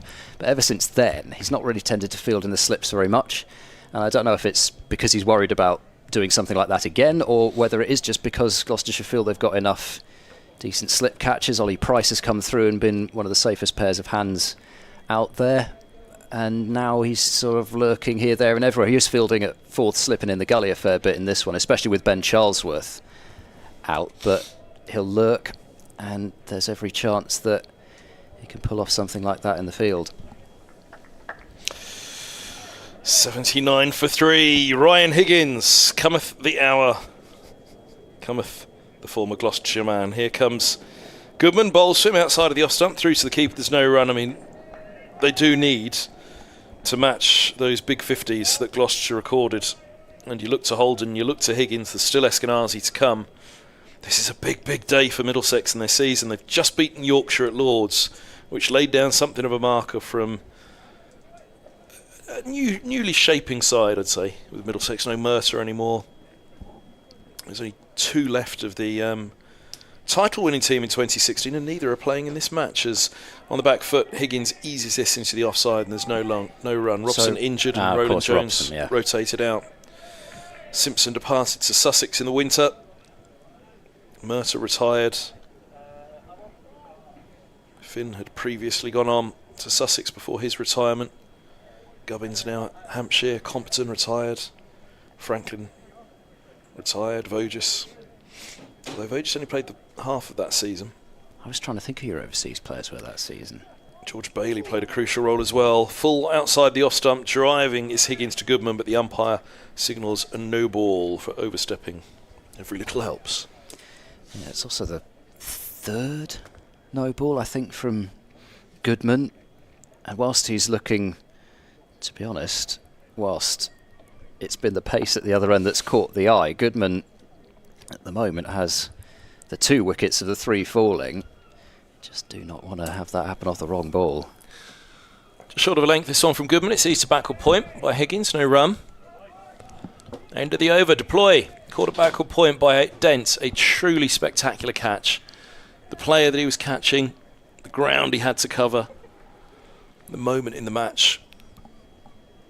If he'd have shouldered that, deploy could have really made them pay. Yeah. Holden's 31 from 57. Higgins 0 from 4. And just the no ball, other than the wicket in that over. They trail by 38. They desperately need to get that 38 scratched off, don't they, Middlesex, and then start to think, what can they put on the board? But yeah, it does. It feels like a big game, this one now. Gloucestershire looking for their first win. A bogey side for Middlesex in T20. Don't have good memories of the 2017 trip here. Here comes DeLanger. Bowls wide outside off, and Holden's ended up withdrawing the bat from that. He thought about having a good old slash at it for one moment, but possibly even in the fraction of a second, he had time to think, no, that's exactly what I did in the first innings. Went after one of those and got a thick edge and was caught at 3rd slip off that same bowler, DeLanger. Yeah, they have tended to come a cropper in T20 cricket especially. I mean, they've never won a T20 match either at Cheltenham or at Bristol. Standing tall, Holden, playing the ball out into the offside for no run, and of course some extraordinary memories, including Ian Cobain's massive 100 here, the highest T20 score by a Gloucestershire batter, and then that game at Uxbridge, 2011 I think it was. Kevin O'Brien, Hamish Marshall. Stop it. 254? Yeah. Oh, imprinted. I think it was. Imprinted onto my mind. Sadly, I wasn't there that day. Round the wicket goes. DeLanger bowls. This is driven, nicely timed and half stopped by Van Buren. It gets through his hands. He's a bit frustrated that he didn't fully stop that one.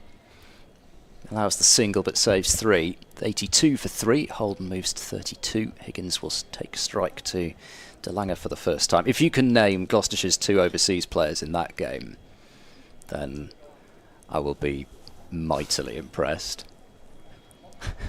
Furrowed brow, head in hand. Gloucestershire's overseas 2012, was it? 2011, I think it was. 3 slips in a gully. As in goes DeLanger to bowl to Higgins. It's full. Higgins clips that one off his pad. Doesn't get a great deal. In fact, he gets no bat on it, looking at the pre-signal from umpire Pratt, and it's going to be leg by. But again, all count, 83 for 3. The deficit is 36. Because Marshall and O'Brien were playing as non-overseas at that time, obviously. Yes, with Ireland pre-test Yeah. day, so O'Brien could play as a local player and Hamish Marshall with a, well, I suppose, call pack Kane Williamson would have been too young at that point, wouldn't No, that is one of them. he? It is one. Yeah. Round the wicket goes Stellanger bowling and squaring Holden up a touch, but opening the face, keeping the ball down to backward point. You don't get this with Swindles, do you? Oh dear. Afternoon, Guy. He'll be tuned in. Yeah, exactly. Taking notes for next week against. It's fair enough slagging off people who are in the box, but I mean, come on. Good man, Guy. Lucky to have him on board at BBC London. International commentator would be his reply if he was in the box right now. Deep square leg's been sent back for this last delivery of the over. Tommy Boorman, the fielder, it's deep backwards square in the end. And Goodman down at fine leg. Stellanger is in, bowls, it's the bluff, and it's pushed to mid-on, good stop. There at mid-on by Singdale.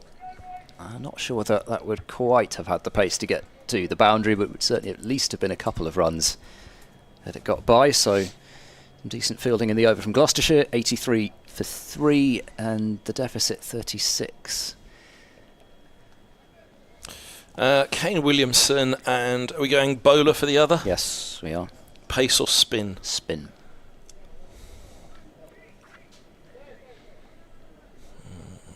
Let's ponder that for a moment. 2011 Gloucestershire spin bowler. I'm going to check it was 2011 because I'm. Yeah, it was 2011. It's pretty certain, but you know, you still doubt yourself. I want to say he was also at Hampshire and Middlesex. Imran Tahir? It wasn't, no. Here goes Goodman.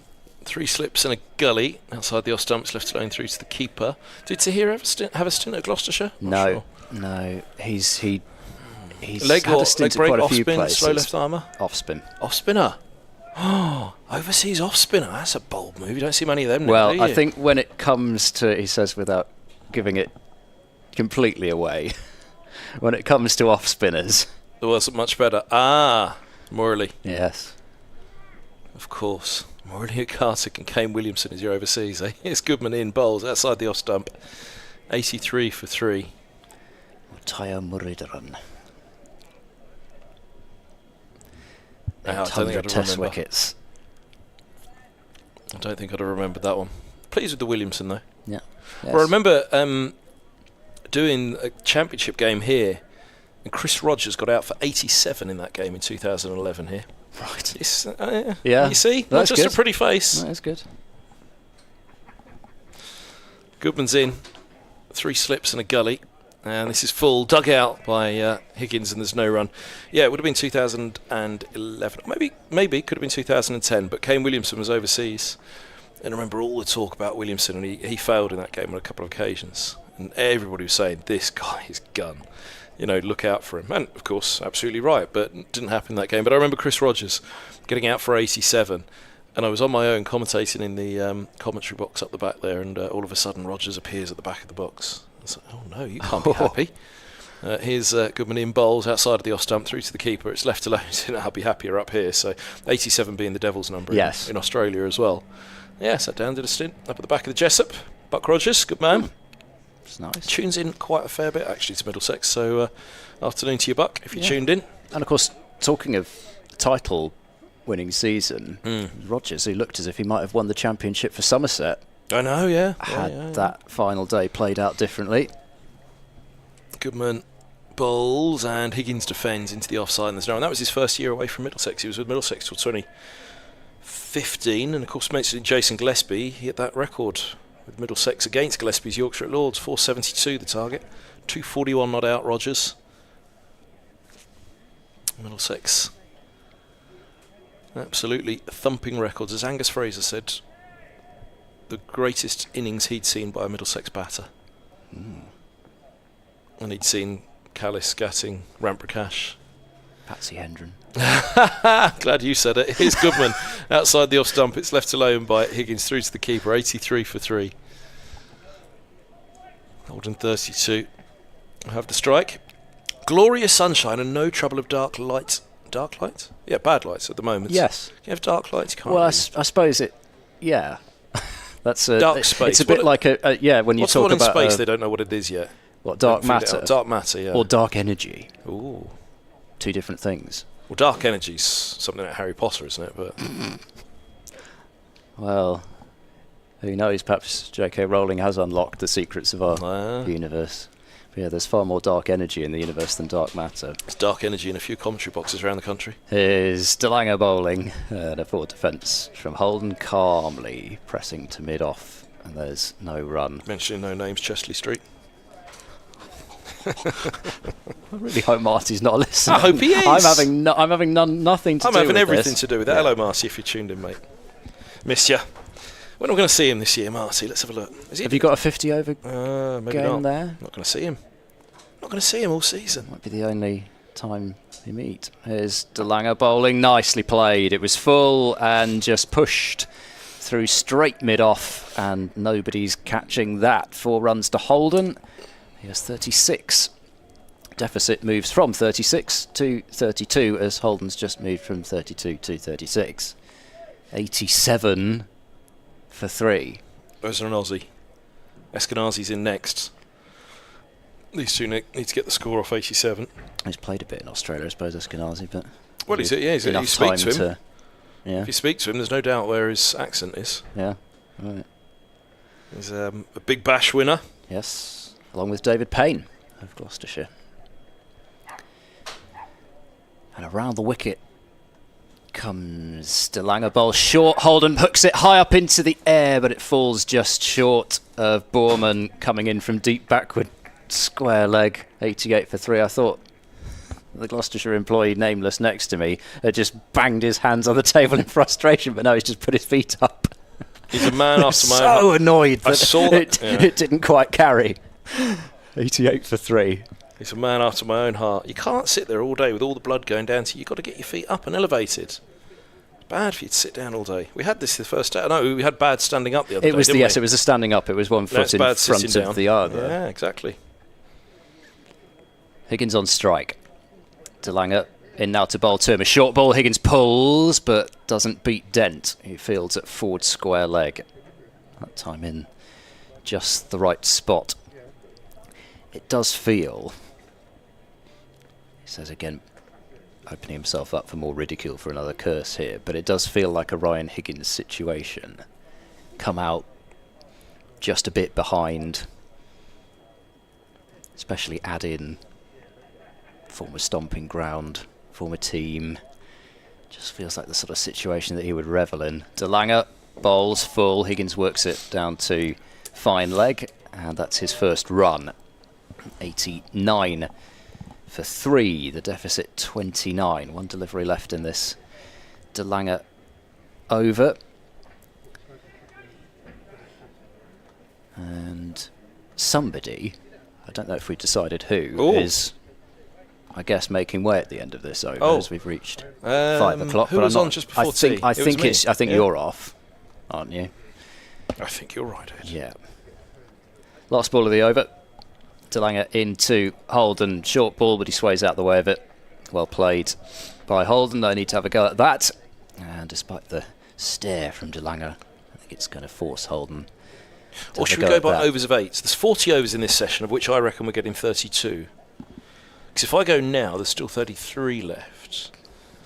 Do we go by overs of 8? You desperately want to have another over, do you? No, not really. No. But I'm just thinking, what's the best way to do it? Overs of 8? Pieces of 8? Right part of the world for it, isn't it? Pieces of 8. Not quite Somerset, is it? But I saw the ships sailed into Bristol, didn't they? Yeah. Through the when the tide allowed. Oh, really? Was it not a big? I mean, I'm they still had to wait for the. You still had to wait for the tide to get up the Avon into the harbour. And in you all came. Goodman to Higgins, bowls, and this is dabbed into the offside. There's no run. SS Great Britain, which is moored in the harbour side now. Always fun place to look around, and the vessel which carried the first English cricket tour to Australia. Ah. Including... Did it bring back the timeless test lot? Did they sail back? No, they'd don't gone back to think Southampton, so, wouldn't they? no. You'd have But thought. it did carry Julius Caesar out to Australia. Goodman's in, bowls, and a huge plea as Higgins is trapped in the crease. Was there an inside edge? Umpire wasn't having it. It was a plea as much as an appeal from Goodman. What? Nothing doing. Let's have a look if we can and see that. Wasn't far off, but Higgins survived. There was something about it, though, that wasn't right. It was a plea rather than an appeal, and so they knew, I think, really, they didn't have him on that occasion. As much as they had a very good appeal earlier. Or a very good chance with an appeal earlier. Here's Goodman in, bowls, leg side. It's worked through square leg. That's a lovely piece of timing. DeLange from mid-wicket gives chase, and they've got a couple. 90 for 3. Yeah, I'm assuming Julius this was a Caesar, you don't- statue you of don't Julius think this Caesar is- was shipped to Australia. No, Julius Caesar. Actual cricketer for England called nice. Julius Caesar Fair enough. on the first tour out there, Julius Caesar. 1863. And one of the Grace brothers went, but not WG. His brother E.M.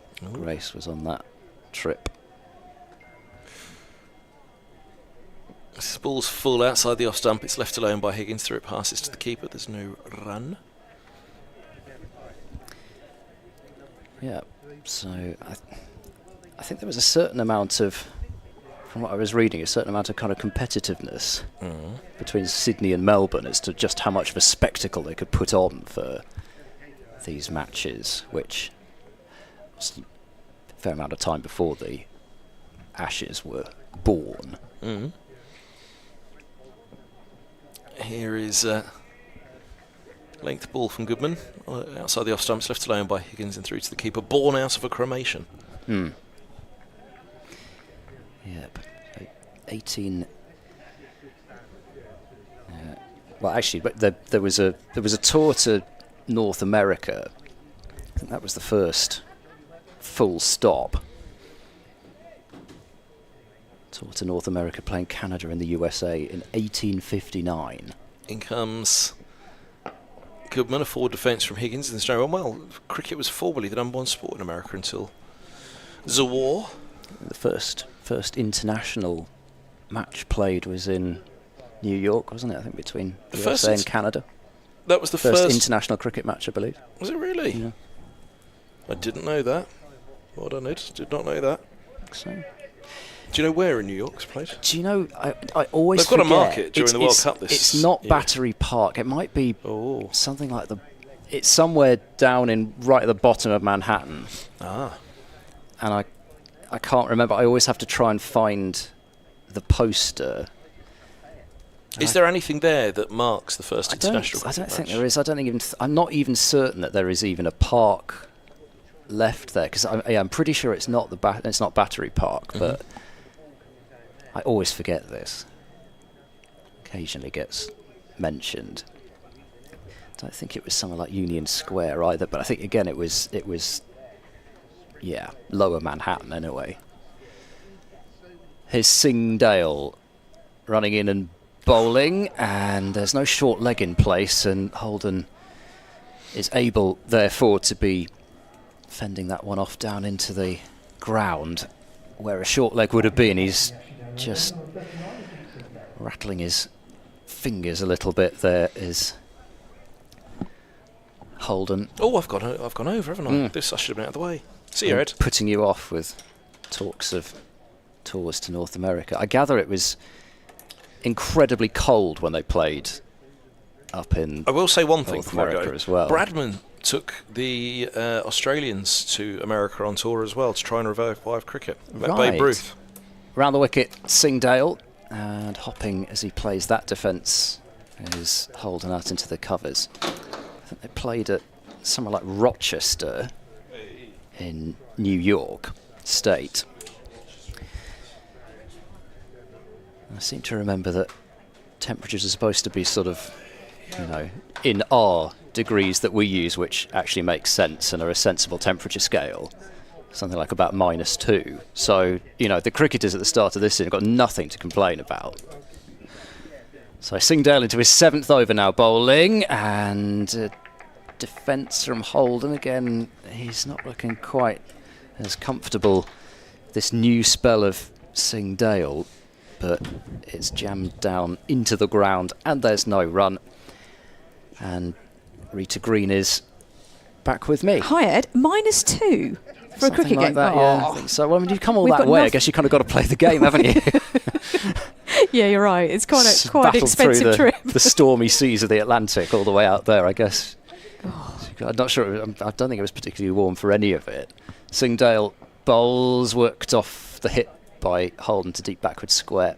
That's going to another run. Sorry, that's going to sting a bit in the field, isn't it? When the ball comes flying at you, when your hands are that cold. Let's have a look. I'm see if I can get the fixture list up.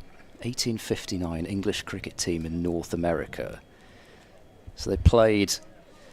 Right. So to make it more of a game, it seems they were allowed to have 22 people in the opposition by the looks of this. Wow. Played Lower Canada in Montreal at the end of September. That was the start of the tour. Yeah, it's pretty chilly there in September. Singdale to Higgins. This is turned up to mid-on. There's no run. Yes. And then they played the US in a couple of games. First, the Elysian Fields in Hoboken. I think that's how they say it, New Jersey. Just across the... How'd you say? Hoboken. Something like that, in a way. I know where it is. It's just across the Hudson River from New York. I think so, yeah. Here comes Singdale. Bowls driven, thick edge from Higgins, flies past Gully and Hammond and down to the boundary for 4 runs. 96 for 3. Hard hands there from Higgins as well. Actually, I say hard hands. I mean, it wasn't quite. I thought he jabbed at it a bit more. He sort of stroked at it, but then didn't get the middle of the bat on it, thick outside edge. But it is 4 more runs, one way or another. Just erasing this deficit, Middlesex. Yes, it's cost them at the moment 3 wickets, but just 23 until they're in credit. That was aerial for quite a while. And Gully looked like he was in business there, didn't he, for a few moments. We're back to Montreal. Lovely city. Montreal, yes. I would love to. Bit of poutine. I'm not a massive fan. That doesn't sound amazingly appealing, poutine? I must say. You don't, yeah. No, it doesn't sound it, and if I'm honest, it doesn't taste it either. No, but sorry, Canadians. You got to do it. But sorry, French Canadians, but your sort of national, as it were, delicacy doesn't amazingly appeal. The gravy's nice. Yeah. We're not sure about which is not the point, Rita. But when in Rome, so to speak, you got to try the local, grub and give it a go. If you've not tried it, why not? You're not convinced. No, true. No, I endorse that. Goodman continues from the pavilion and hunting for more wickets for Gloucestershire. In. This one's driven and very nicely driven. Glorious drive. Very good looking stroke there. And 4 more to the total. In fact, the 100 is up for Middlesex. 100 for the loss of 3 wickets. Really nicely done there from Max Holden. Just lent into the stroke. Slightly over pitch from Goodman. And 4 more to the total. More importantly, the trail by 19 runs. I thought you were about to go back to poutine there. More importantly, no, I think I'll leave that one. A really pretty high full toss from Goodman. That's I don't know if he's trying the Yorker. We've seen some Yorkers attempted, and particularly for Zaman Akhtar, they were pretty effective, but that time missed. And Holden has become the first Middlesex batter in the match to reach the 40 mark, with De Carey's having top scored with 37 up to that point.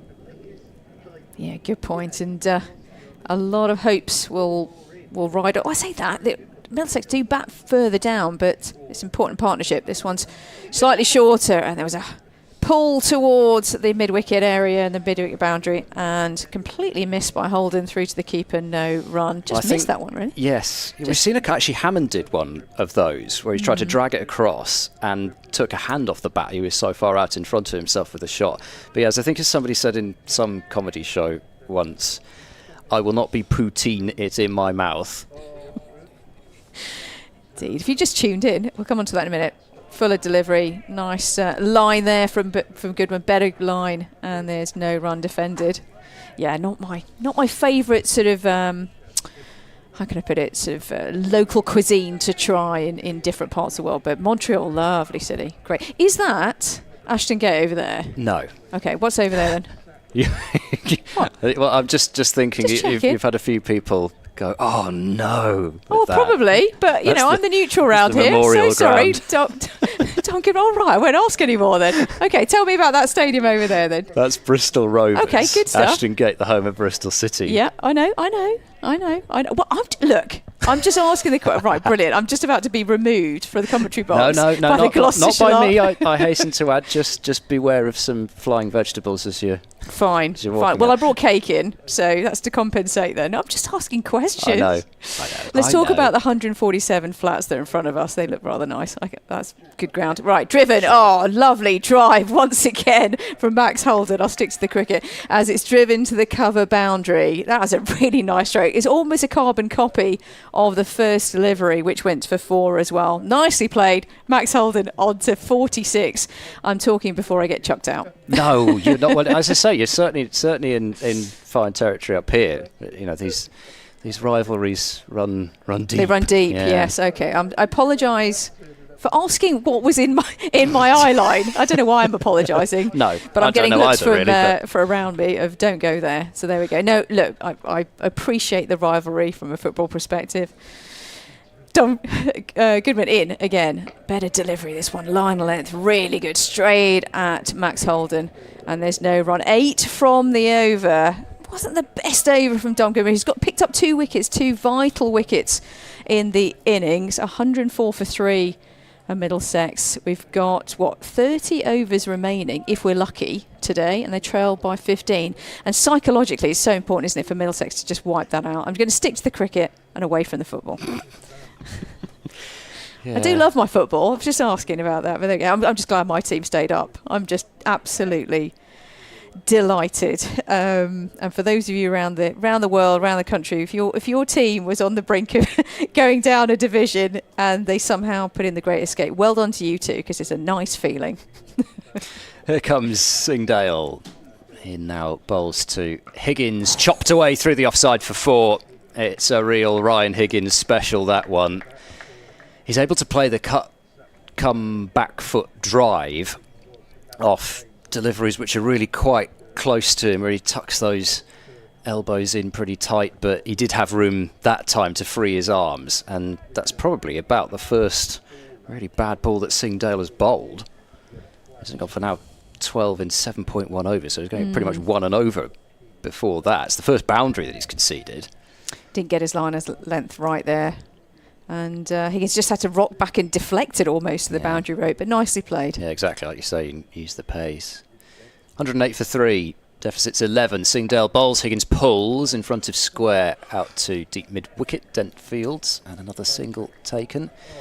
And they're nearly there into credit. If they can do so, still just 3 down, it very much feels as though the game is afoot. And having been pressure on Middlesex for a couple of hours, they can then start, if they can form another partnership here, really to put the pressure back on Gloucestershire. We've got an elephant at the back of the box. It's hay fever season. Tides in. Down to 2 slips now. Holden on 46. Singdale round the wicket, bowls short. He's played that down into the ground, and on the bounce to James Bracey. Tried to help it round the corner, but got too little bat on it in the end, did Max Holden. There's a bit of venom on that, actually. Looks like that Singdale was just belted it in, really. It's slightly short of length, didn't he? He's got this really straight run up, straight, absolutely as a dart towards the crease, and just puts absolutely everything into that final action. It's really nice to see a proper fast bowler in action. Yeah, he runs in a very straight line and then sort of leans his upper body a bit over to the right as he bowls to Holden, who plays that back up the surface, no run. He must be millimetres away from umpire, is it umpire Pratt? Yes. At that end? Yeah, umpire Pratt's right arm.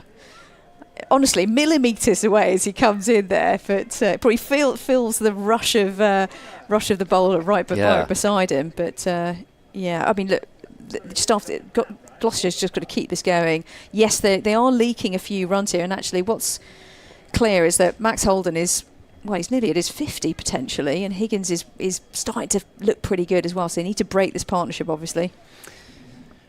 Running in his Singdale bowling, and it's again played well by Holden down where there is no short leg, so he can just deflect it round the corner and takes a single with Boorman back on the leg side boundary. 110 for 3, so down into single figures now, the deficit for Middlesex, down to 9. I noticed actually, it talking about the rush of air, I'm pretty sure that Singdale's jumper, which is tucked in the back of Neil Pratt's trousers, or they have that kind of clip thing, I think, don't they? They can put them in. Mm-hmm. But you could see that move as Singdale ran past, whether he actually hit it or not. He's that close. Maybe the air movements at least. Well, he's actually starting, just only slightly wide. Last ball of the over, Higgins to face, and that's a really wide delivery, just about within the confines of a fair delivery. 110 for 3 at the end of that over. Trailing by just 9 runs, Holden on the verge of Middlesex's first half century of the match. As I say, Higgins, somebody that you would feel would absolutely revel in this situation. Eskenazi might decide to go on the attack as well if the situation presents itself. Jack Davies, Josh De Carey's, saw Tom Helm play pretty well in that first innings. Added some very useful runs as it looked as if Middlesex could be all out for about 150, but Helm and De Carey's with that partnership that took them up. Henry Brooks more than useful with the bat. There's plenty to come, and Gloucestershire won't be exactly fretting as yet, but they dearly love to take one more and have a new batter in right around, if not necessarily with Middlesex still behind, with them only in front by 10, 15, something like that. The new over starts. Akhtar from the pavilion end. In. That's on short of length. On the back foot is Holden, and there's no run. Yes, this Holden-Higgins partnership. Yeah, you're right. They'd love to break through here as quickly as possible, especially either they trail just a tiny bit or a slight lead. It helps with the psychology of the situation of the match. Akhtar, the next delivery, in. This one's pushed to cover. Fielder goes round, and there is no run. Lovely stadium you got here, Ed. I did like that little walk. You recommended a walk around the back of the, the back as we see it, near the flats, and seeing the legends of Gloucestershire. We've been meaning to say this all day, and I've finally remembered. But I took a couple of pictures, like some sort of cricket geek. Oh, yeah. So obviously Jack Russell with 1,364 catches, 194 stumpings. I mean, what a guy. Next delivery comes in. Oh, and beaten is Holden. Well, he'll say that he pulled his bat away there, but I'll say that it was. I think he was beaten and then he pulled his bat away. But a nice delivery there from Akhtar. No run. Yeah, Anya Shrubsole. Now, I think as a Berkshire girl, we sort of grab her as well, but I think we'll give her use to you from a Western Storm perspective in England. Well, there's a lot of places that would claim Anya Shrubsole. Yeah, that's true. Down in Southampton as well, and at Taunton, but Western Storm here. Akhtar. Oh, very full delivery. And lovely drive. On drive. Don't save your legs, chaps. That one's over the boundary rope. Lovely stroke there. Oh, I do love an on drive. And indeed, that is 50. 51 for Holden. Lovely innings. And he races his bat to the pavilion. And then goes back to his crease. You know, there's plenty of work to be done. But really nice innings there, Ed. Yeah, he's worked hard, hasn't he? Really hard. Some pacey stuff, bouncy stuff he had to fend off earlier in his innings. And he's played some really eye-catching shots in between those difficult periods. Next one in, back of a length, and Holden defends. 51 from 83 deliveries, 114 for 3 the scoreline. They trail by just 5. I think Middlesex will be hoping for a big one here from Holden. But I like the way he's paced his innings. He hasn't panicked too much. He's been getting some quite aggressive batting along the way, bowling along the way, and probably aggressive batting actually in response as well, which has been fun to watch. Akhtar past the umpire, in and bowls. This one's left through to the keeper, and there's no run. The one and only Mark Lane is on a post out there. 748 matches. I'm not sure if this is for Gloucestershire and England, but certainly 748 matches. Yeah, a Gloss record. Oh, the Gloucester. Sorry, yeah. I should actually just read it properly. No, don't worry. And 810 wickets. Absolutely fabulous. Of course, very much part of the arena here in a coaching capacity, as well as the WG Grace. By the way, end of the over. 114 for 3 is the score line. And nearly. We're desperebly trying to pass my laptop charger. Oh, thank you so much, Rita. Do you know what? I love the fact that we can multitask here. I'll bang on about WG Grace in a few moments' time, but I'm glad that you're. You know what? Don't help anyone. In fact, just hinder. Why don't you? Brilliant fun times here in the commentary box. I knew it wasn't going to be Jack Longstaff here that had taken that. It was always going to be Kevin. Here's Van Buren, so we got some spin into the action now. And he bowls to Higgins, who forward defends. Yes, as I went. You are a naughty. I did not sprawling underneath notice. the table, looking desperately for my laptop charger, which had fallen down, and my chair had disappeared, as if by magic. Forward defence from Higgins out into the covers. They move all on their own. They really do, these chairs. You've got to be careful. Yeah. Well, I'm glad your laptop survived. Seem to when Kevin Hand's about, anyway. Oh, goodness me. What an extraordinary piece of cricket. I think Van Buren has seen Higgins give him the charge, and then he's tried to bump him and fire it way down the leg side. But the problem is that he did it by banging it into the pitch, and then it stopped there for Higgins to smash away for 4. So Higgins has rather outthought Van Buren in the end there. And it's 4 runs, 118 for 3. I don't think I've ever seen something quite like that. At least, perhaps not in county cricket. Maybe somewhere else, but good grief.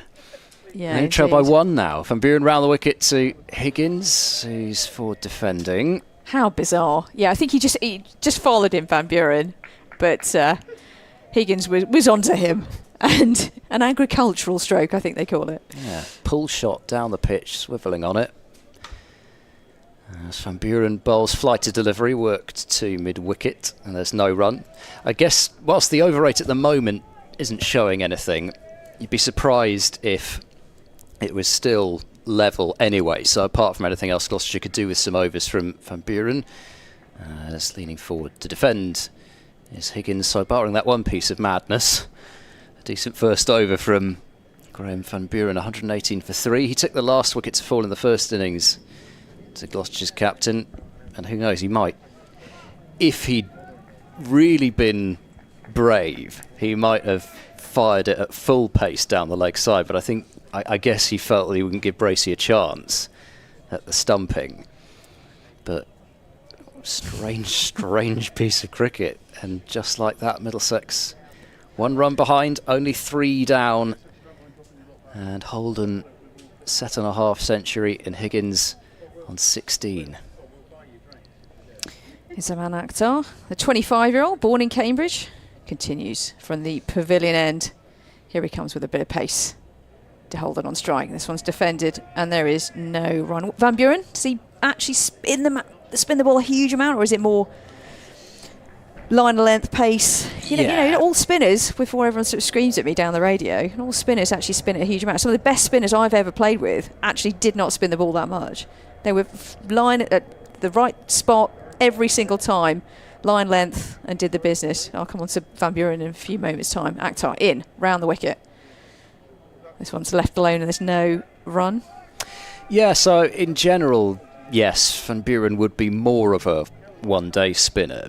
Gloucestershire had Zafar Gohar, who was just at the last minute, really, removed from the 11 due to a shoulder injury, which he just didn't pass the fitness test in time. I gather that, certainly he's saying that he's absolutely fine now.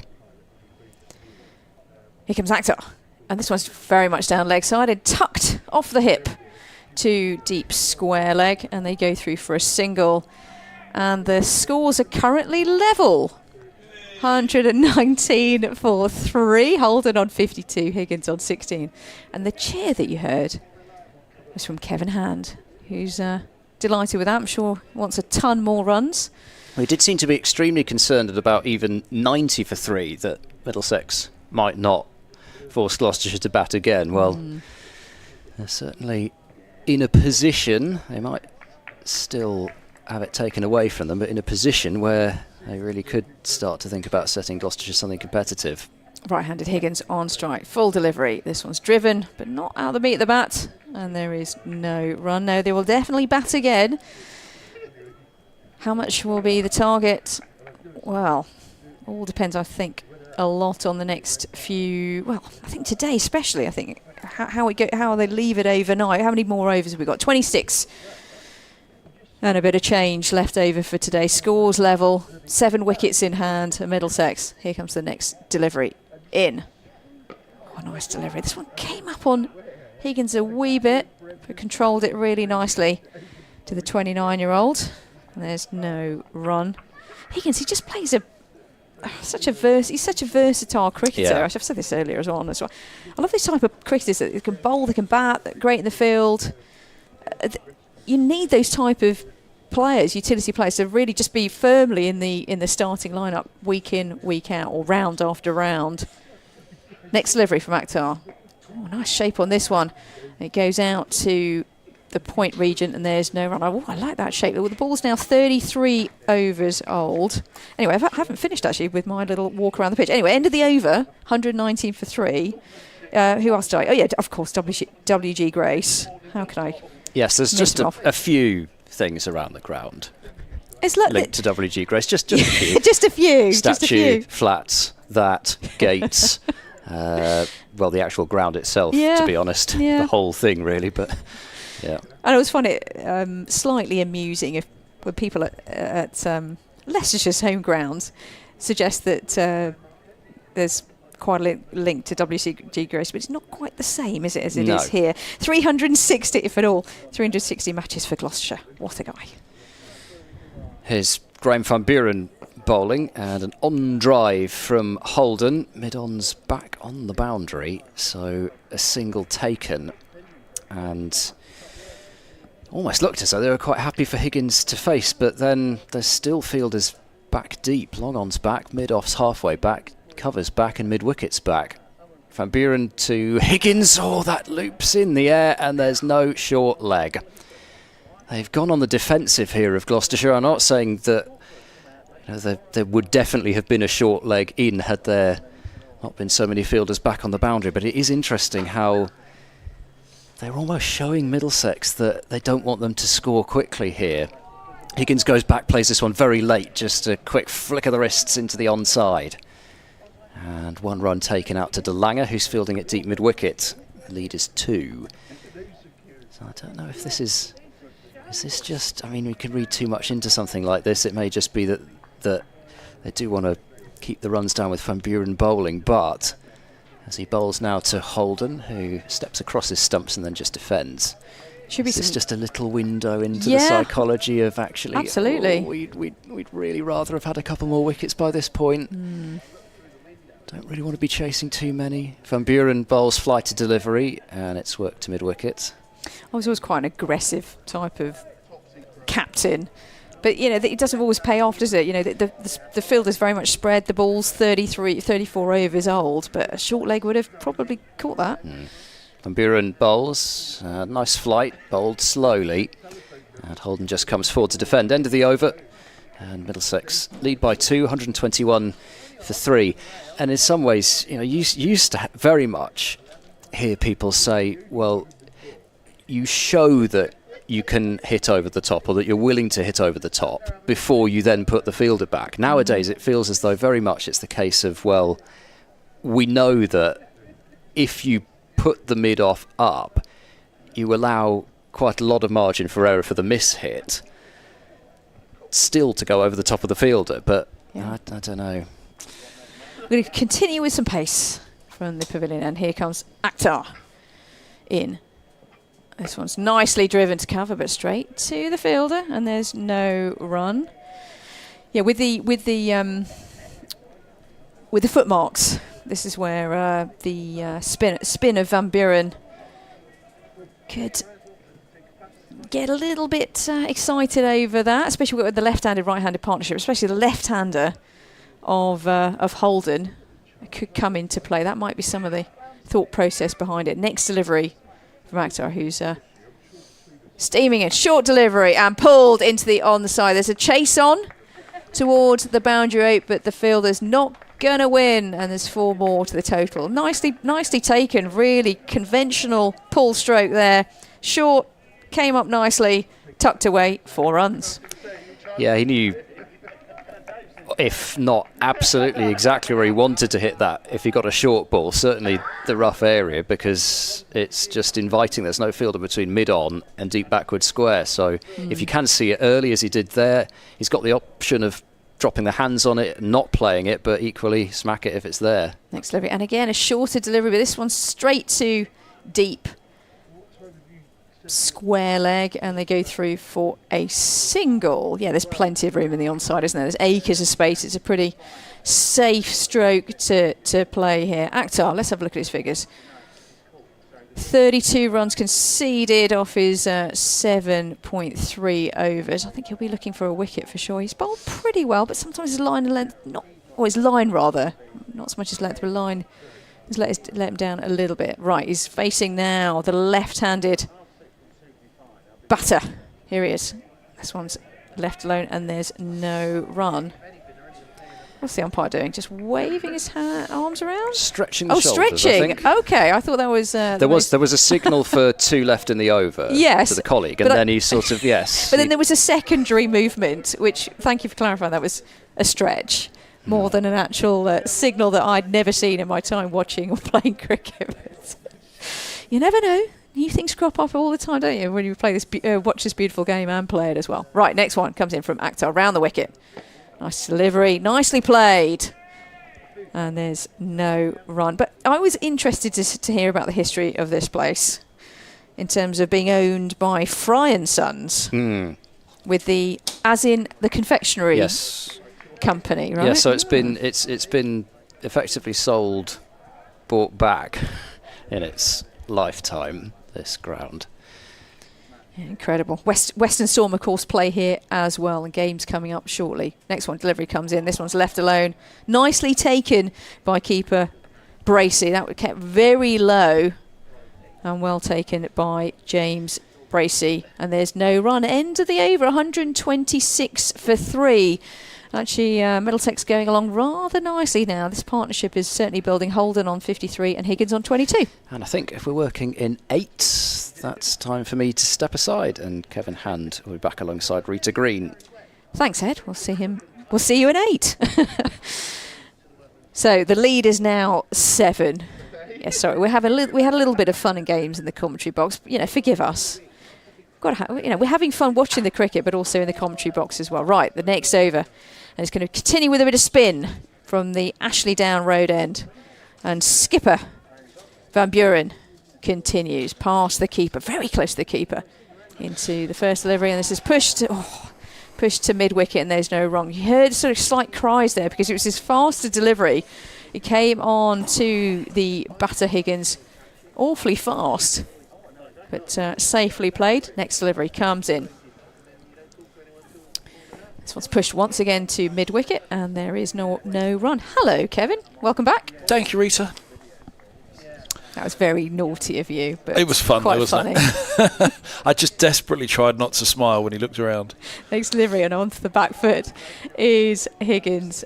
It's back to mid-wicket, and there's no run. Head down in the laptop, try not to smile, try not to smile. I couldn't not smile, so I just picked up and went and got the chair from the other side of the room for him. Very good. Well, we've got a big screen to hide it behind here as well, haven't we? Got to use the props. Next delivery, lofted, a really flighted delivery from Van Buren, and there's no run. So, since I last spoke to you, I think you can feel a little bit more. Your blood pressure would have been even better now, Just go surely. and have a check. Yeah, let's go down. Lead now 7. Flighted delivery, nicely defended by Higgins. No run. Higgins on 22 from 41. What did he get in the first innings? He got 30 runs, so decent start, wasn't it, in the first innings? He'll be looking for more, for sure. That rhymed. And Holden at the other end as well, on 53. Next one. Defended. No run. And indeed, that's the end of the over. And it's a maiden over. It's lucky Shaw wasn't playing. Otherwise, Shaw would have been looking for more for Shaw. Wow, you're on it. You're There's too much sugar in this commentary box today. That's the problem. Far too much sugar, which is not healthy for anybody. Me being on a sugar rush. Yes, the Memorial Ground. I wouldn't have been able to tell you the name of the ground, but I would have been able to tell you it was Bristol Rovers. But why should a cricket commentator know the name of the football ground? That's quite. We are here to paint the picture for the listener. I'm sure there are a good number of listeners who aren't football fans. So I'm with you, Rita. Kevin. I'm with you. Please don't. Thanks, Kevin. Yeah, I think I may. I was just asking an innocent question. I think that was a very. More innocent questions to come. I think that was a very acceptable innocent question. Evil Ed Seaborn at the back of the box. I think it's the. Let me not go there, Edge again. I was going to say what it was, why it was contentious, but I think it's best to leave these things. Oh, we've got some pace starting from the pavilion end. Yes, Singdale. First time I've seen him from this end, actually. He's quite looking forward to that. The Pacemeister. I don't know, it's more when they're running away from you, isn't it? And they release, rather than running in and release. So, looking forward to this. 1, 2, 6 for 3 in a lead of 7 with 7 wickets standing. We are close now to an even balance. You know, you kind of count. All right, well, you're batting last, so here's Holden pulling away. You know, if Middlesex were 2 down now, I'd say this is absolutely even Stevens. This is on a knife edge. Because, all right, they've got 8 wickets standing. Gloucestershire have got 10 wickets in their final innings still to go, but they're batting last, so about 8 wickets now will be even Stevens. Here's Singdale in bowls and right behind this one. Holden defends, pushing back. Will batting last be a factor on this wicket, do you think? Is it no, but it's as much the pressure of the chase, and also Gloucestershire have been in a good position for quite some time now in this game, really, haven't they? So if all of a sudden you come out and you're chasing 200, lose a couple of wickets, you haven't won a game in, what did we say, 6 year and a half? Yeah, sorry. You're a brave man, so asking that question. It's been 83 years. Everybody knows the meme. Here goes Singdale. You see, you do, don't you? I'm not going. I'm staying independent, okay, and firmly on that fence. Don't get me in trouble, Mr. Hand. There's a delay in play, isn't there? Should we mention that? Is it tiny shoelace Higgins at the non-striker's end? Surely you get one of the fielding side to do that for you, so you don't have to take your gloves They off. tied a shoelace together, wouldn't they? Singdale's in, bowls, and this ball's worked away. Back to square on the leg side for a single, 127. I said that very innocently to ask a field to do that. Surely. Anyway, doesn't matter. I think a lot of people of course you wouldn't ask a fielder to tie your shoelaces. No, you would. I think you still would in this. You know, it's not that brutal a game, is it? Is it? No. Isn't it? Was in my day, and I don't think it is yet here. But is it me or this commentary position is absolutely brilliant? The lunches were brilliant. Yep. Company's great. Or shall I not say that yet because we're not finished? There, Risa. I tagged that on the end. Also, the commentary position is pretty good as well. But it feels like it's angled. You know, this. I don't know whether it's our seating position, but there's not the slope that we talk about at Canterbury and Lords, of course. Singdale past the umpire. Bowls and that's a very good leave by Higgins. But through it passes. The gloves of the keeper is angling back. The 8'2" slope at Lords. Are you impressed? Yes. Well, not impressed because I just read that from my notes from last week. Or from Leicestershire. Yeah, that was a really good leave, isn't it? There is movement in here. I mean, this ball has been flying around and going into wet puddles in the outfield as well, and over the rope as well. That has deteriorates the ball no end, but yeah, Singdale's getting something out of it. Bowls onto the hip of Higgins. He turns a single. Back on the square on the leg side. They lead by 9. Now, what would be a competitive target? 180, I think, on this. There's no demons in this pitch. Middlesex are under a lot of pressure here, and they're 127 for 3. They let it slip a little bit against Gloucestershire in the first innings, and Gloucestershire didn't really let it slip against Middlesex, but for the first hour. After that, they were excellent. Then 203 all out. It should have been better for Middlesex. Should have been 250 towards 300.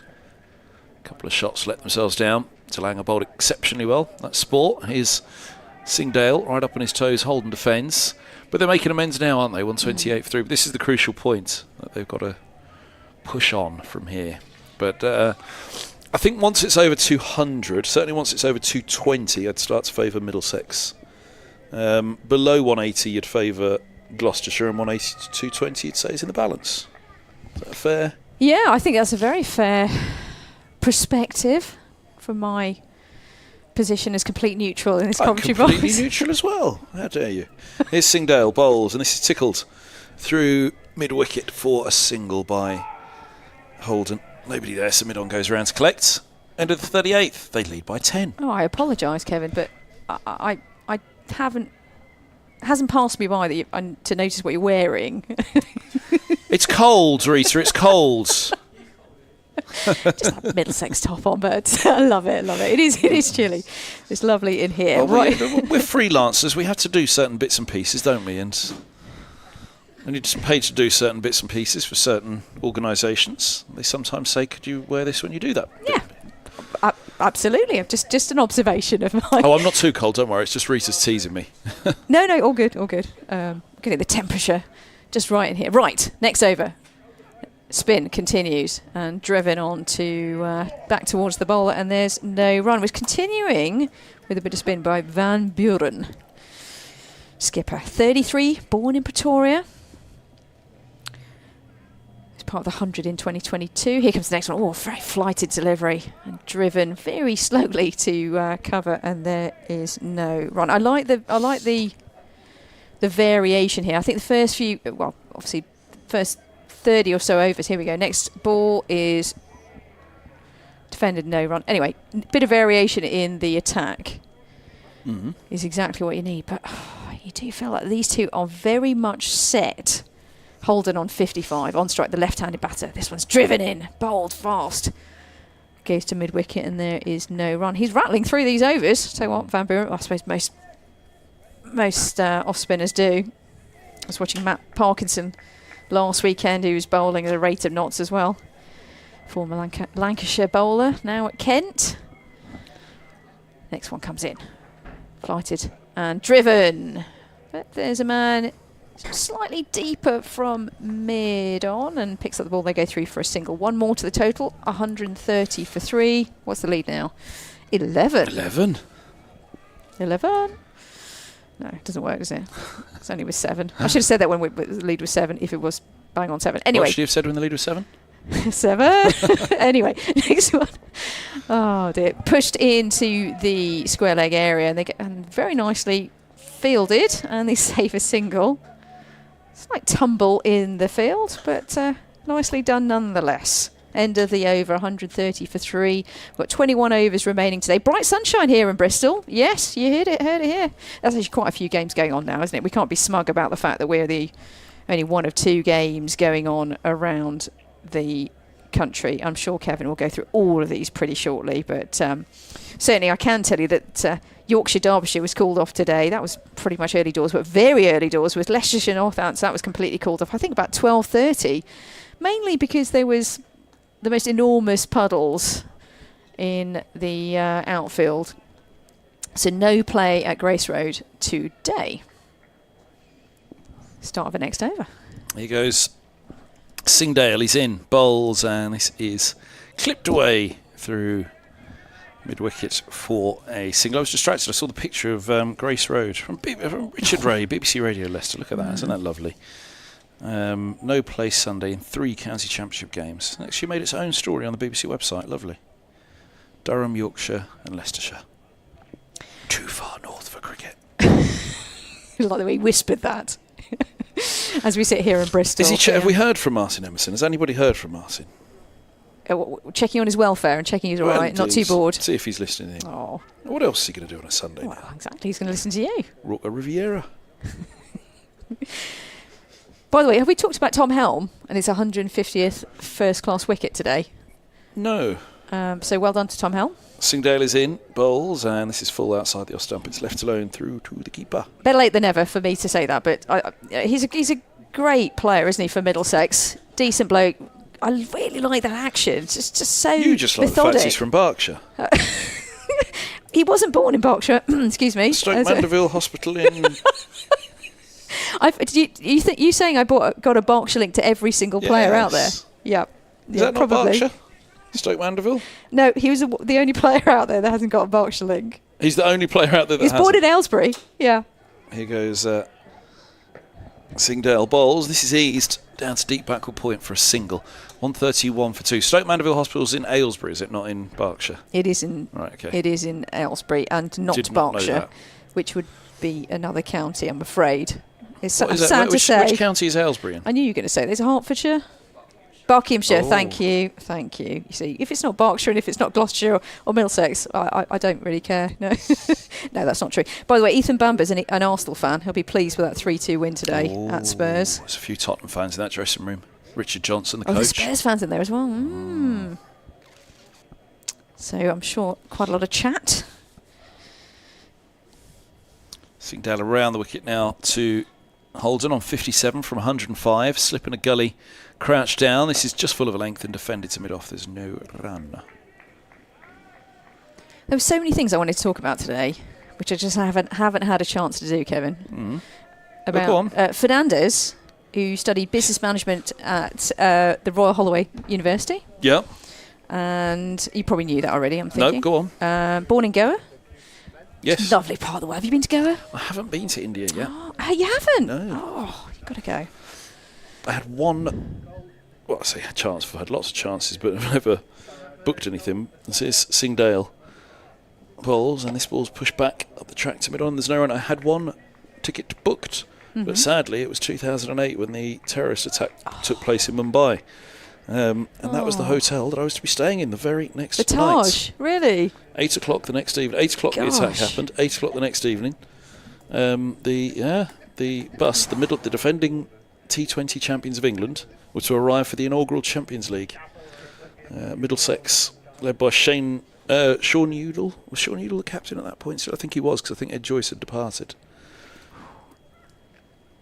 Singdale is around the wicket. He bowls just short of a length and hold the feins into the onside, and there's no run. Packed the bag, suitcases all packed, zipped it up, and it was about 7:30, 8 o'clock in the evening. Thought, right, early flight in the morning.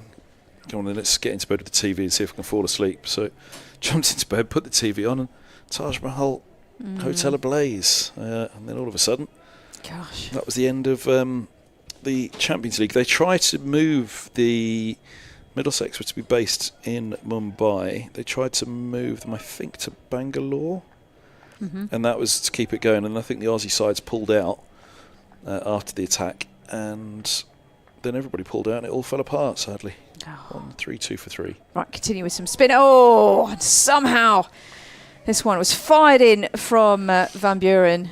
Pace on the ball as well, but the ball sort of snuck through. That could have gone absolutely anywhere. Went to Abu Dhabi with Middlesex, the Champions match in 2017. Oh, was that fun? I've never been to Abu Dhabi. It's quite nice. Next one comes in, fired in. Oh, this one's squirted down to the vacant third man area. It's picked up towards the boundary rope, and they go through for a couple. That must be a fun place to be. Was it incredibly hot and humid and whatnot, but or is it wasn't quite too nice? bad. It was nice. Yeah, went Not to, humid actually. It's just hot, isn't it? It's dry. Went to heat Dubai. there. I wasn't so impressed with Dubai. No, you got to go back to India. He who likes Dubai tires of life. Okay, right. Next one comes in. This one's defending that there's no run. That's wild, wasn't it? Of London. He who tires of London tires of life. Do you know what, ladies and gentlemen? I'm surrounded by very cultured people. I mean, I could probably talk about other subjects, but not that one. There we go. Pushed into the onside to mid-wicket. And they go through for a single. Nice. Quite like Oscar Wilde. Actually, there's Reading link there with Berkshire. It's a Reading prison. Walked into that one, Kevin. I quite like that one, I actually. did talk about other I things. might have to use that again. He who likes Dubai tires of life. Oh, very good. It's a bit of a soulless place, isn't it? What, Reading? Oh, right. That's it. Right, driven. Really nice cover drive. I'm ignoring him. Into the offside. Nice cover drive. Go through for 2. Nicely timed. It's Dubai. soulless. Oh, Dubai. Okay, thank you. Yeah. I've got very defensive then. I can't say that about Reading. I've still got to send you lot an invoice. Right. So better get that in first. Yes. And then I think I've still got an invoice from last year as well. What? I know, it's a little dear. late. Sorry, Tim. Sort your paperwork out. Oh. Right, next one delivered. Oh, this is really nicely fielded at gully, a sort of deep gully area, and saved probably a 2 or even a 3. And the end of the over. That is the end of the over in a flash. Lead by 18. 137 for 3. I've just spotted some wind turbines on the horizon. Look, you see one Oh, rolling around there yes. all on its own. Just a lonely wind turbine. No, there's 2 actually. Where's the other one? I don't think you can see it. It's behind But does it the exist pillar. if we can't see it? We're going philosophical. Yes. We're going philosophical now. If a tree falls in a wood, I can see 2. can you? Yeah. Okay. That's pretty cool. That's quite far away. It's probably 10 miles away? 10 miles. I don't know. Didn't think it was that windy today, but That's where we're. That's where technology. that's where the team's staying. I'm staying in the same hotel as the team. Flitton, is it? Up that way, Flitton. Filton. None of the taxi driver looked confused and took a while to get there. Singdale's in, bowls. This is bumped back by Higgins. There's no run. 137 for 3. Some housekeeping here. Don't forget your keys. I thought that Both was these keys, by the way. I thought that those expenses were going to look a bit expensive for the BBC there. Taxi bill, £120. What? So, okay, I'm mental note. Talk about sort of generic objects like rather large wind turbines and not the football ground. Got it. But do you know the technology that goes into those wind turbines is absolutely incredible. It all looks very easy and fancy-free, but wow. Anyway, another day, Kevin. Singdale's in, bowls, cut away. There's a deep backward point, so it's just a single. Higgins moves to 28. Well, you used to make little things like that at school, didn't you, with a battery where you'd have a little wind turbine, but actually, rather than generating power, it's just teaching you how to make something that works via power, wasn't it? Isn't it just in reverse? Don't you just press reverse and it goes back into the battery? It's as simple as that. Yeah, for sure. But on the continent, when you're driving through Germany and France, etc., when you're on your holly bobs and you see so many wind turbines, don't you, just fluttering away. Yeah. I think it's quite peaceful. Not everyone's cup of tea. Well, it's better than the big things pumping smoke up in the air. What would you rather see now? A few peaceful wind turbines spinning around, or some great lumping things like they have outside of Nottingham, thumping all that smoke into the air? It looks awful. It looks horrible when you drive into Nottingham, that. Sooner the better they're gone. Here's Singdale in bowls, and a little fine leg glance by no, it's not. It's a leg by 4 of them for Middlesex. Holden remains on 59. It looked as though he just glanced it nicely, and then he came and tapped gloves with Higgins as almost as though to claim it. 138 for 3. Well, the lead now 23, and the game is just. The pendulum swing is going back towards Middlesex here. Another 160 runs, and you'd say the game is moving towards the balance. Anything below 100, anything below 180 to be bowled out, they'd be disappointed, Gloucestershire, wouldn't they? Singdale moves in, bowls outside the off stump. It's left alone again by Decent Holden. leave. I mean, Middlesex from 9 for 2 to 142 for 3 under the pump. They've done all right, and against some very good bowling attack pace. Well, look what they did in the first innings. DeLange's 6 for. Very, very creditable. So who have you got coming up then after this Leicestershire. game? Leicestershire. Yep, I'm with you for 3 days, ladies and gentlemen. Good luck with that one. What a lovely place to watch your cricket, obviously, at Lord's in the TMS box. Can't get much better than that, spending time with Richard Ray as well. Then Glamorgan. So you've got Glamorgan away.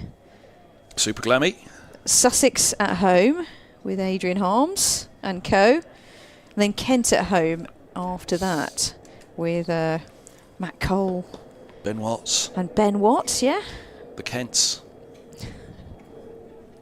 Here's Singdale, he's in, bowls, and this ball's clipped away, backward of square for a single. Holden moves to 60, 143 for 3. There was 3 of them when last time I was down there. Dave Fulton was with them as well. Oh, down in Kent? Yes. Oh. A whole gang of them. The commentary box is not that big down there, so must have been quite I was trying to think, was it congested. COVID? Because it was sat outside. Well, not sat outside, but I remember us spreading out into what is the members' area, the pavilion. That's a nice little spot, actually. Was it a nice summer's day? It was nice warm actually, as I day. remember, yeah. Perfect. Dave Fulton was warming the cockles of my heart as ever. As here comes Singdale bowls, and this is beating Higgins through to the keeper, 143 for 3. It's been a while since we've seen a beautiful delivery like that. I'm just wondering if the replay will come up and how close was that. But that was a perfect line of length. And Holden's been in quite a while now. It's 60 from 113 balls, very much in. And beautiful delivery there from Akhtar, who's been doing a decent job. Right then, who have Gloucestershire got next? Northampton Here we go. away. This is the one you wanted. Oh yeah. Oh, Ooh. must look at my notes. Play it again, please. Oh, Your damn. concentration span. Rita, come on. Oh no, I've got it on my Here iPad. we It's go. fine. One more It's time. fine. One more Thank you. time. Hey. See, thank you so much. This is like proper service. You get a great lunch. Parking's great. Oh, anyway, back to the cricket. This bit of spin continues into the onside where there's acres of space in the square leg area. They go through for a single. And one more to the total. Total now 144 for 3. I say that sort of slowly just to make sure that the scoreboard is caught up with me. Right, next ball comes in. Pass on by Pratt. This one's turned into the onside and they go through for a single. They stick with a single. Just a single, please. Lads, one more to the total and the lead now 26. Lovely sunny day here in Bristol. Those flats in front of us, 147 of them. I wouldn't mind one of those. So you're going to say so much? 147,000 each? How cheap. How much is one of those then? Someone looked it up. Oh, that's a good question. 2 beds, 250? 200? 2 bed flat across the road. Yeah, Full of mil. 250. Quarter of a mil. Yeah, there we go. Yeah, that's what I said. Yeah. You don't need to For get a a season 2-bed. ticket. Next ball comes in. Squared up the batter completely. And came off a thick edge down to the third man region. They go through for 2. And Van Buren is kneeling down and thinking, how on earth did that not go to a slip fielder? Or to the hands of any other fielders for that matter. And I think Holden got very lucky here. I wouldn't say this is a wobble for the Middlesex batters rather, but certainly a moment of concern. I'm sure Kevin Hand will not agree with it. It's any concern whatsoever, but here we go. Next ball comes in and driven back to the bowler, and there's no run. My only concern is who's bringing the cake tomorrow if you're not here. Well, I'm not. I'm going to leave the cake that I brought in. you. I'm not that bad. What about your kids? They have plenty. They have plenty. And next ball comes in. And this one is defended and there's no run. I think I overdid the there for dramatic effect. No, they have plenty of cake nowadays. You don't want to give them too many treats because then it won't feel like a treat, will it? Well, it's a bit But like you me guys- this afternoon, isn't it? I mean, we've got everything, haven't we? Next ball comes in. Faster delivery to square leg. They go through for a single. Are you treated all the time, wherever you go? with cakes and sweets and food. No, we did. We went round the grounds the other day, didn't we? Should we do that again, Ed? Or rated them like TripAdvisor. Is that right? Well, no, we just went to which grounds provided tea and which didn't. And we probably didn't. We probably could have saved ourselves the trouble and said, well, it's about 3 that give you tea. And the flats. How much did the Seabourn suite go for? Oh yes, the Seabourn. So this is the suite that Ed Seabourn broadcasted from, which is a fantastic spot with a balcony as well.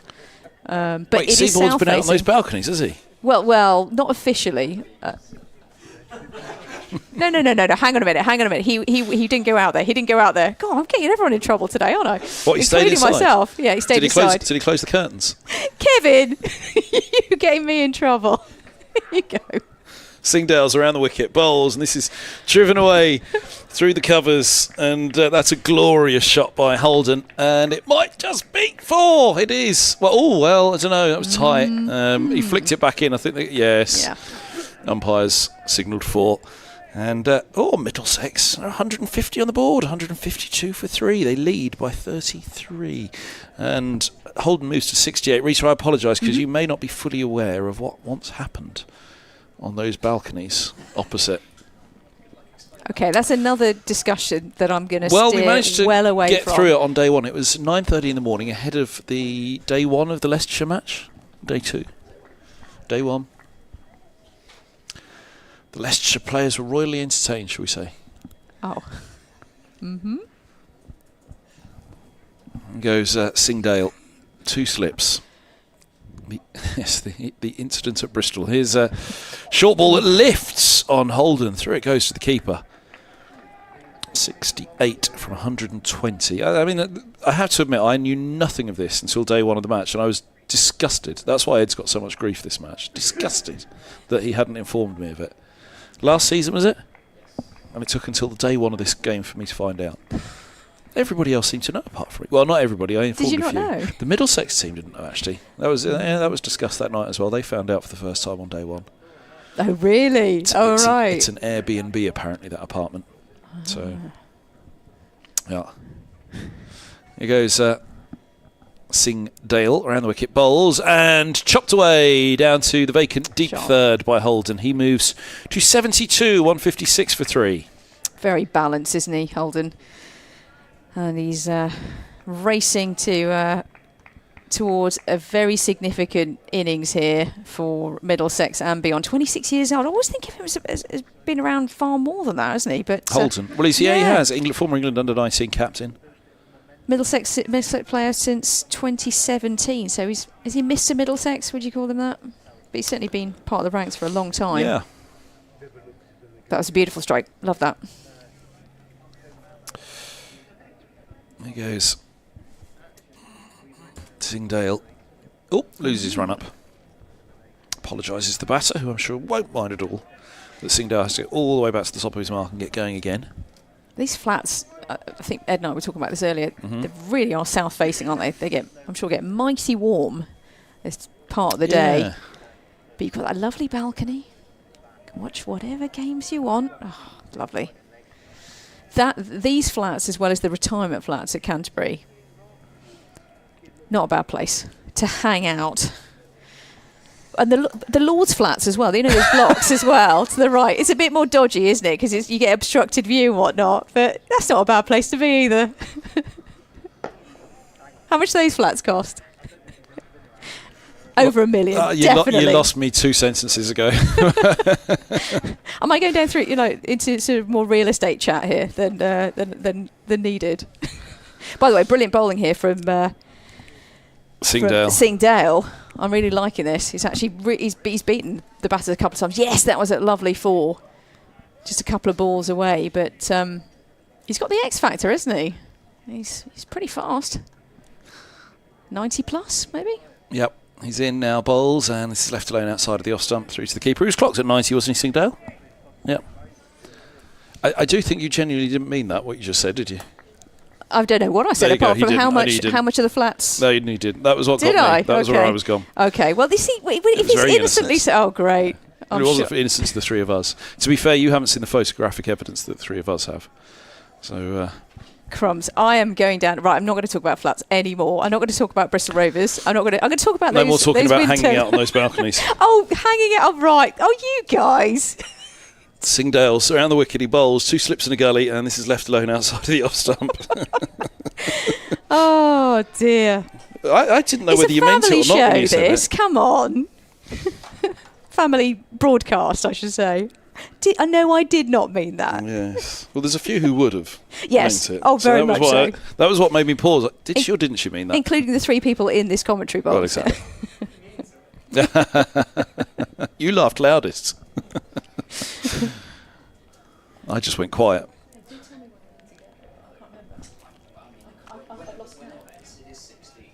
Oh, is it? Is it now? Have you just been hooked for your hanging out comment? Yeah. I'll stay for one more, Yeah. maybe, just to finish it off. Is Van Buren. Who knows what I'll say next? Cover drive, picks up a single, and there is no right. I feel as if I was to be taken off this commentary position, Ed, after saying that. You may never see me again, so I'll redeem myself with an over of commentary of the cricket variety. But look, before I wander off into the distance, Kevin, it's been wonderful sitting alongside you, and you too, Ed, and Mr. Director over there as well. Really appreciated it. And more chat about flats when I see you again, Well, I'm sure, indeed. Kevin. Yes. And it's been a lovely day here in Bristol. In the main, sunny, and play has got underway pretty much an hour after it should have done. A quick single is taken. Actually, it was pretty easy quick single after all. Yeah, we only lost an hour pretty much an hour of play, didn't we? Mm-hmm.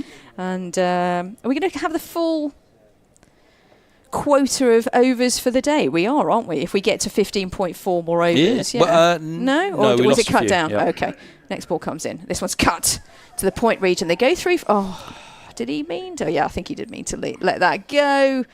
Did Singdale. They go through for a single. They're definitely rotating the strike here, whether it's intentionally or not. There's she pushes and cuts and quick runs in play. Next ball comes in from the Ashley Down road end. This one is driven to mid-on, to wide of where mid-on was, and they go through for another single. Another one onto the total. 160 for 3 is the total. And what's the lead now? 41. It's just going to roll over, Kevin. Yeah, you see? I told you. Well done. Never in doubt. Very good. Never in doubt. Next delivery. In. Quicker delivery. Driven again to mid-on, and they go through for a single. This time it's a bit tighter. The ball comes flying in from mid-on.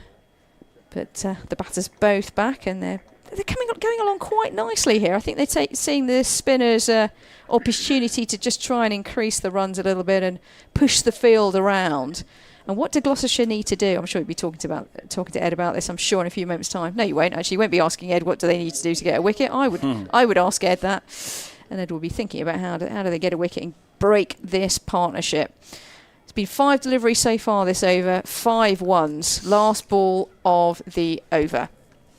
And it comes. And it's pushed to mid-on once again, but it's a bit more of a chase on for mid-on. Oh, and a misfield, and it's gone to the boundary rope. Just what Gloucestershire absolutely didn't need. 4 on the last ball of the over. And the end of the over at 165 for 3, the scoreline. I'm going to leave you in the very, very, very safe hands of Kevin Hand and Ed Seaborn. Rita, thanks so much. Lovely to have you on with us once again. And yes, sorry, we probably could have prepped you a little bit better about the curious incidents of the balcony at Bristol. I'll know for next time. Has there been an international game here since that incident? And I can't believe that TMS has not brought that up on air. We haven't done this right. Oh, what have we not done right? 8 overs. Have we not? There's 16 left, of which we were only expecting to have 8, but we may well have 16 now. Yes, because you've decided, sorry. Yeah, I'm there was back, never going to but be, because yeah. you decided that we were never going to get the overs in. Yeah, and we well, are to be going fair, to. it's 6:10, and by this point, the last 2 evenings, the umpires are, well, they're already in the pub, aren't they? There's some pretty nasty-looking storm clouds over towards the northwest, but I don't Western think they're coming storm. this way. Hey. We haven't done too bad. No, we've 15 done, overs, I is a think bit of we've done spin. pretty well. We're flying through this. Is it me or you? You're picking up. It's me. DeLanger, 2 slips and a gully. Bowl short, hooked by Higgins. And bisects perfectly the deep square and the long leg. The lead is 50. 169 for 3. DeLanger, the destroyer of Middlesex in the first innings. None for 40 off 8.1 now. And that was a decent marker to lay down there from Higgins first up. That you ain't having none of it in this innings. No, well, things are starting to look a little concerning now for Gloucestershire, really, with the way that this partnership has built up. They've tried quite a few different things. I don't think there's been quite the same accuracy that there was in general in the first innings. I don't think they bowled terribly, but there's been the same accuracy as there was for the first hour of the first innings. None. No, that's not fair. Not quite, but yes. DeLanger, he's in, bowls, and this ball's pushed back in the zone. But that was their own appraisal, wasn't it? They didn't get it right in the first hour of the first innings, which is pretty lucky for Middlesex. They didn't right now, because goodness me. Middlesex were disappointed with their spell before tea yesterday, weren't they? But yes, had Gloucestershire got that right from the off, then I could have been home by now, Ed. Yeah, I mean, Middlesex 150 all out. Gloucestershire, as soon as they sailed off into the distance, could have got even further away. Here's DeLanger, bowl short, he's hooked again. Deep square has just gone a little bit finer. It wouldn't have beaten him even at his previous position anyway, but single it is for Higgins. Leads ticked along to 52. Middlesex are 170 for 3, and Holden comes on strike on 78. Higgins has 37. And they haven't really ever kind of massively put their foot down on the accelerator. It's just been the odd boundary here or there. They've rotated the strike well off Van Buren. There seems to be an enormous amount that Van Buren's extracted from the surface, so they've been able to milk him. And then the seamers, there have just been more, particularly wide deliveries, I think, than in the first innings. Feel as if they've been kind of cut, square, driven quite a bit. And Middlesex have played the short ball better as well. Whether it has got a little bit slower, I don't know, but I think giving credit to the way that Holden has played, because it wasn't easy at the start of his innings especially. It's been a terrific knock from him. Round the wicket comes DeLanger, very wide on the crease. He bowls to Holden. This is eased into the offside and there's no run. This ball is into its 46th over now. Just thinking about it, it's not quite the same pace and threat of first innings. It doesn't have that edge, does it? No, it doesn't seem to, does it? There's fewer is deliveries. That the pitch? It could be. I mean, hybrid or not, pitches here tend to die. Flatten. Well, Gloucester probably wouldn't mind if it did, because the easier the chase, the better, thank you. As here's DeLanger bowls. He's cut away by Holden out to deep backward points for a single. 6 off the over, one's come of it. 171 for 3, a lead of 52.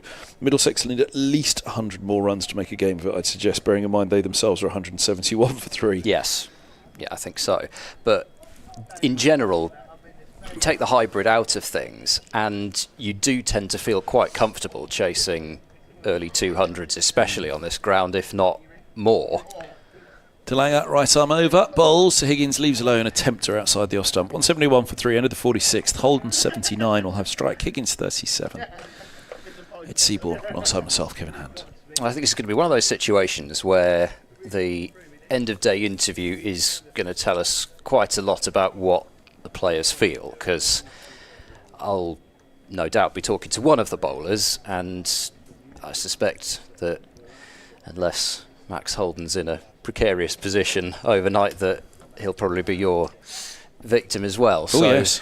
With the Jeremy Paxman style questioning, but in terms of whether they feel that it's a mixture, I mean, at the moment my reading of it, just from what I've seen, is that there have been fewer deliveries which have really been jumping off the pitch, whether that is because of the lengths that Gloucestershire have bowled, or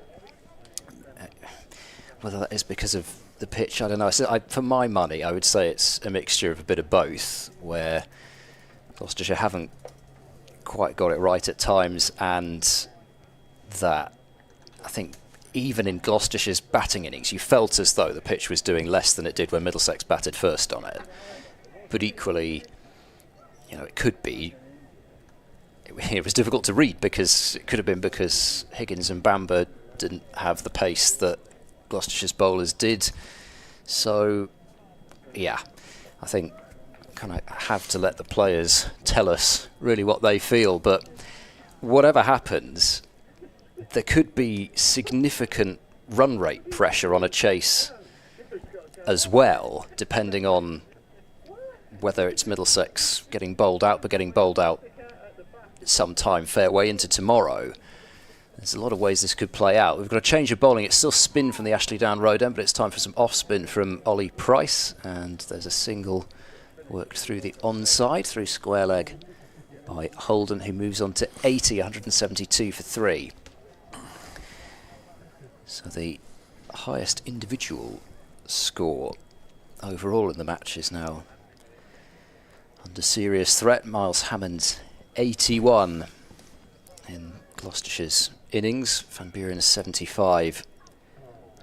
There's the two batters to pass 50 before Holden, and Higgins is attacking Ollie Price and smacking this one high over long on, and for 6. It slams into the advertising boards, which themselves are quite a distance back from the boundary.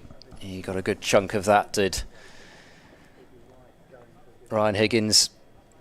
His first 6, excuse me. I thought he'd already got one. First 6. So Holden, Deploy and Higgins are 6 apiece.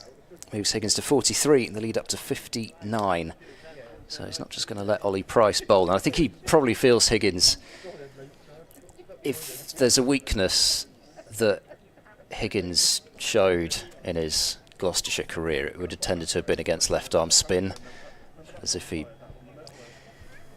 had a tendency to play against the spin and get bowled top of off quite a lot. But there hasn't really been the turn in this surface, but he has been cautious, more cautious against Van Buren. But with the ball turning into him from Ollie Price, I don't think Higgins is going to let this opportunity pass by the looks of things. Price in, bowls wide outside the off stump. It's cut, but Higgins missed out a fraction there as it's fielded at backward point. So Price in the first innings got just a little twirl, 2 overs for 13. And he moves in round the wicket, bowls. Higgins reverse sweep attempted. There's a shout for both caught behind and, well, not really for stumping. Higgins has, by the looks of things, kept his back foot grounded, and Bracey wasn't looking towards square leg. So mostly for caught behind, but not a particularly convincing shout. Just a little look towards square leg, but was appealing towards the bowler. Another reverse sweep from Higgins. He's got that one away through backward point, or backward point. And another boundary. Lead moves to 63. So this partnership, have I missed the 100 partnership? No, that is the 100 partnership. There we go. I thought it must have been coming somewhere about there, but I wasn't quite sure whether it came up with a 6, but no. That's it. 100 between Holden and Higgins. And what a valuable partnership. It felt like a Ryan Higgins situation, this. It really did, but it's been complemented beautifully by Holden. Price comes round the wicket, and this is played back to the bowler, and 11 runs have come from that over.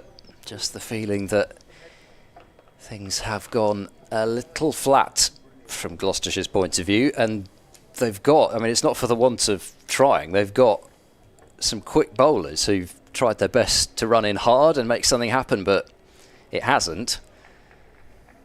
And without Zafar Gohar, they don't have the primary spin option to hold things, particularly from the other end either. So, tricky period, whether it needs to be that Gloucestershire buy a wicket somehow, open things up, but at the moment, Middlesex are pretty much bossing this latter part of the day. Lead of 63 and still 3 down.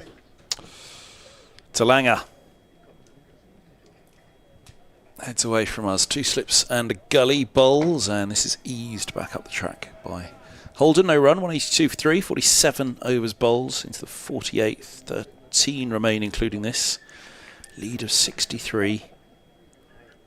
Another 100. And there's a game on here. And you'd be very surprised if Middlesex didn't get 100 with their Yeah. final 7 wickets. So there should be certainly a game on. Can they get 140? And then we really have got a game on, I think. Here's DeLanger. He bowls just short of a length, and Higgins eases into the offside, I would imagine.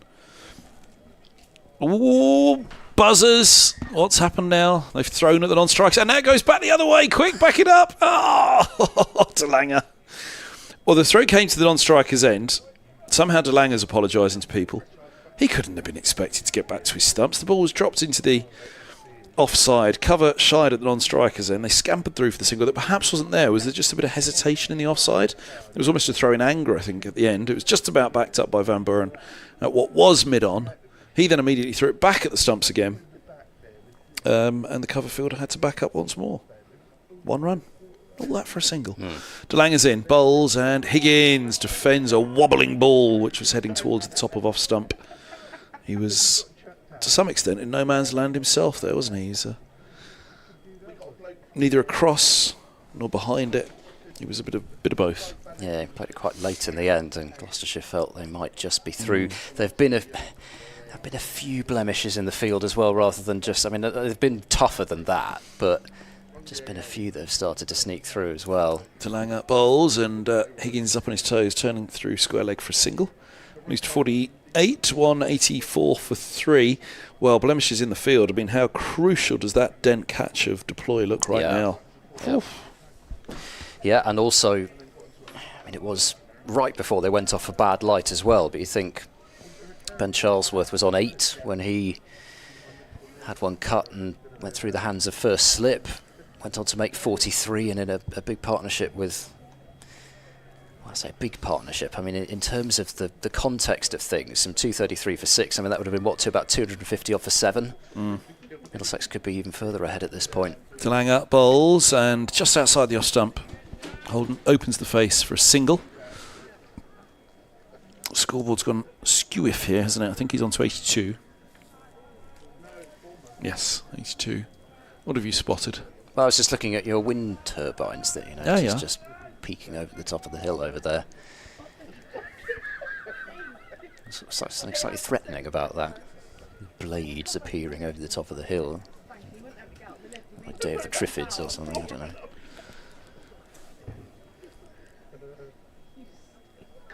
Here's a short one that's pulled away in the air. Cry of catch, doesn't carry. Well short. Deep backward square. Didn't go fully through with the shot. Higgins, he's on to 49. This is the problem with that boundary. It's almost actually too big. In that they've got the fielders back on the boundary, but we've seen 2 fall way short now. If the boundary had been shorter, it would have forced them to be in closer. Higgins is going to have to hit it extremely well, actually, to clear that boundary. So one pull shot from Van Buren which cleared the boundary, but I don't know by how much as to whether, had there been a fielder there, whether it would still have gone for 6. But I don't think you could hit the pull shot too much better than that. Even then, it's not gone over the boundary by a massive amount. So definitely if they are thinking about a more continuous short ball spell, which we haven't really seen actually yet. I don't know if it's because Gloucestershire are concerned about the runs, if they just feel as if there should be enough off more of a full length, but we haven't seen the full-on sort of Neil Wagner style barrage, every single ball being the bouncer.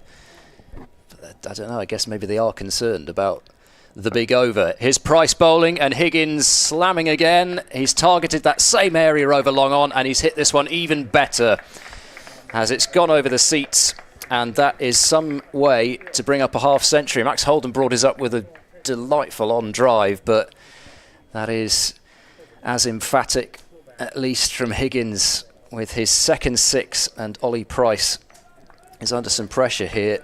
Even if they're not going to the short ball, they are conceding plenty of runs. Was that 4 rather than 6? It's been put in the put down as 4. I thought they were fishing out of the back of the stand over there. Perhaps it must have bounced and gone into it. Apologise if it's. I genuinely thought they'd gone all the way. Reverse sweep. Well, that's going to be 4. No question about that one. Fielder back at deep backward point, and Ollie Price. He's gone for 19 in 1.2 overs. Higgins is tucking in at this point. The lead is up to 75. I wonder whether the overrate is still an issue or whether they've just felt, well, might as well give Ollie Price a go and see if he can maybe target the left-hander. But at the moment he's doing a lot of bowling to Higgins, and Gloucestershire are doing a lot of chasing. I thought I tracked that ball first. I can't believe I actually managed to track that one. I like the first 6. I lost that one. Obviously lost that one even worse. Goodness me. Price in round the wicket bowling, cutting Higgins. And that time it's just a single to a deep wide third position. 195 for 3. Yeah, definite problems for Gloucestershire. Maybe if they must bowl spin in terms of their overs, I feel they may just have to go back to Van Buren. Higgins' eyes have lit up, and I'm afraid Ollie Price has been slaughtered a little bit here. Price is in bowls to Holden. This is more what he wants, bowling at the lefty round the wicket, and that's a good line and length.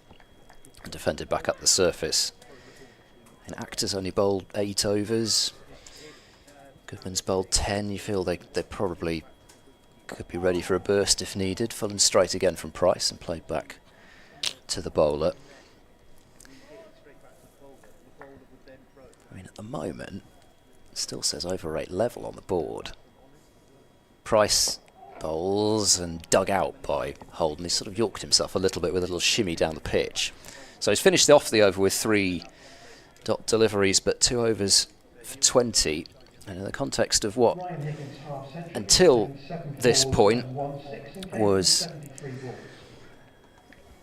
fairly low scoring game. Not 322 is not a sort of middling score, I suppose, but in terms of putting the 2 innings together, averaging out to being more low scoring than high scoring, but 20 runs sort of feels like a lot, but who knows? Maybe, I don't know. It's just the hybrid again. It's just changed. You know, if this were the normal Bristol surface, I think you'd have quite a good idea of where this game was going. But it just changes things, and also because we just don't know how that's going to behave over the course of 4 days because we haven't seen them. Delanga bowls, and this is cut to gully. There's no run. Higgins on 58, Holden 82. Yeah, Middlesex have got a bat here, haven't they, really? I mean, that's the other thing for Middlesex. You know, one that saved the game. We're talking about, well, I say save the game, but, you know, they're in a position now where,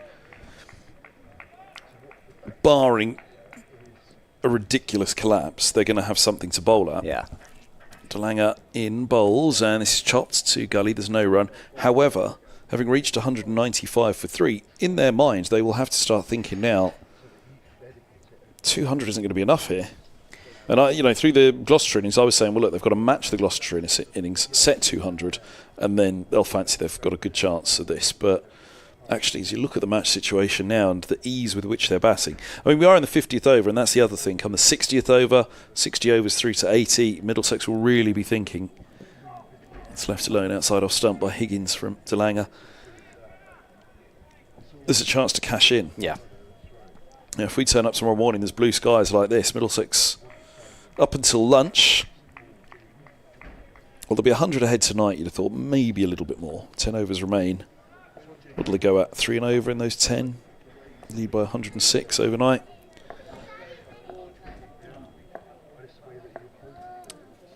In comes Delanga bowls. Higgins gets in behind. This one pushes back. Yeah, time in this match. We can't afford to lose any time tomorrow, can we? Because Middlesex will fancy batting the entirety of the morning session now. My point being is they're getting to the stage now where they have to start to think, well, even if we bat the entirety of the morning session, we had 100 in 30 overs in the morning. Maybe about a bit more, 120. Yeah. Delanga bowls, full, driven through the covers, lovely shot, just off of the bat, full wide delivery from Delanga, and Higgins happy with that one. Thank you very much, he says. He's on to 62, 199 for 3 Middlesex there, about to overtake their first innings total. But yes, should they score 120 in the morning, They're going to be circa 100, 220 ahead at lunch tomorrow. Would they pull out at that point? No. Maybe if things go very well for the first hour, they'll try and really up the scoring rate and try and push it up towards 300, set them 300 in 2 sessions to win. Yeah, I guess it depends how many wickets down. A lot depends how many wickets down they are, which is why Gloucestershire must make inroads. Absolutely. And also, will they leave themselves enough time where they genuinely believe if Gloucestershire shut up shop, can they bowl them out? Yeah. DeLanger's in, bowls outside the off stump through to the keeper. And isn't it amazing, because at the start of this innings, in particular at 9 for 2, yes, we were wondering, would Middlesex even see a 4th day? So very well done to deploy Higgins and Holden. That was the end of the over, 199 for 3, 50 overs bowled. But yes, there's 30 overs until the second new ball. So Gloucestershire aren't going to have the second new ball until about half an hour before lunch tomorrow. So, therefore, Middlesex really wouldn't want to be collapsing in the 50th, 60th over of an innings when it's an old ball that they're bowling with and it's played like this evening. So that's why I'm thinking, if it continues along this trajectory, do Middlesex have to make a decision of actually, we really need to start up in the scoring rate here if we want to win the game, because, as you said, they've got to leave enough time, but also they don't want to leave too much time, because at the moment, or they don't want to be too generous with time or runs, because at the moment it's looking pretty timid out there. It's Ollie Price continuing, so starting a 3rd over with Holden on strike, played in the air for a little time, but in controlled fashion, wide of that short mid-wicket fielder down to long on. 1 run taken, that brings up the 200 for Middlesex. So innings-wise, they've been going at 4 and over now, and what was it? It felt like about 13 overs in there, and about 19 on the board, something like that. It shows the acceleration they've managed to achieve even without, until the last few overs, really trying to take a bowler down. So maybe they'll feel that they can be a little bit ahead of schedule in terms of the runs that they've scored. But I still think even if they are, 20, 30 runs, even if it's that sort of difference, the point still stands. Price into Higgins, slog sweep, and dropped at mid-wicket. It was a high chance for Van Buren there, and he got the false shot that he was looking for from Higgins, did Price, and it just didn't stick. He reached up as far as he could go, Van Buren. He hit it pretty hard, did Higgins, but just too flat.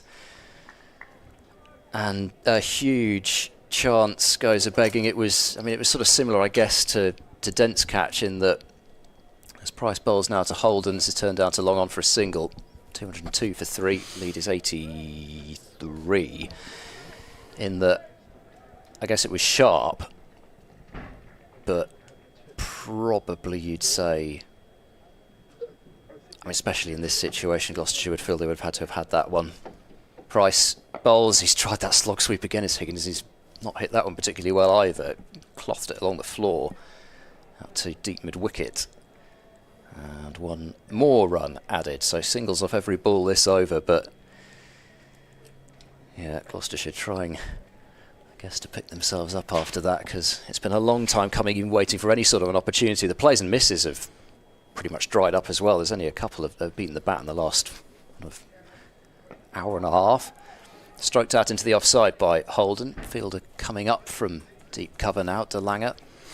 Not all the way up, but didn't fancy taking on the arm of the javelin thrower. No run. Nearly a genius move from Van Buren to keep Price on, as Holden flicks to short mid-wicket, and there's no run. So 4 runs from the over, but one of those being taken from a catch that was put down. Van Buren getting a low 5 from Miles Hammond and from Marchand de Langer as well. It was not easy, but he did get 2 hands to it. 203 for 3. They've levelled their first innings score. Oh, a couple have found some sunshine on the top balcony up there now. Just stepped up. They've got a good line of view right above. Yes. There's somebody on the top floor there that brings a bell out and rings it at times. Really? Is that just to annoy people, or? Well, just whenever Gloucestershire do something well. No, I see. I'm not sure they've Marchand de Langer's in bowls. This is tickled through square leg for a single. They're going to turn it into 2. Well run. They have more than their first innings total. Higgins is on 66, 203, 205 for 3. Yeah, the balconies are filling up on the far side now, aren't they? The sun coming out Sunday afternoon, folks. Back from whatever Sunday activity they've been out to. I say filling up, it's not a stampede, but top floor, I've got a couple sat peacefully up there. Right in the middle one on the far right. The little viewing area in between the two blocks of flat is now empty. Yeah, that's what I was looking at as well, the empty deck chairs up there. They were quite busy yesterday in the cold, and now in the sun. Maybe they've had too much sun today. Oh, you can't please some people, can you? Here's DeLanger in, bowls, and Higgins is in behind this, and there's no run. There's no laundry out today either. There always seems to be laundry in the flats down at Hove. Somebody's always done some laundry down there. In retirement, the retirement capital of the UK, Hove. Is it Hove or is it Eastbourne? Quite literally granny catchers hanging out around the ground in Hove. They're called apple catchers. Here's DeLanger bowls. This is clipped fine by Higgins for 4. Long leg was back. Fine of the fielder. Higgins moved to 70. 209 for 3. How do Gloucestershire view this at the moment? Concerning. The run rate has climbed to 4. Another 8 overs this tonight. Middlesex, I was to say that looking at a lead of 100 overnight, there's still 8.5 overs to go. They lead by 90 now. So they need to plug the gaps at the moment. Gloucestershire and bowl to a field. And comes DeLanger. Bowls, and this is short, hooked away. Out to deep square for a single by Higgins. He's on 71, 210 for 3. The busy balcony's emptied. It was a busy balcony yesterday. There's about 6 people up there, wasn't there? Maybe 7. They're tight little balconies, aren't they, in that one? Yeah. Yeah, they've sort of Couple of varying sizes. Some of them have to share their balconies. So the ones right behind the sight screen are shared across at least 2 flats over there. Then you get little petite ones and then more sizable ones. DeLanger bowls, and this is hooked by Holden. A cry of catch it. Long leg comes around, holds him to a single. Holden's on to 85, 211 for 3. Want to come with the over. There has just tended to be a boundary ball and over from a lot of the seamers since tee, hasn't there? Whether it's been too wide, leg stump line, short but not threatening short. The bumpers, I mean, that pull shot earlier on in the over is only for a single, but it didn't really seem to get up an enormous amount, and I can't buy really that DeLanger's particularly tired, because he was in his 12th over and he had some time with his feet up. DeLanger bowls. That gets big on Higgins, but he defends. Right in behind it. End of the 52nd, 8 to go on day 3 at Bristol. 211 for 3, Holden 85, Higgins 71. A lead of 92 runs for the visitors.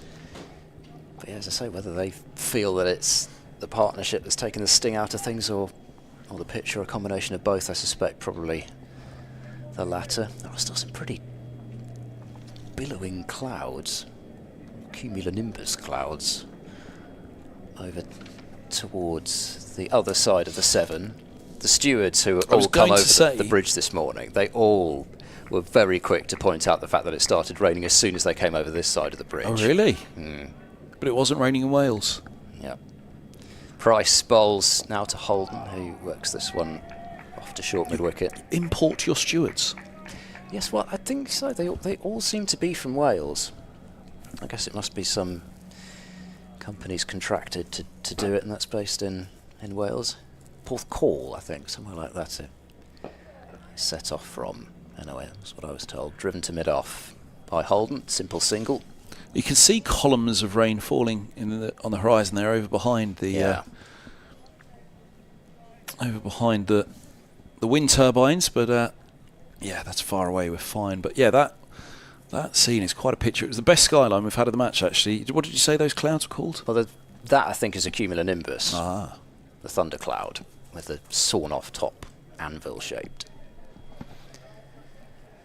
As it hits the jet stream, gets sawn off at the top. Showing off now. It's a pretty picture, folks. That's all you need to know. Yeah, it does look good with the low sun. It looks gorgeous. Well, a few moments ago, that was in full view to our left, but it's slightly obstructed now by the flats opposite. But it really did. Again, it was a picture paint. It was a painting over there, wasn't it? Really, that skyline looks absolutely marvellous. Where else would we want to be in the world right now, Ed? Well, I genuinely do think, and I know other than the biased, Caribbean, but I do think Bristol Australia is a great ground in the sunshine. Down the pitch, Higgins hitting high in the air, and the fielder has just turned and watched it. That one definitely has gone for 6 over long on, wide long on. So Higgins continues to try to take Ollie Price down. They kept him on because he generated the chance. They very nearly bought one by having Higgins go after Price, and he's showing no signs of slowing down. The problem now comes if it takes another quick as well, 30 to 40 runs for the next chance to come. 218 for 3. Higgins has 77 and just growing in confidence, you feel, as the innings has gone along. He didn't start particularly quickly, but he showed his determination and tenaciousness, as we were talking about the other day, and now he sensed the back end of this day with the lead growing is the time to attack. It's a short down the leg side. That's a long hop, I'm afraid, and that gets the treatment. 4 runs behind square on the leg side, and that brings up the 100-run lead for Middlesex. 103 it is. Extraordinary to think it's 79 for 3 when Deploy was out. It really did feel 9 as though... for 2 when Stoneman was out. Yeah. That was big trouble. Yeah, well, they got Deploy in early. That's what they wanted. Even with Deploy out, still a decent amount behind. Take another couple of wickets before they get level. Low target to chase. Looking very different now. Late cut attempted this time by Higgins, but not able to send it fine enough. And no run with short third fielding. 2 for 3. As Price is into Higgins, very wide outside the off stump and driven off the toe end of the bat to extra cover. He did well to reach it in the end, did Higgins. I guess Price must have felt that he was coming down again there and fired it wide, but Higgins wasn't actually coming down. 11 runs from that over. So 7 overs left this evening, and dare I say it, almost feels as though Gloucestershire are at the point where they can't get off this field fast enough at this point. Reset, come back tomorrow, and I guess they've got to think, well, at least break this partnership overnight. Maybe even force Middlesex to send a night watchman out, something like that, and then you can really attack the night watchman, and you can feel a bit better if you get the night watchman, even if that's the only wicket that you take, in that at least Middlesex would then be 5 down on the board, even if it wouldn't be a top order player that they'd lost. But I feel really going into tomorrow, these 7 overs have probably got to produce a wicket for Gloucestershire to have something to take with them into the dressing room. Delanger is around the wicket to Holden on 86. It's full, it's straight, and Holden gets in behind, pushing back. No run again. The storm in the distance, it's pushing off towards the north, isn't it? Where's that, off towards New Road? Yeah, it's probably somewhere like that. Heading up towards Birmingham thereafter. It's still playing at Kidderminster, where Worcestershire have declared 451 no for floodlights. 9. No floodlights there. They won't be playing for much longer with that coming, even if it doesn't rain. Here's Delanger bowls, and this is worked through mid-wicket beautifully off the back foot by Holden. They'll settle on a comfortable 2. And they leave 2-2-2 for 2 for 3 for 2-2-4 for 3. You got to do the Richie Benno every time, haven't you? 2-2-2. Once in a while, I find. 2-2-2. You know.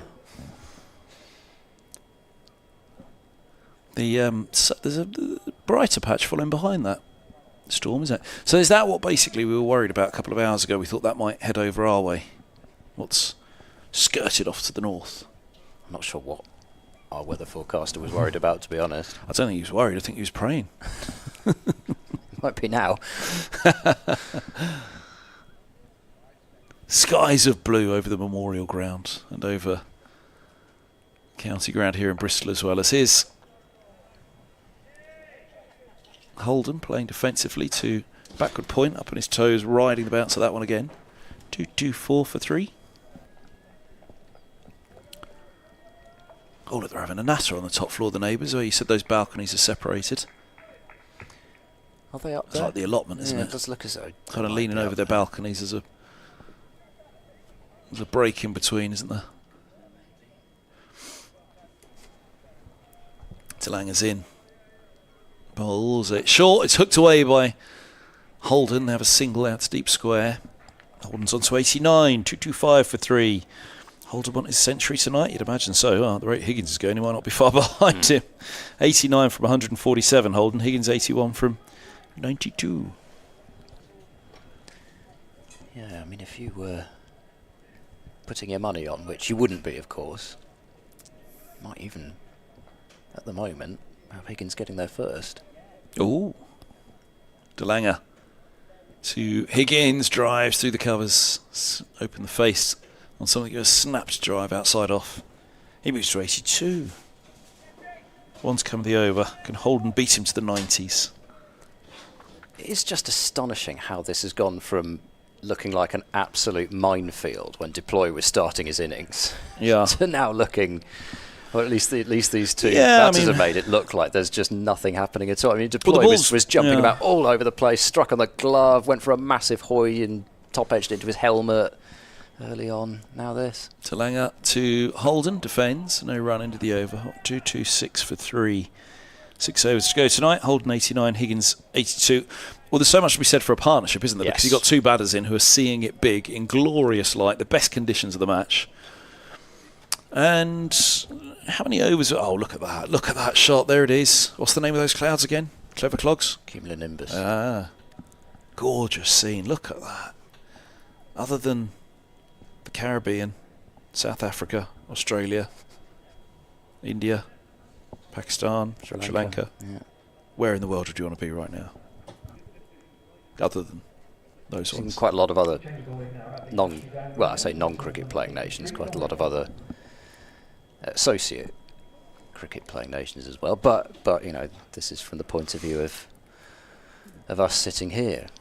We had somebody in the last match in Shah Faisal with us who was so full of the joys of the romance of English cricket that I don't think he would have rather been anywhere other than Bristol, actually.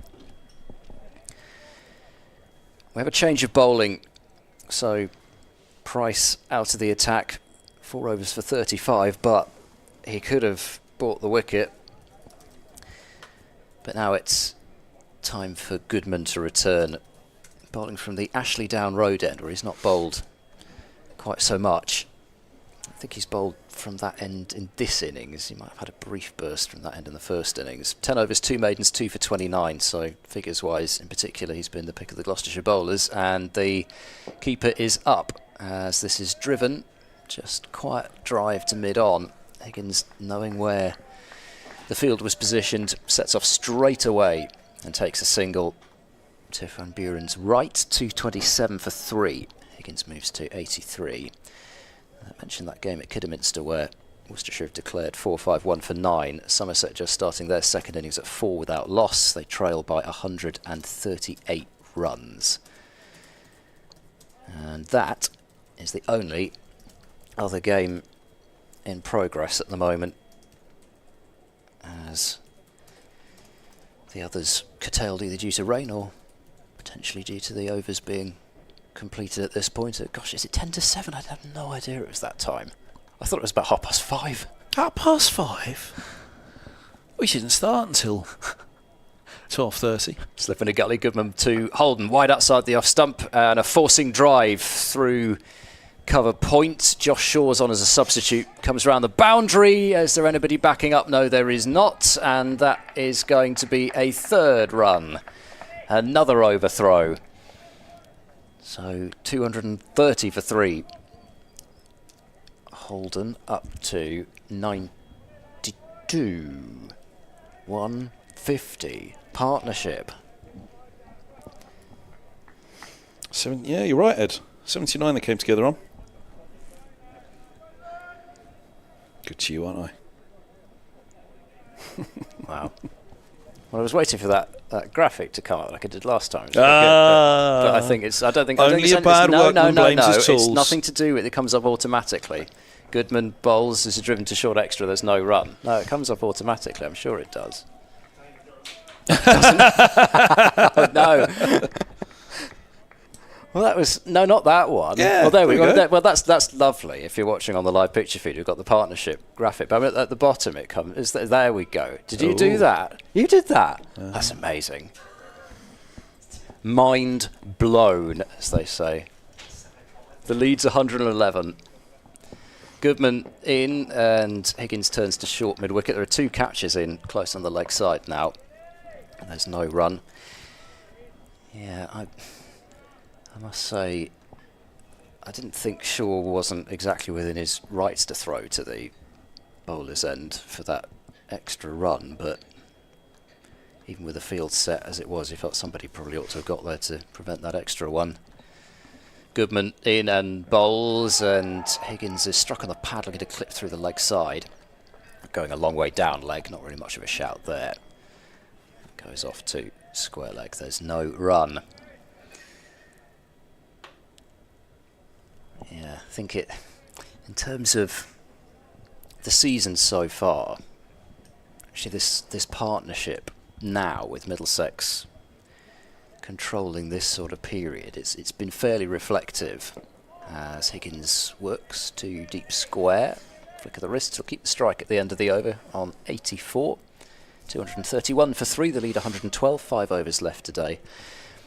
So I've been fairly reflective of the first few games, really. Gloucestershire have controlled actually extended periods of the games, and particularly at Hove that was the case, but it tends to be, and it was not just the case this season, I mean possibly more so last season, it was more like days that this happened rather than sessions, but it does feel as though when things don't go particularly well for Gloucestershire, those tend to be the really big sessions, and there was always I guess the possibility for one or the other team with so many overs left in this evening session to take a big step towards, if not winning, but having control of the final day.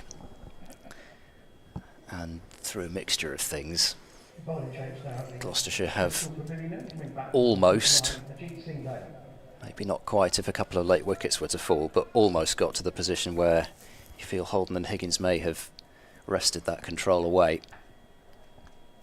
Singdale up to the stumps, he bowls, attempted Yorker first up, but it's nothing more than drifting onto the toes of Higgins as a half volley, and he has bisected short mid-wicket, orthodox mid-wicket, and he takes 4 to move to 88, and the race to 100 between Higgins and Holden is on. 88 from 99 Higgins, 92 from 149 Holden. 4.5 overs remain today. The lead is 115. Middlesex are 235 for 3. Ollie Price with a hand of apology there, suggesting he feels he's in close, and it did bounce on him, but his body language is suggesting he feels he should have stopped that. Here's a full ball. Oh, wow. I thought it had bowled him for a moment. Thought it had got through. Inside edge onto the pads. Ricochets into the offside. Higgins thought about a single. No, said Holden. But look at this. We're going to look at the replay. For all the world, I thought that was through. He was wide open there. Showed almost all the stumps. Looked to drive at the ball. And he was in no man's land with that line. There, Higgins. There you go. Replays. Stepping across towards off stump and driving through the covers. Footwork let him down there for a moment. It nearly cost him dear. Gosh. I thought the bails were going to be flying behind him. The angle that the ball came off, I thought that's hit the stumps. Yeah. Gosh. Thick inside edge saves him onto the pads and rolls away. Singdale bowls, same again. He's got a bit of pace worked up here. It feels as though he's got a little bit of movement going as well. I hesitate to say reverse with a damp outfield in these conditions, but just feels as though there's a little bit more fizz in it at the moment. Yeah, the sun's still out. You do wonder also how much the overhead conditions have played a factor. I mean, that's also something that might be worth asking at the end of the day, in terms of the fact that this has been the only session of the match so far played in sunshine.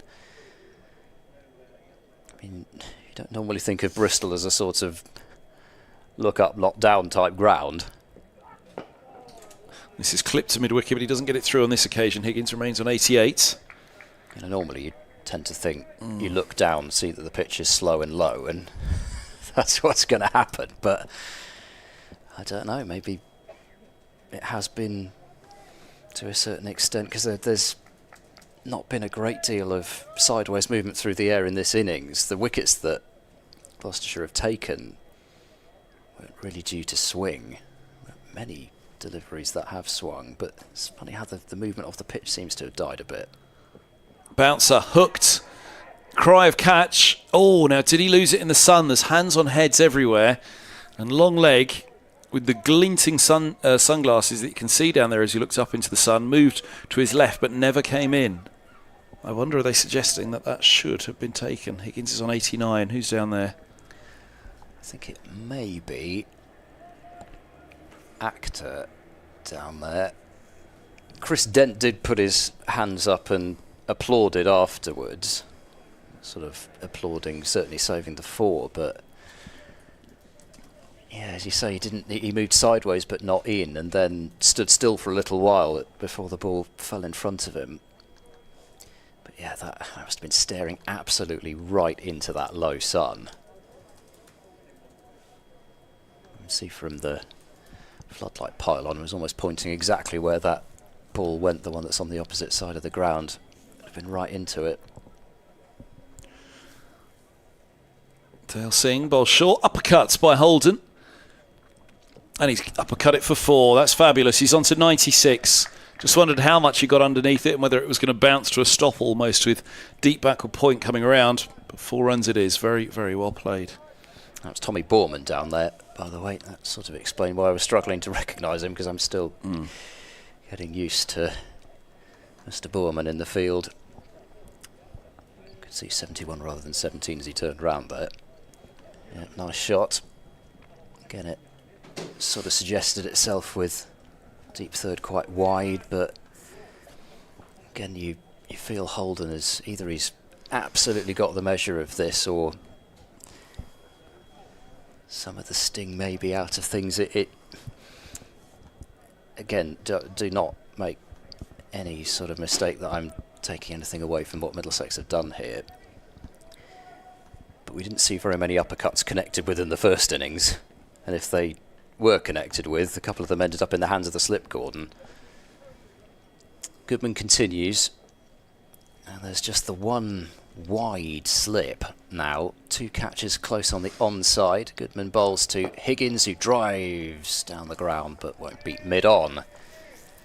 So there's no run. And we did kind of mention one partnership.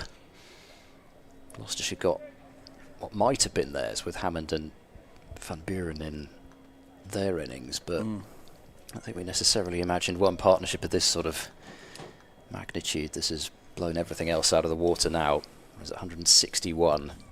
Goodman to Higgins, who plays that one bizarrely into the onside. It's as though when he planted his front foot, it then sort of gave way as he clipped through the onside. Don't know if it's just sort of end of day here for Higgins. A couple of deliveries has looked a little more awkward than some of the previous overs. It's only been the odd 1 or 2 deliveries caused him a few more issues. Goodman bowls and Higgins, oh gosh, again there. Maybe a little bit of bounce from Goodman, with Bracey trapping him in the crease. That seemed to catch Higgins's leading edge, and well, I've had to say leading edge, that was an odd one. He almost like he sort of shepherded it in the air. Falls well short of even the short mid-wicket, but another one of those which you wonder where it's going. Goodman bowls, pull shot from Higgins. He's crunched that one away, and that again, as he's done pretty much throughout his innings, Higgins. Whenever there seems to have been any sort of a doubt about how he might be feeling out there, he then puts the ball to the boundary. That one again, though, was asking for it. That was a half-tracker from Goodman. And Higgins moves into the 90s as well. 93, 244 for 3. The race continues. 2 balls left in the over if Higgins can take a single. Get on strike. Goodman bowls short ball. Again, Higgins pulls down to fine leg. Boorman has kept it relatively close to him, and yet they won't come back for a second run. So Higgins gets off strike for now, but only 1 ball left in the over. 94 to Higgins. Probably better pass over to you, Mr. Hand, with Holden on 96. Oh, thank you. Well, talk about a long wait for a Gloucestershire win. It was an extraordinarily long wait for Max Holden's second century for Middlesex. He might be about to bring up his third. 150 balls faced, 96 he has to his name. And Gloucestershire being a little, to use the word of a colleague of ours from the north, canny, I'd suggest at the moment. Take your time, lads, build the pressure. I'm not sure he uses it in that context, though, does he? Canny? Canny means sort of great, doesn't it? Everything's canny up there. Yeah. This context is... Nouse. Yeah.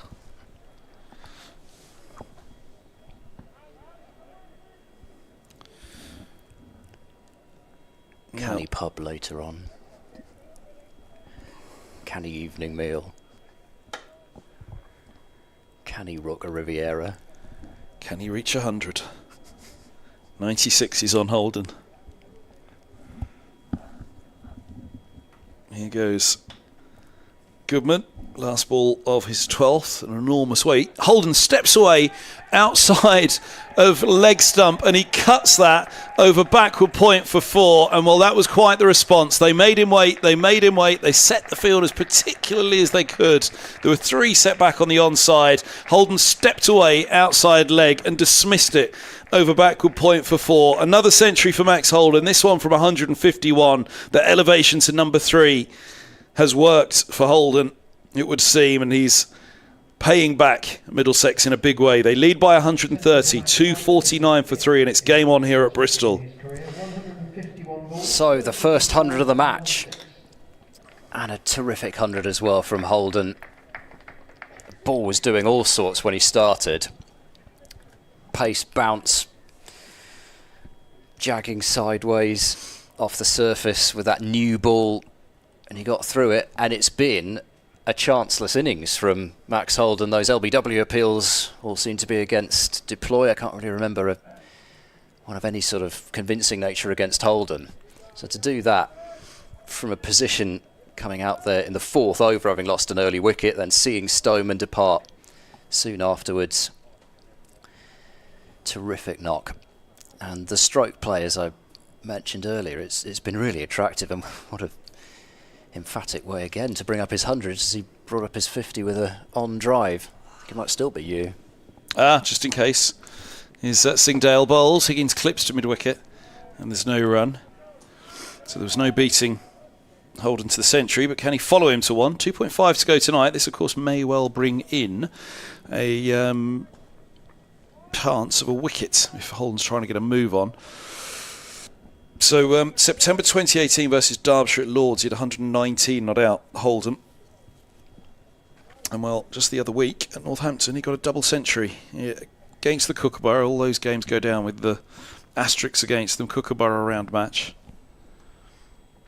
Here, he couldn't have been under more pressure, nor could his side. Here's a short one to Higgins, which he heaves all the way for 6. And well, within the space of 3 deliveries, Middlesex have 2 centurions in this game. Higgins moves to 100. That was an almighty blow, short from Singdale, and he's hooked him away over deep backward square leg, and that is a big boundary down there. The punch in the air on his return to Bristol.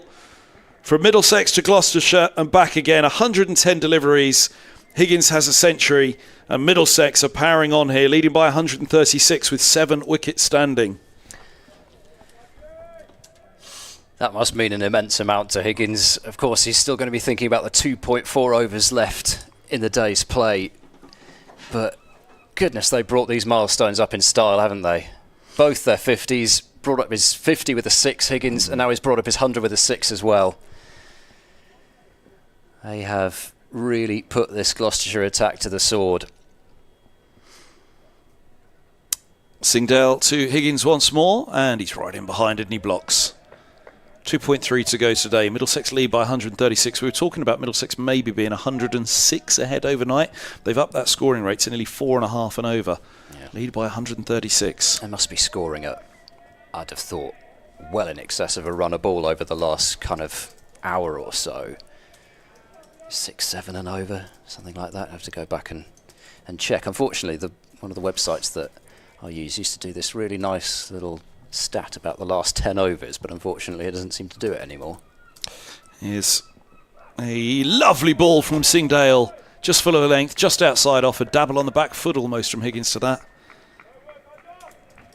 3 balls, 2 centuries. It was the last ball of the last over, wasn't it, from Holden? Pretty sure it was. He hasn't faced since his century, has he? No, 151 yes, he brought it up in, yeah. Not bad for Middlesex, that. Yeah, last 5 overs, 33 runs. So 6.6 and over, but actually before that, I'd imagine the previous 5 would have included some of those big hits off Ollie Price, for example. Singdale full and straight. Higgins drops a single to mid-on. They have to scamper, and they do. Through they go. But again, I suppose from Gloucestershire's point of view, what have they got to hang their hat on? Well, if they can score quickly, maybe we can as well, but I'm not sure they'll be feeling that, especially at the moment.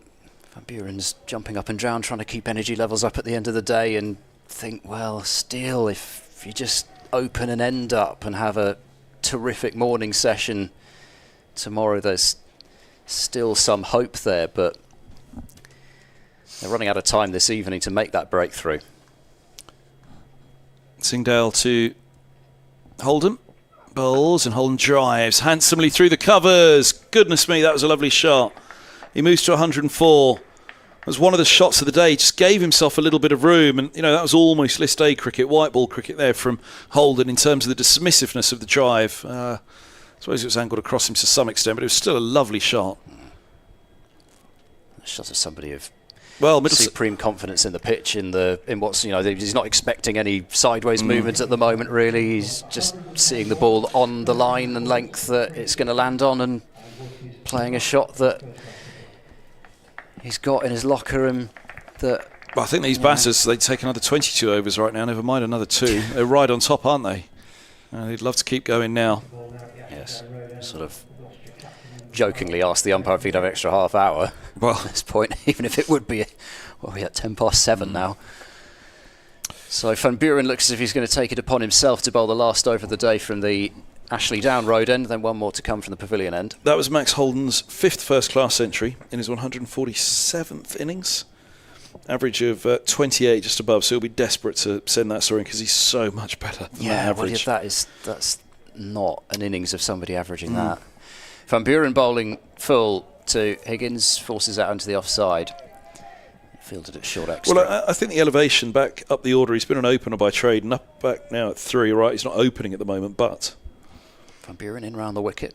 Higgins blocks back to the bowler. There's an extra bit of responsibility, isn't there? You're in at 3, you're effectively an opener if you're a number 3. Yeah, most times. Van Buren round the wicket, angles this one into leg stump, and Higgins works onto the onside, and it's fielded at short mid wicket. You pack your best batsman at 4, and your job at number 3 is quite clear. It's protect your number 4 from the new ball. Between the top 3, you're protecting your number 4 as best you can from being exposed to the new ball too early. Van Buren bowls, flight to delivery. Higgins is not being tempted into anything expansive this over so far, 4 dots. And the plan was Robson, Stoneman and Holden. Robson's injured at the moment. Fernandez started nicely. Van Buren hustles in, bowls, and playing that one late off the pitch into the onside, but once again, short mid-wicket in place, so no runs yet this over. Just the one delivery left to come. I guess Van Buren's thought, well, might as well just rattle through this over, and Higgins doesn't seem to want to take any chances as we've reached The last ball of this penultimate over of the day, full and straight. And Higgins keeps it out with a minimum of fuss, defends to short extra. It was a maiden over from Van Buren, his second maiden over. Score remains 260 for 3, the lead 141. He scored 53 against Glamorgan, 211 not out at Northamptonshire, and then 12 and 35 against Yorkshire at Lords. So he'll be delighted. Delighted. Look at that picture. That is glorious, isn't it? There's our Nimbus. They've calmed down now, though. I think that's just a cumulus cloud now. Looking quite so angry. From the Bristol Pavilion end, number 67, Ollie Price. Ollie Price. From the Pavilion end. So yeah, well done, Max. So of the 5 centuries, 2 of them were for Northamptonshire. So for such a period of time, he'd had more centuries in his short loan for Northamptonshire than he had in all those innings for Middlesex. Right. But he moved level in the Northamptonshire match, and he now moves ahead. He's got 3 for Middlesex and 2 for Northamptonshire. And we'll hope for many, many more. Price, right arm around the wicket, the off-spinner. He bowls to Holden, who stands up tall and strokes to extra cover. And Middlesex, you imagine, will just happily see out this final over without any great alarm. Because these two really would be thinking about coming back in the morning and scoring very, very quickly, as lots of fly and Holden's forward defends into the offside. There's no run. They are within touching distance now of having something reasonable to bowl at. You know, another 40 runs, you say, all right, you got something. Another 60 runs, 200, fine. With 7 wickets standing, as this ball turns from Price, a little bit of purchase there, a little bit of grip from the off spinner. Holden steps back and punches out to deep cover as singly, moves to 105. 261 for 3. I think they'd have the right in the morning, should they still be there. They've got 4 more balls to face. You know, with 7 wickets, I think they can start to feel pretty good about the match position in terms of, right, let's go for the win. It's the final day. Well, let's take the bull by the horns here and get on with it. And if we don't get quite what we want, we'll still get close to enough for it to be a game, as Higgins turns through square leg for a single. 262 for 3. They can certainly think, well, we can at least risk it for a wicket or 2 down, relying on the depth of batting still to score them enough runs that they might have a chance. And of course, they don't want to throw it away, but they could still bat for some time tomorrow morning just at a decent tempo without going crazy. This is full, and Holden pushes to extra cover, and they run. And still give themselves plenty of time. And who knows, I'd be excited to know how aggressive they might want to be. Price, lots of flight. Holden pushes to extra cover again, and that is stumps on day 3. And what a day 3 it's been. We were worried whether there would even be a day 3 with the forecast yesterday, but sunshine all day, not a drop of rain since 9 o'clock this morning, perhaps, maybe even a little earlier.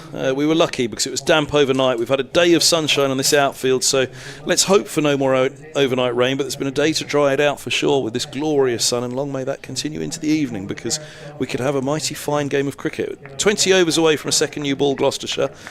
They've got to try and keep the scoring rate down. You'd imagine Middlesex will say in that 20 overs, let's get going. They're going at 4.3 at the moment. If they're going at 5s, then another 100 in 20 overs. 243 lead.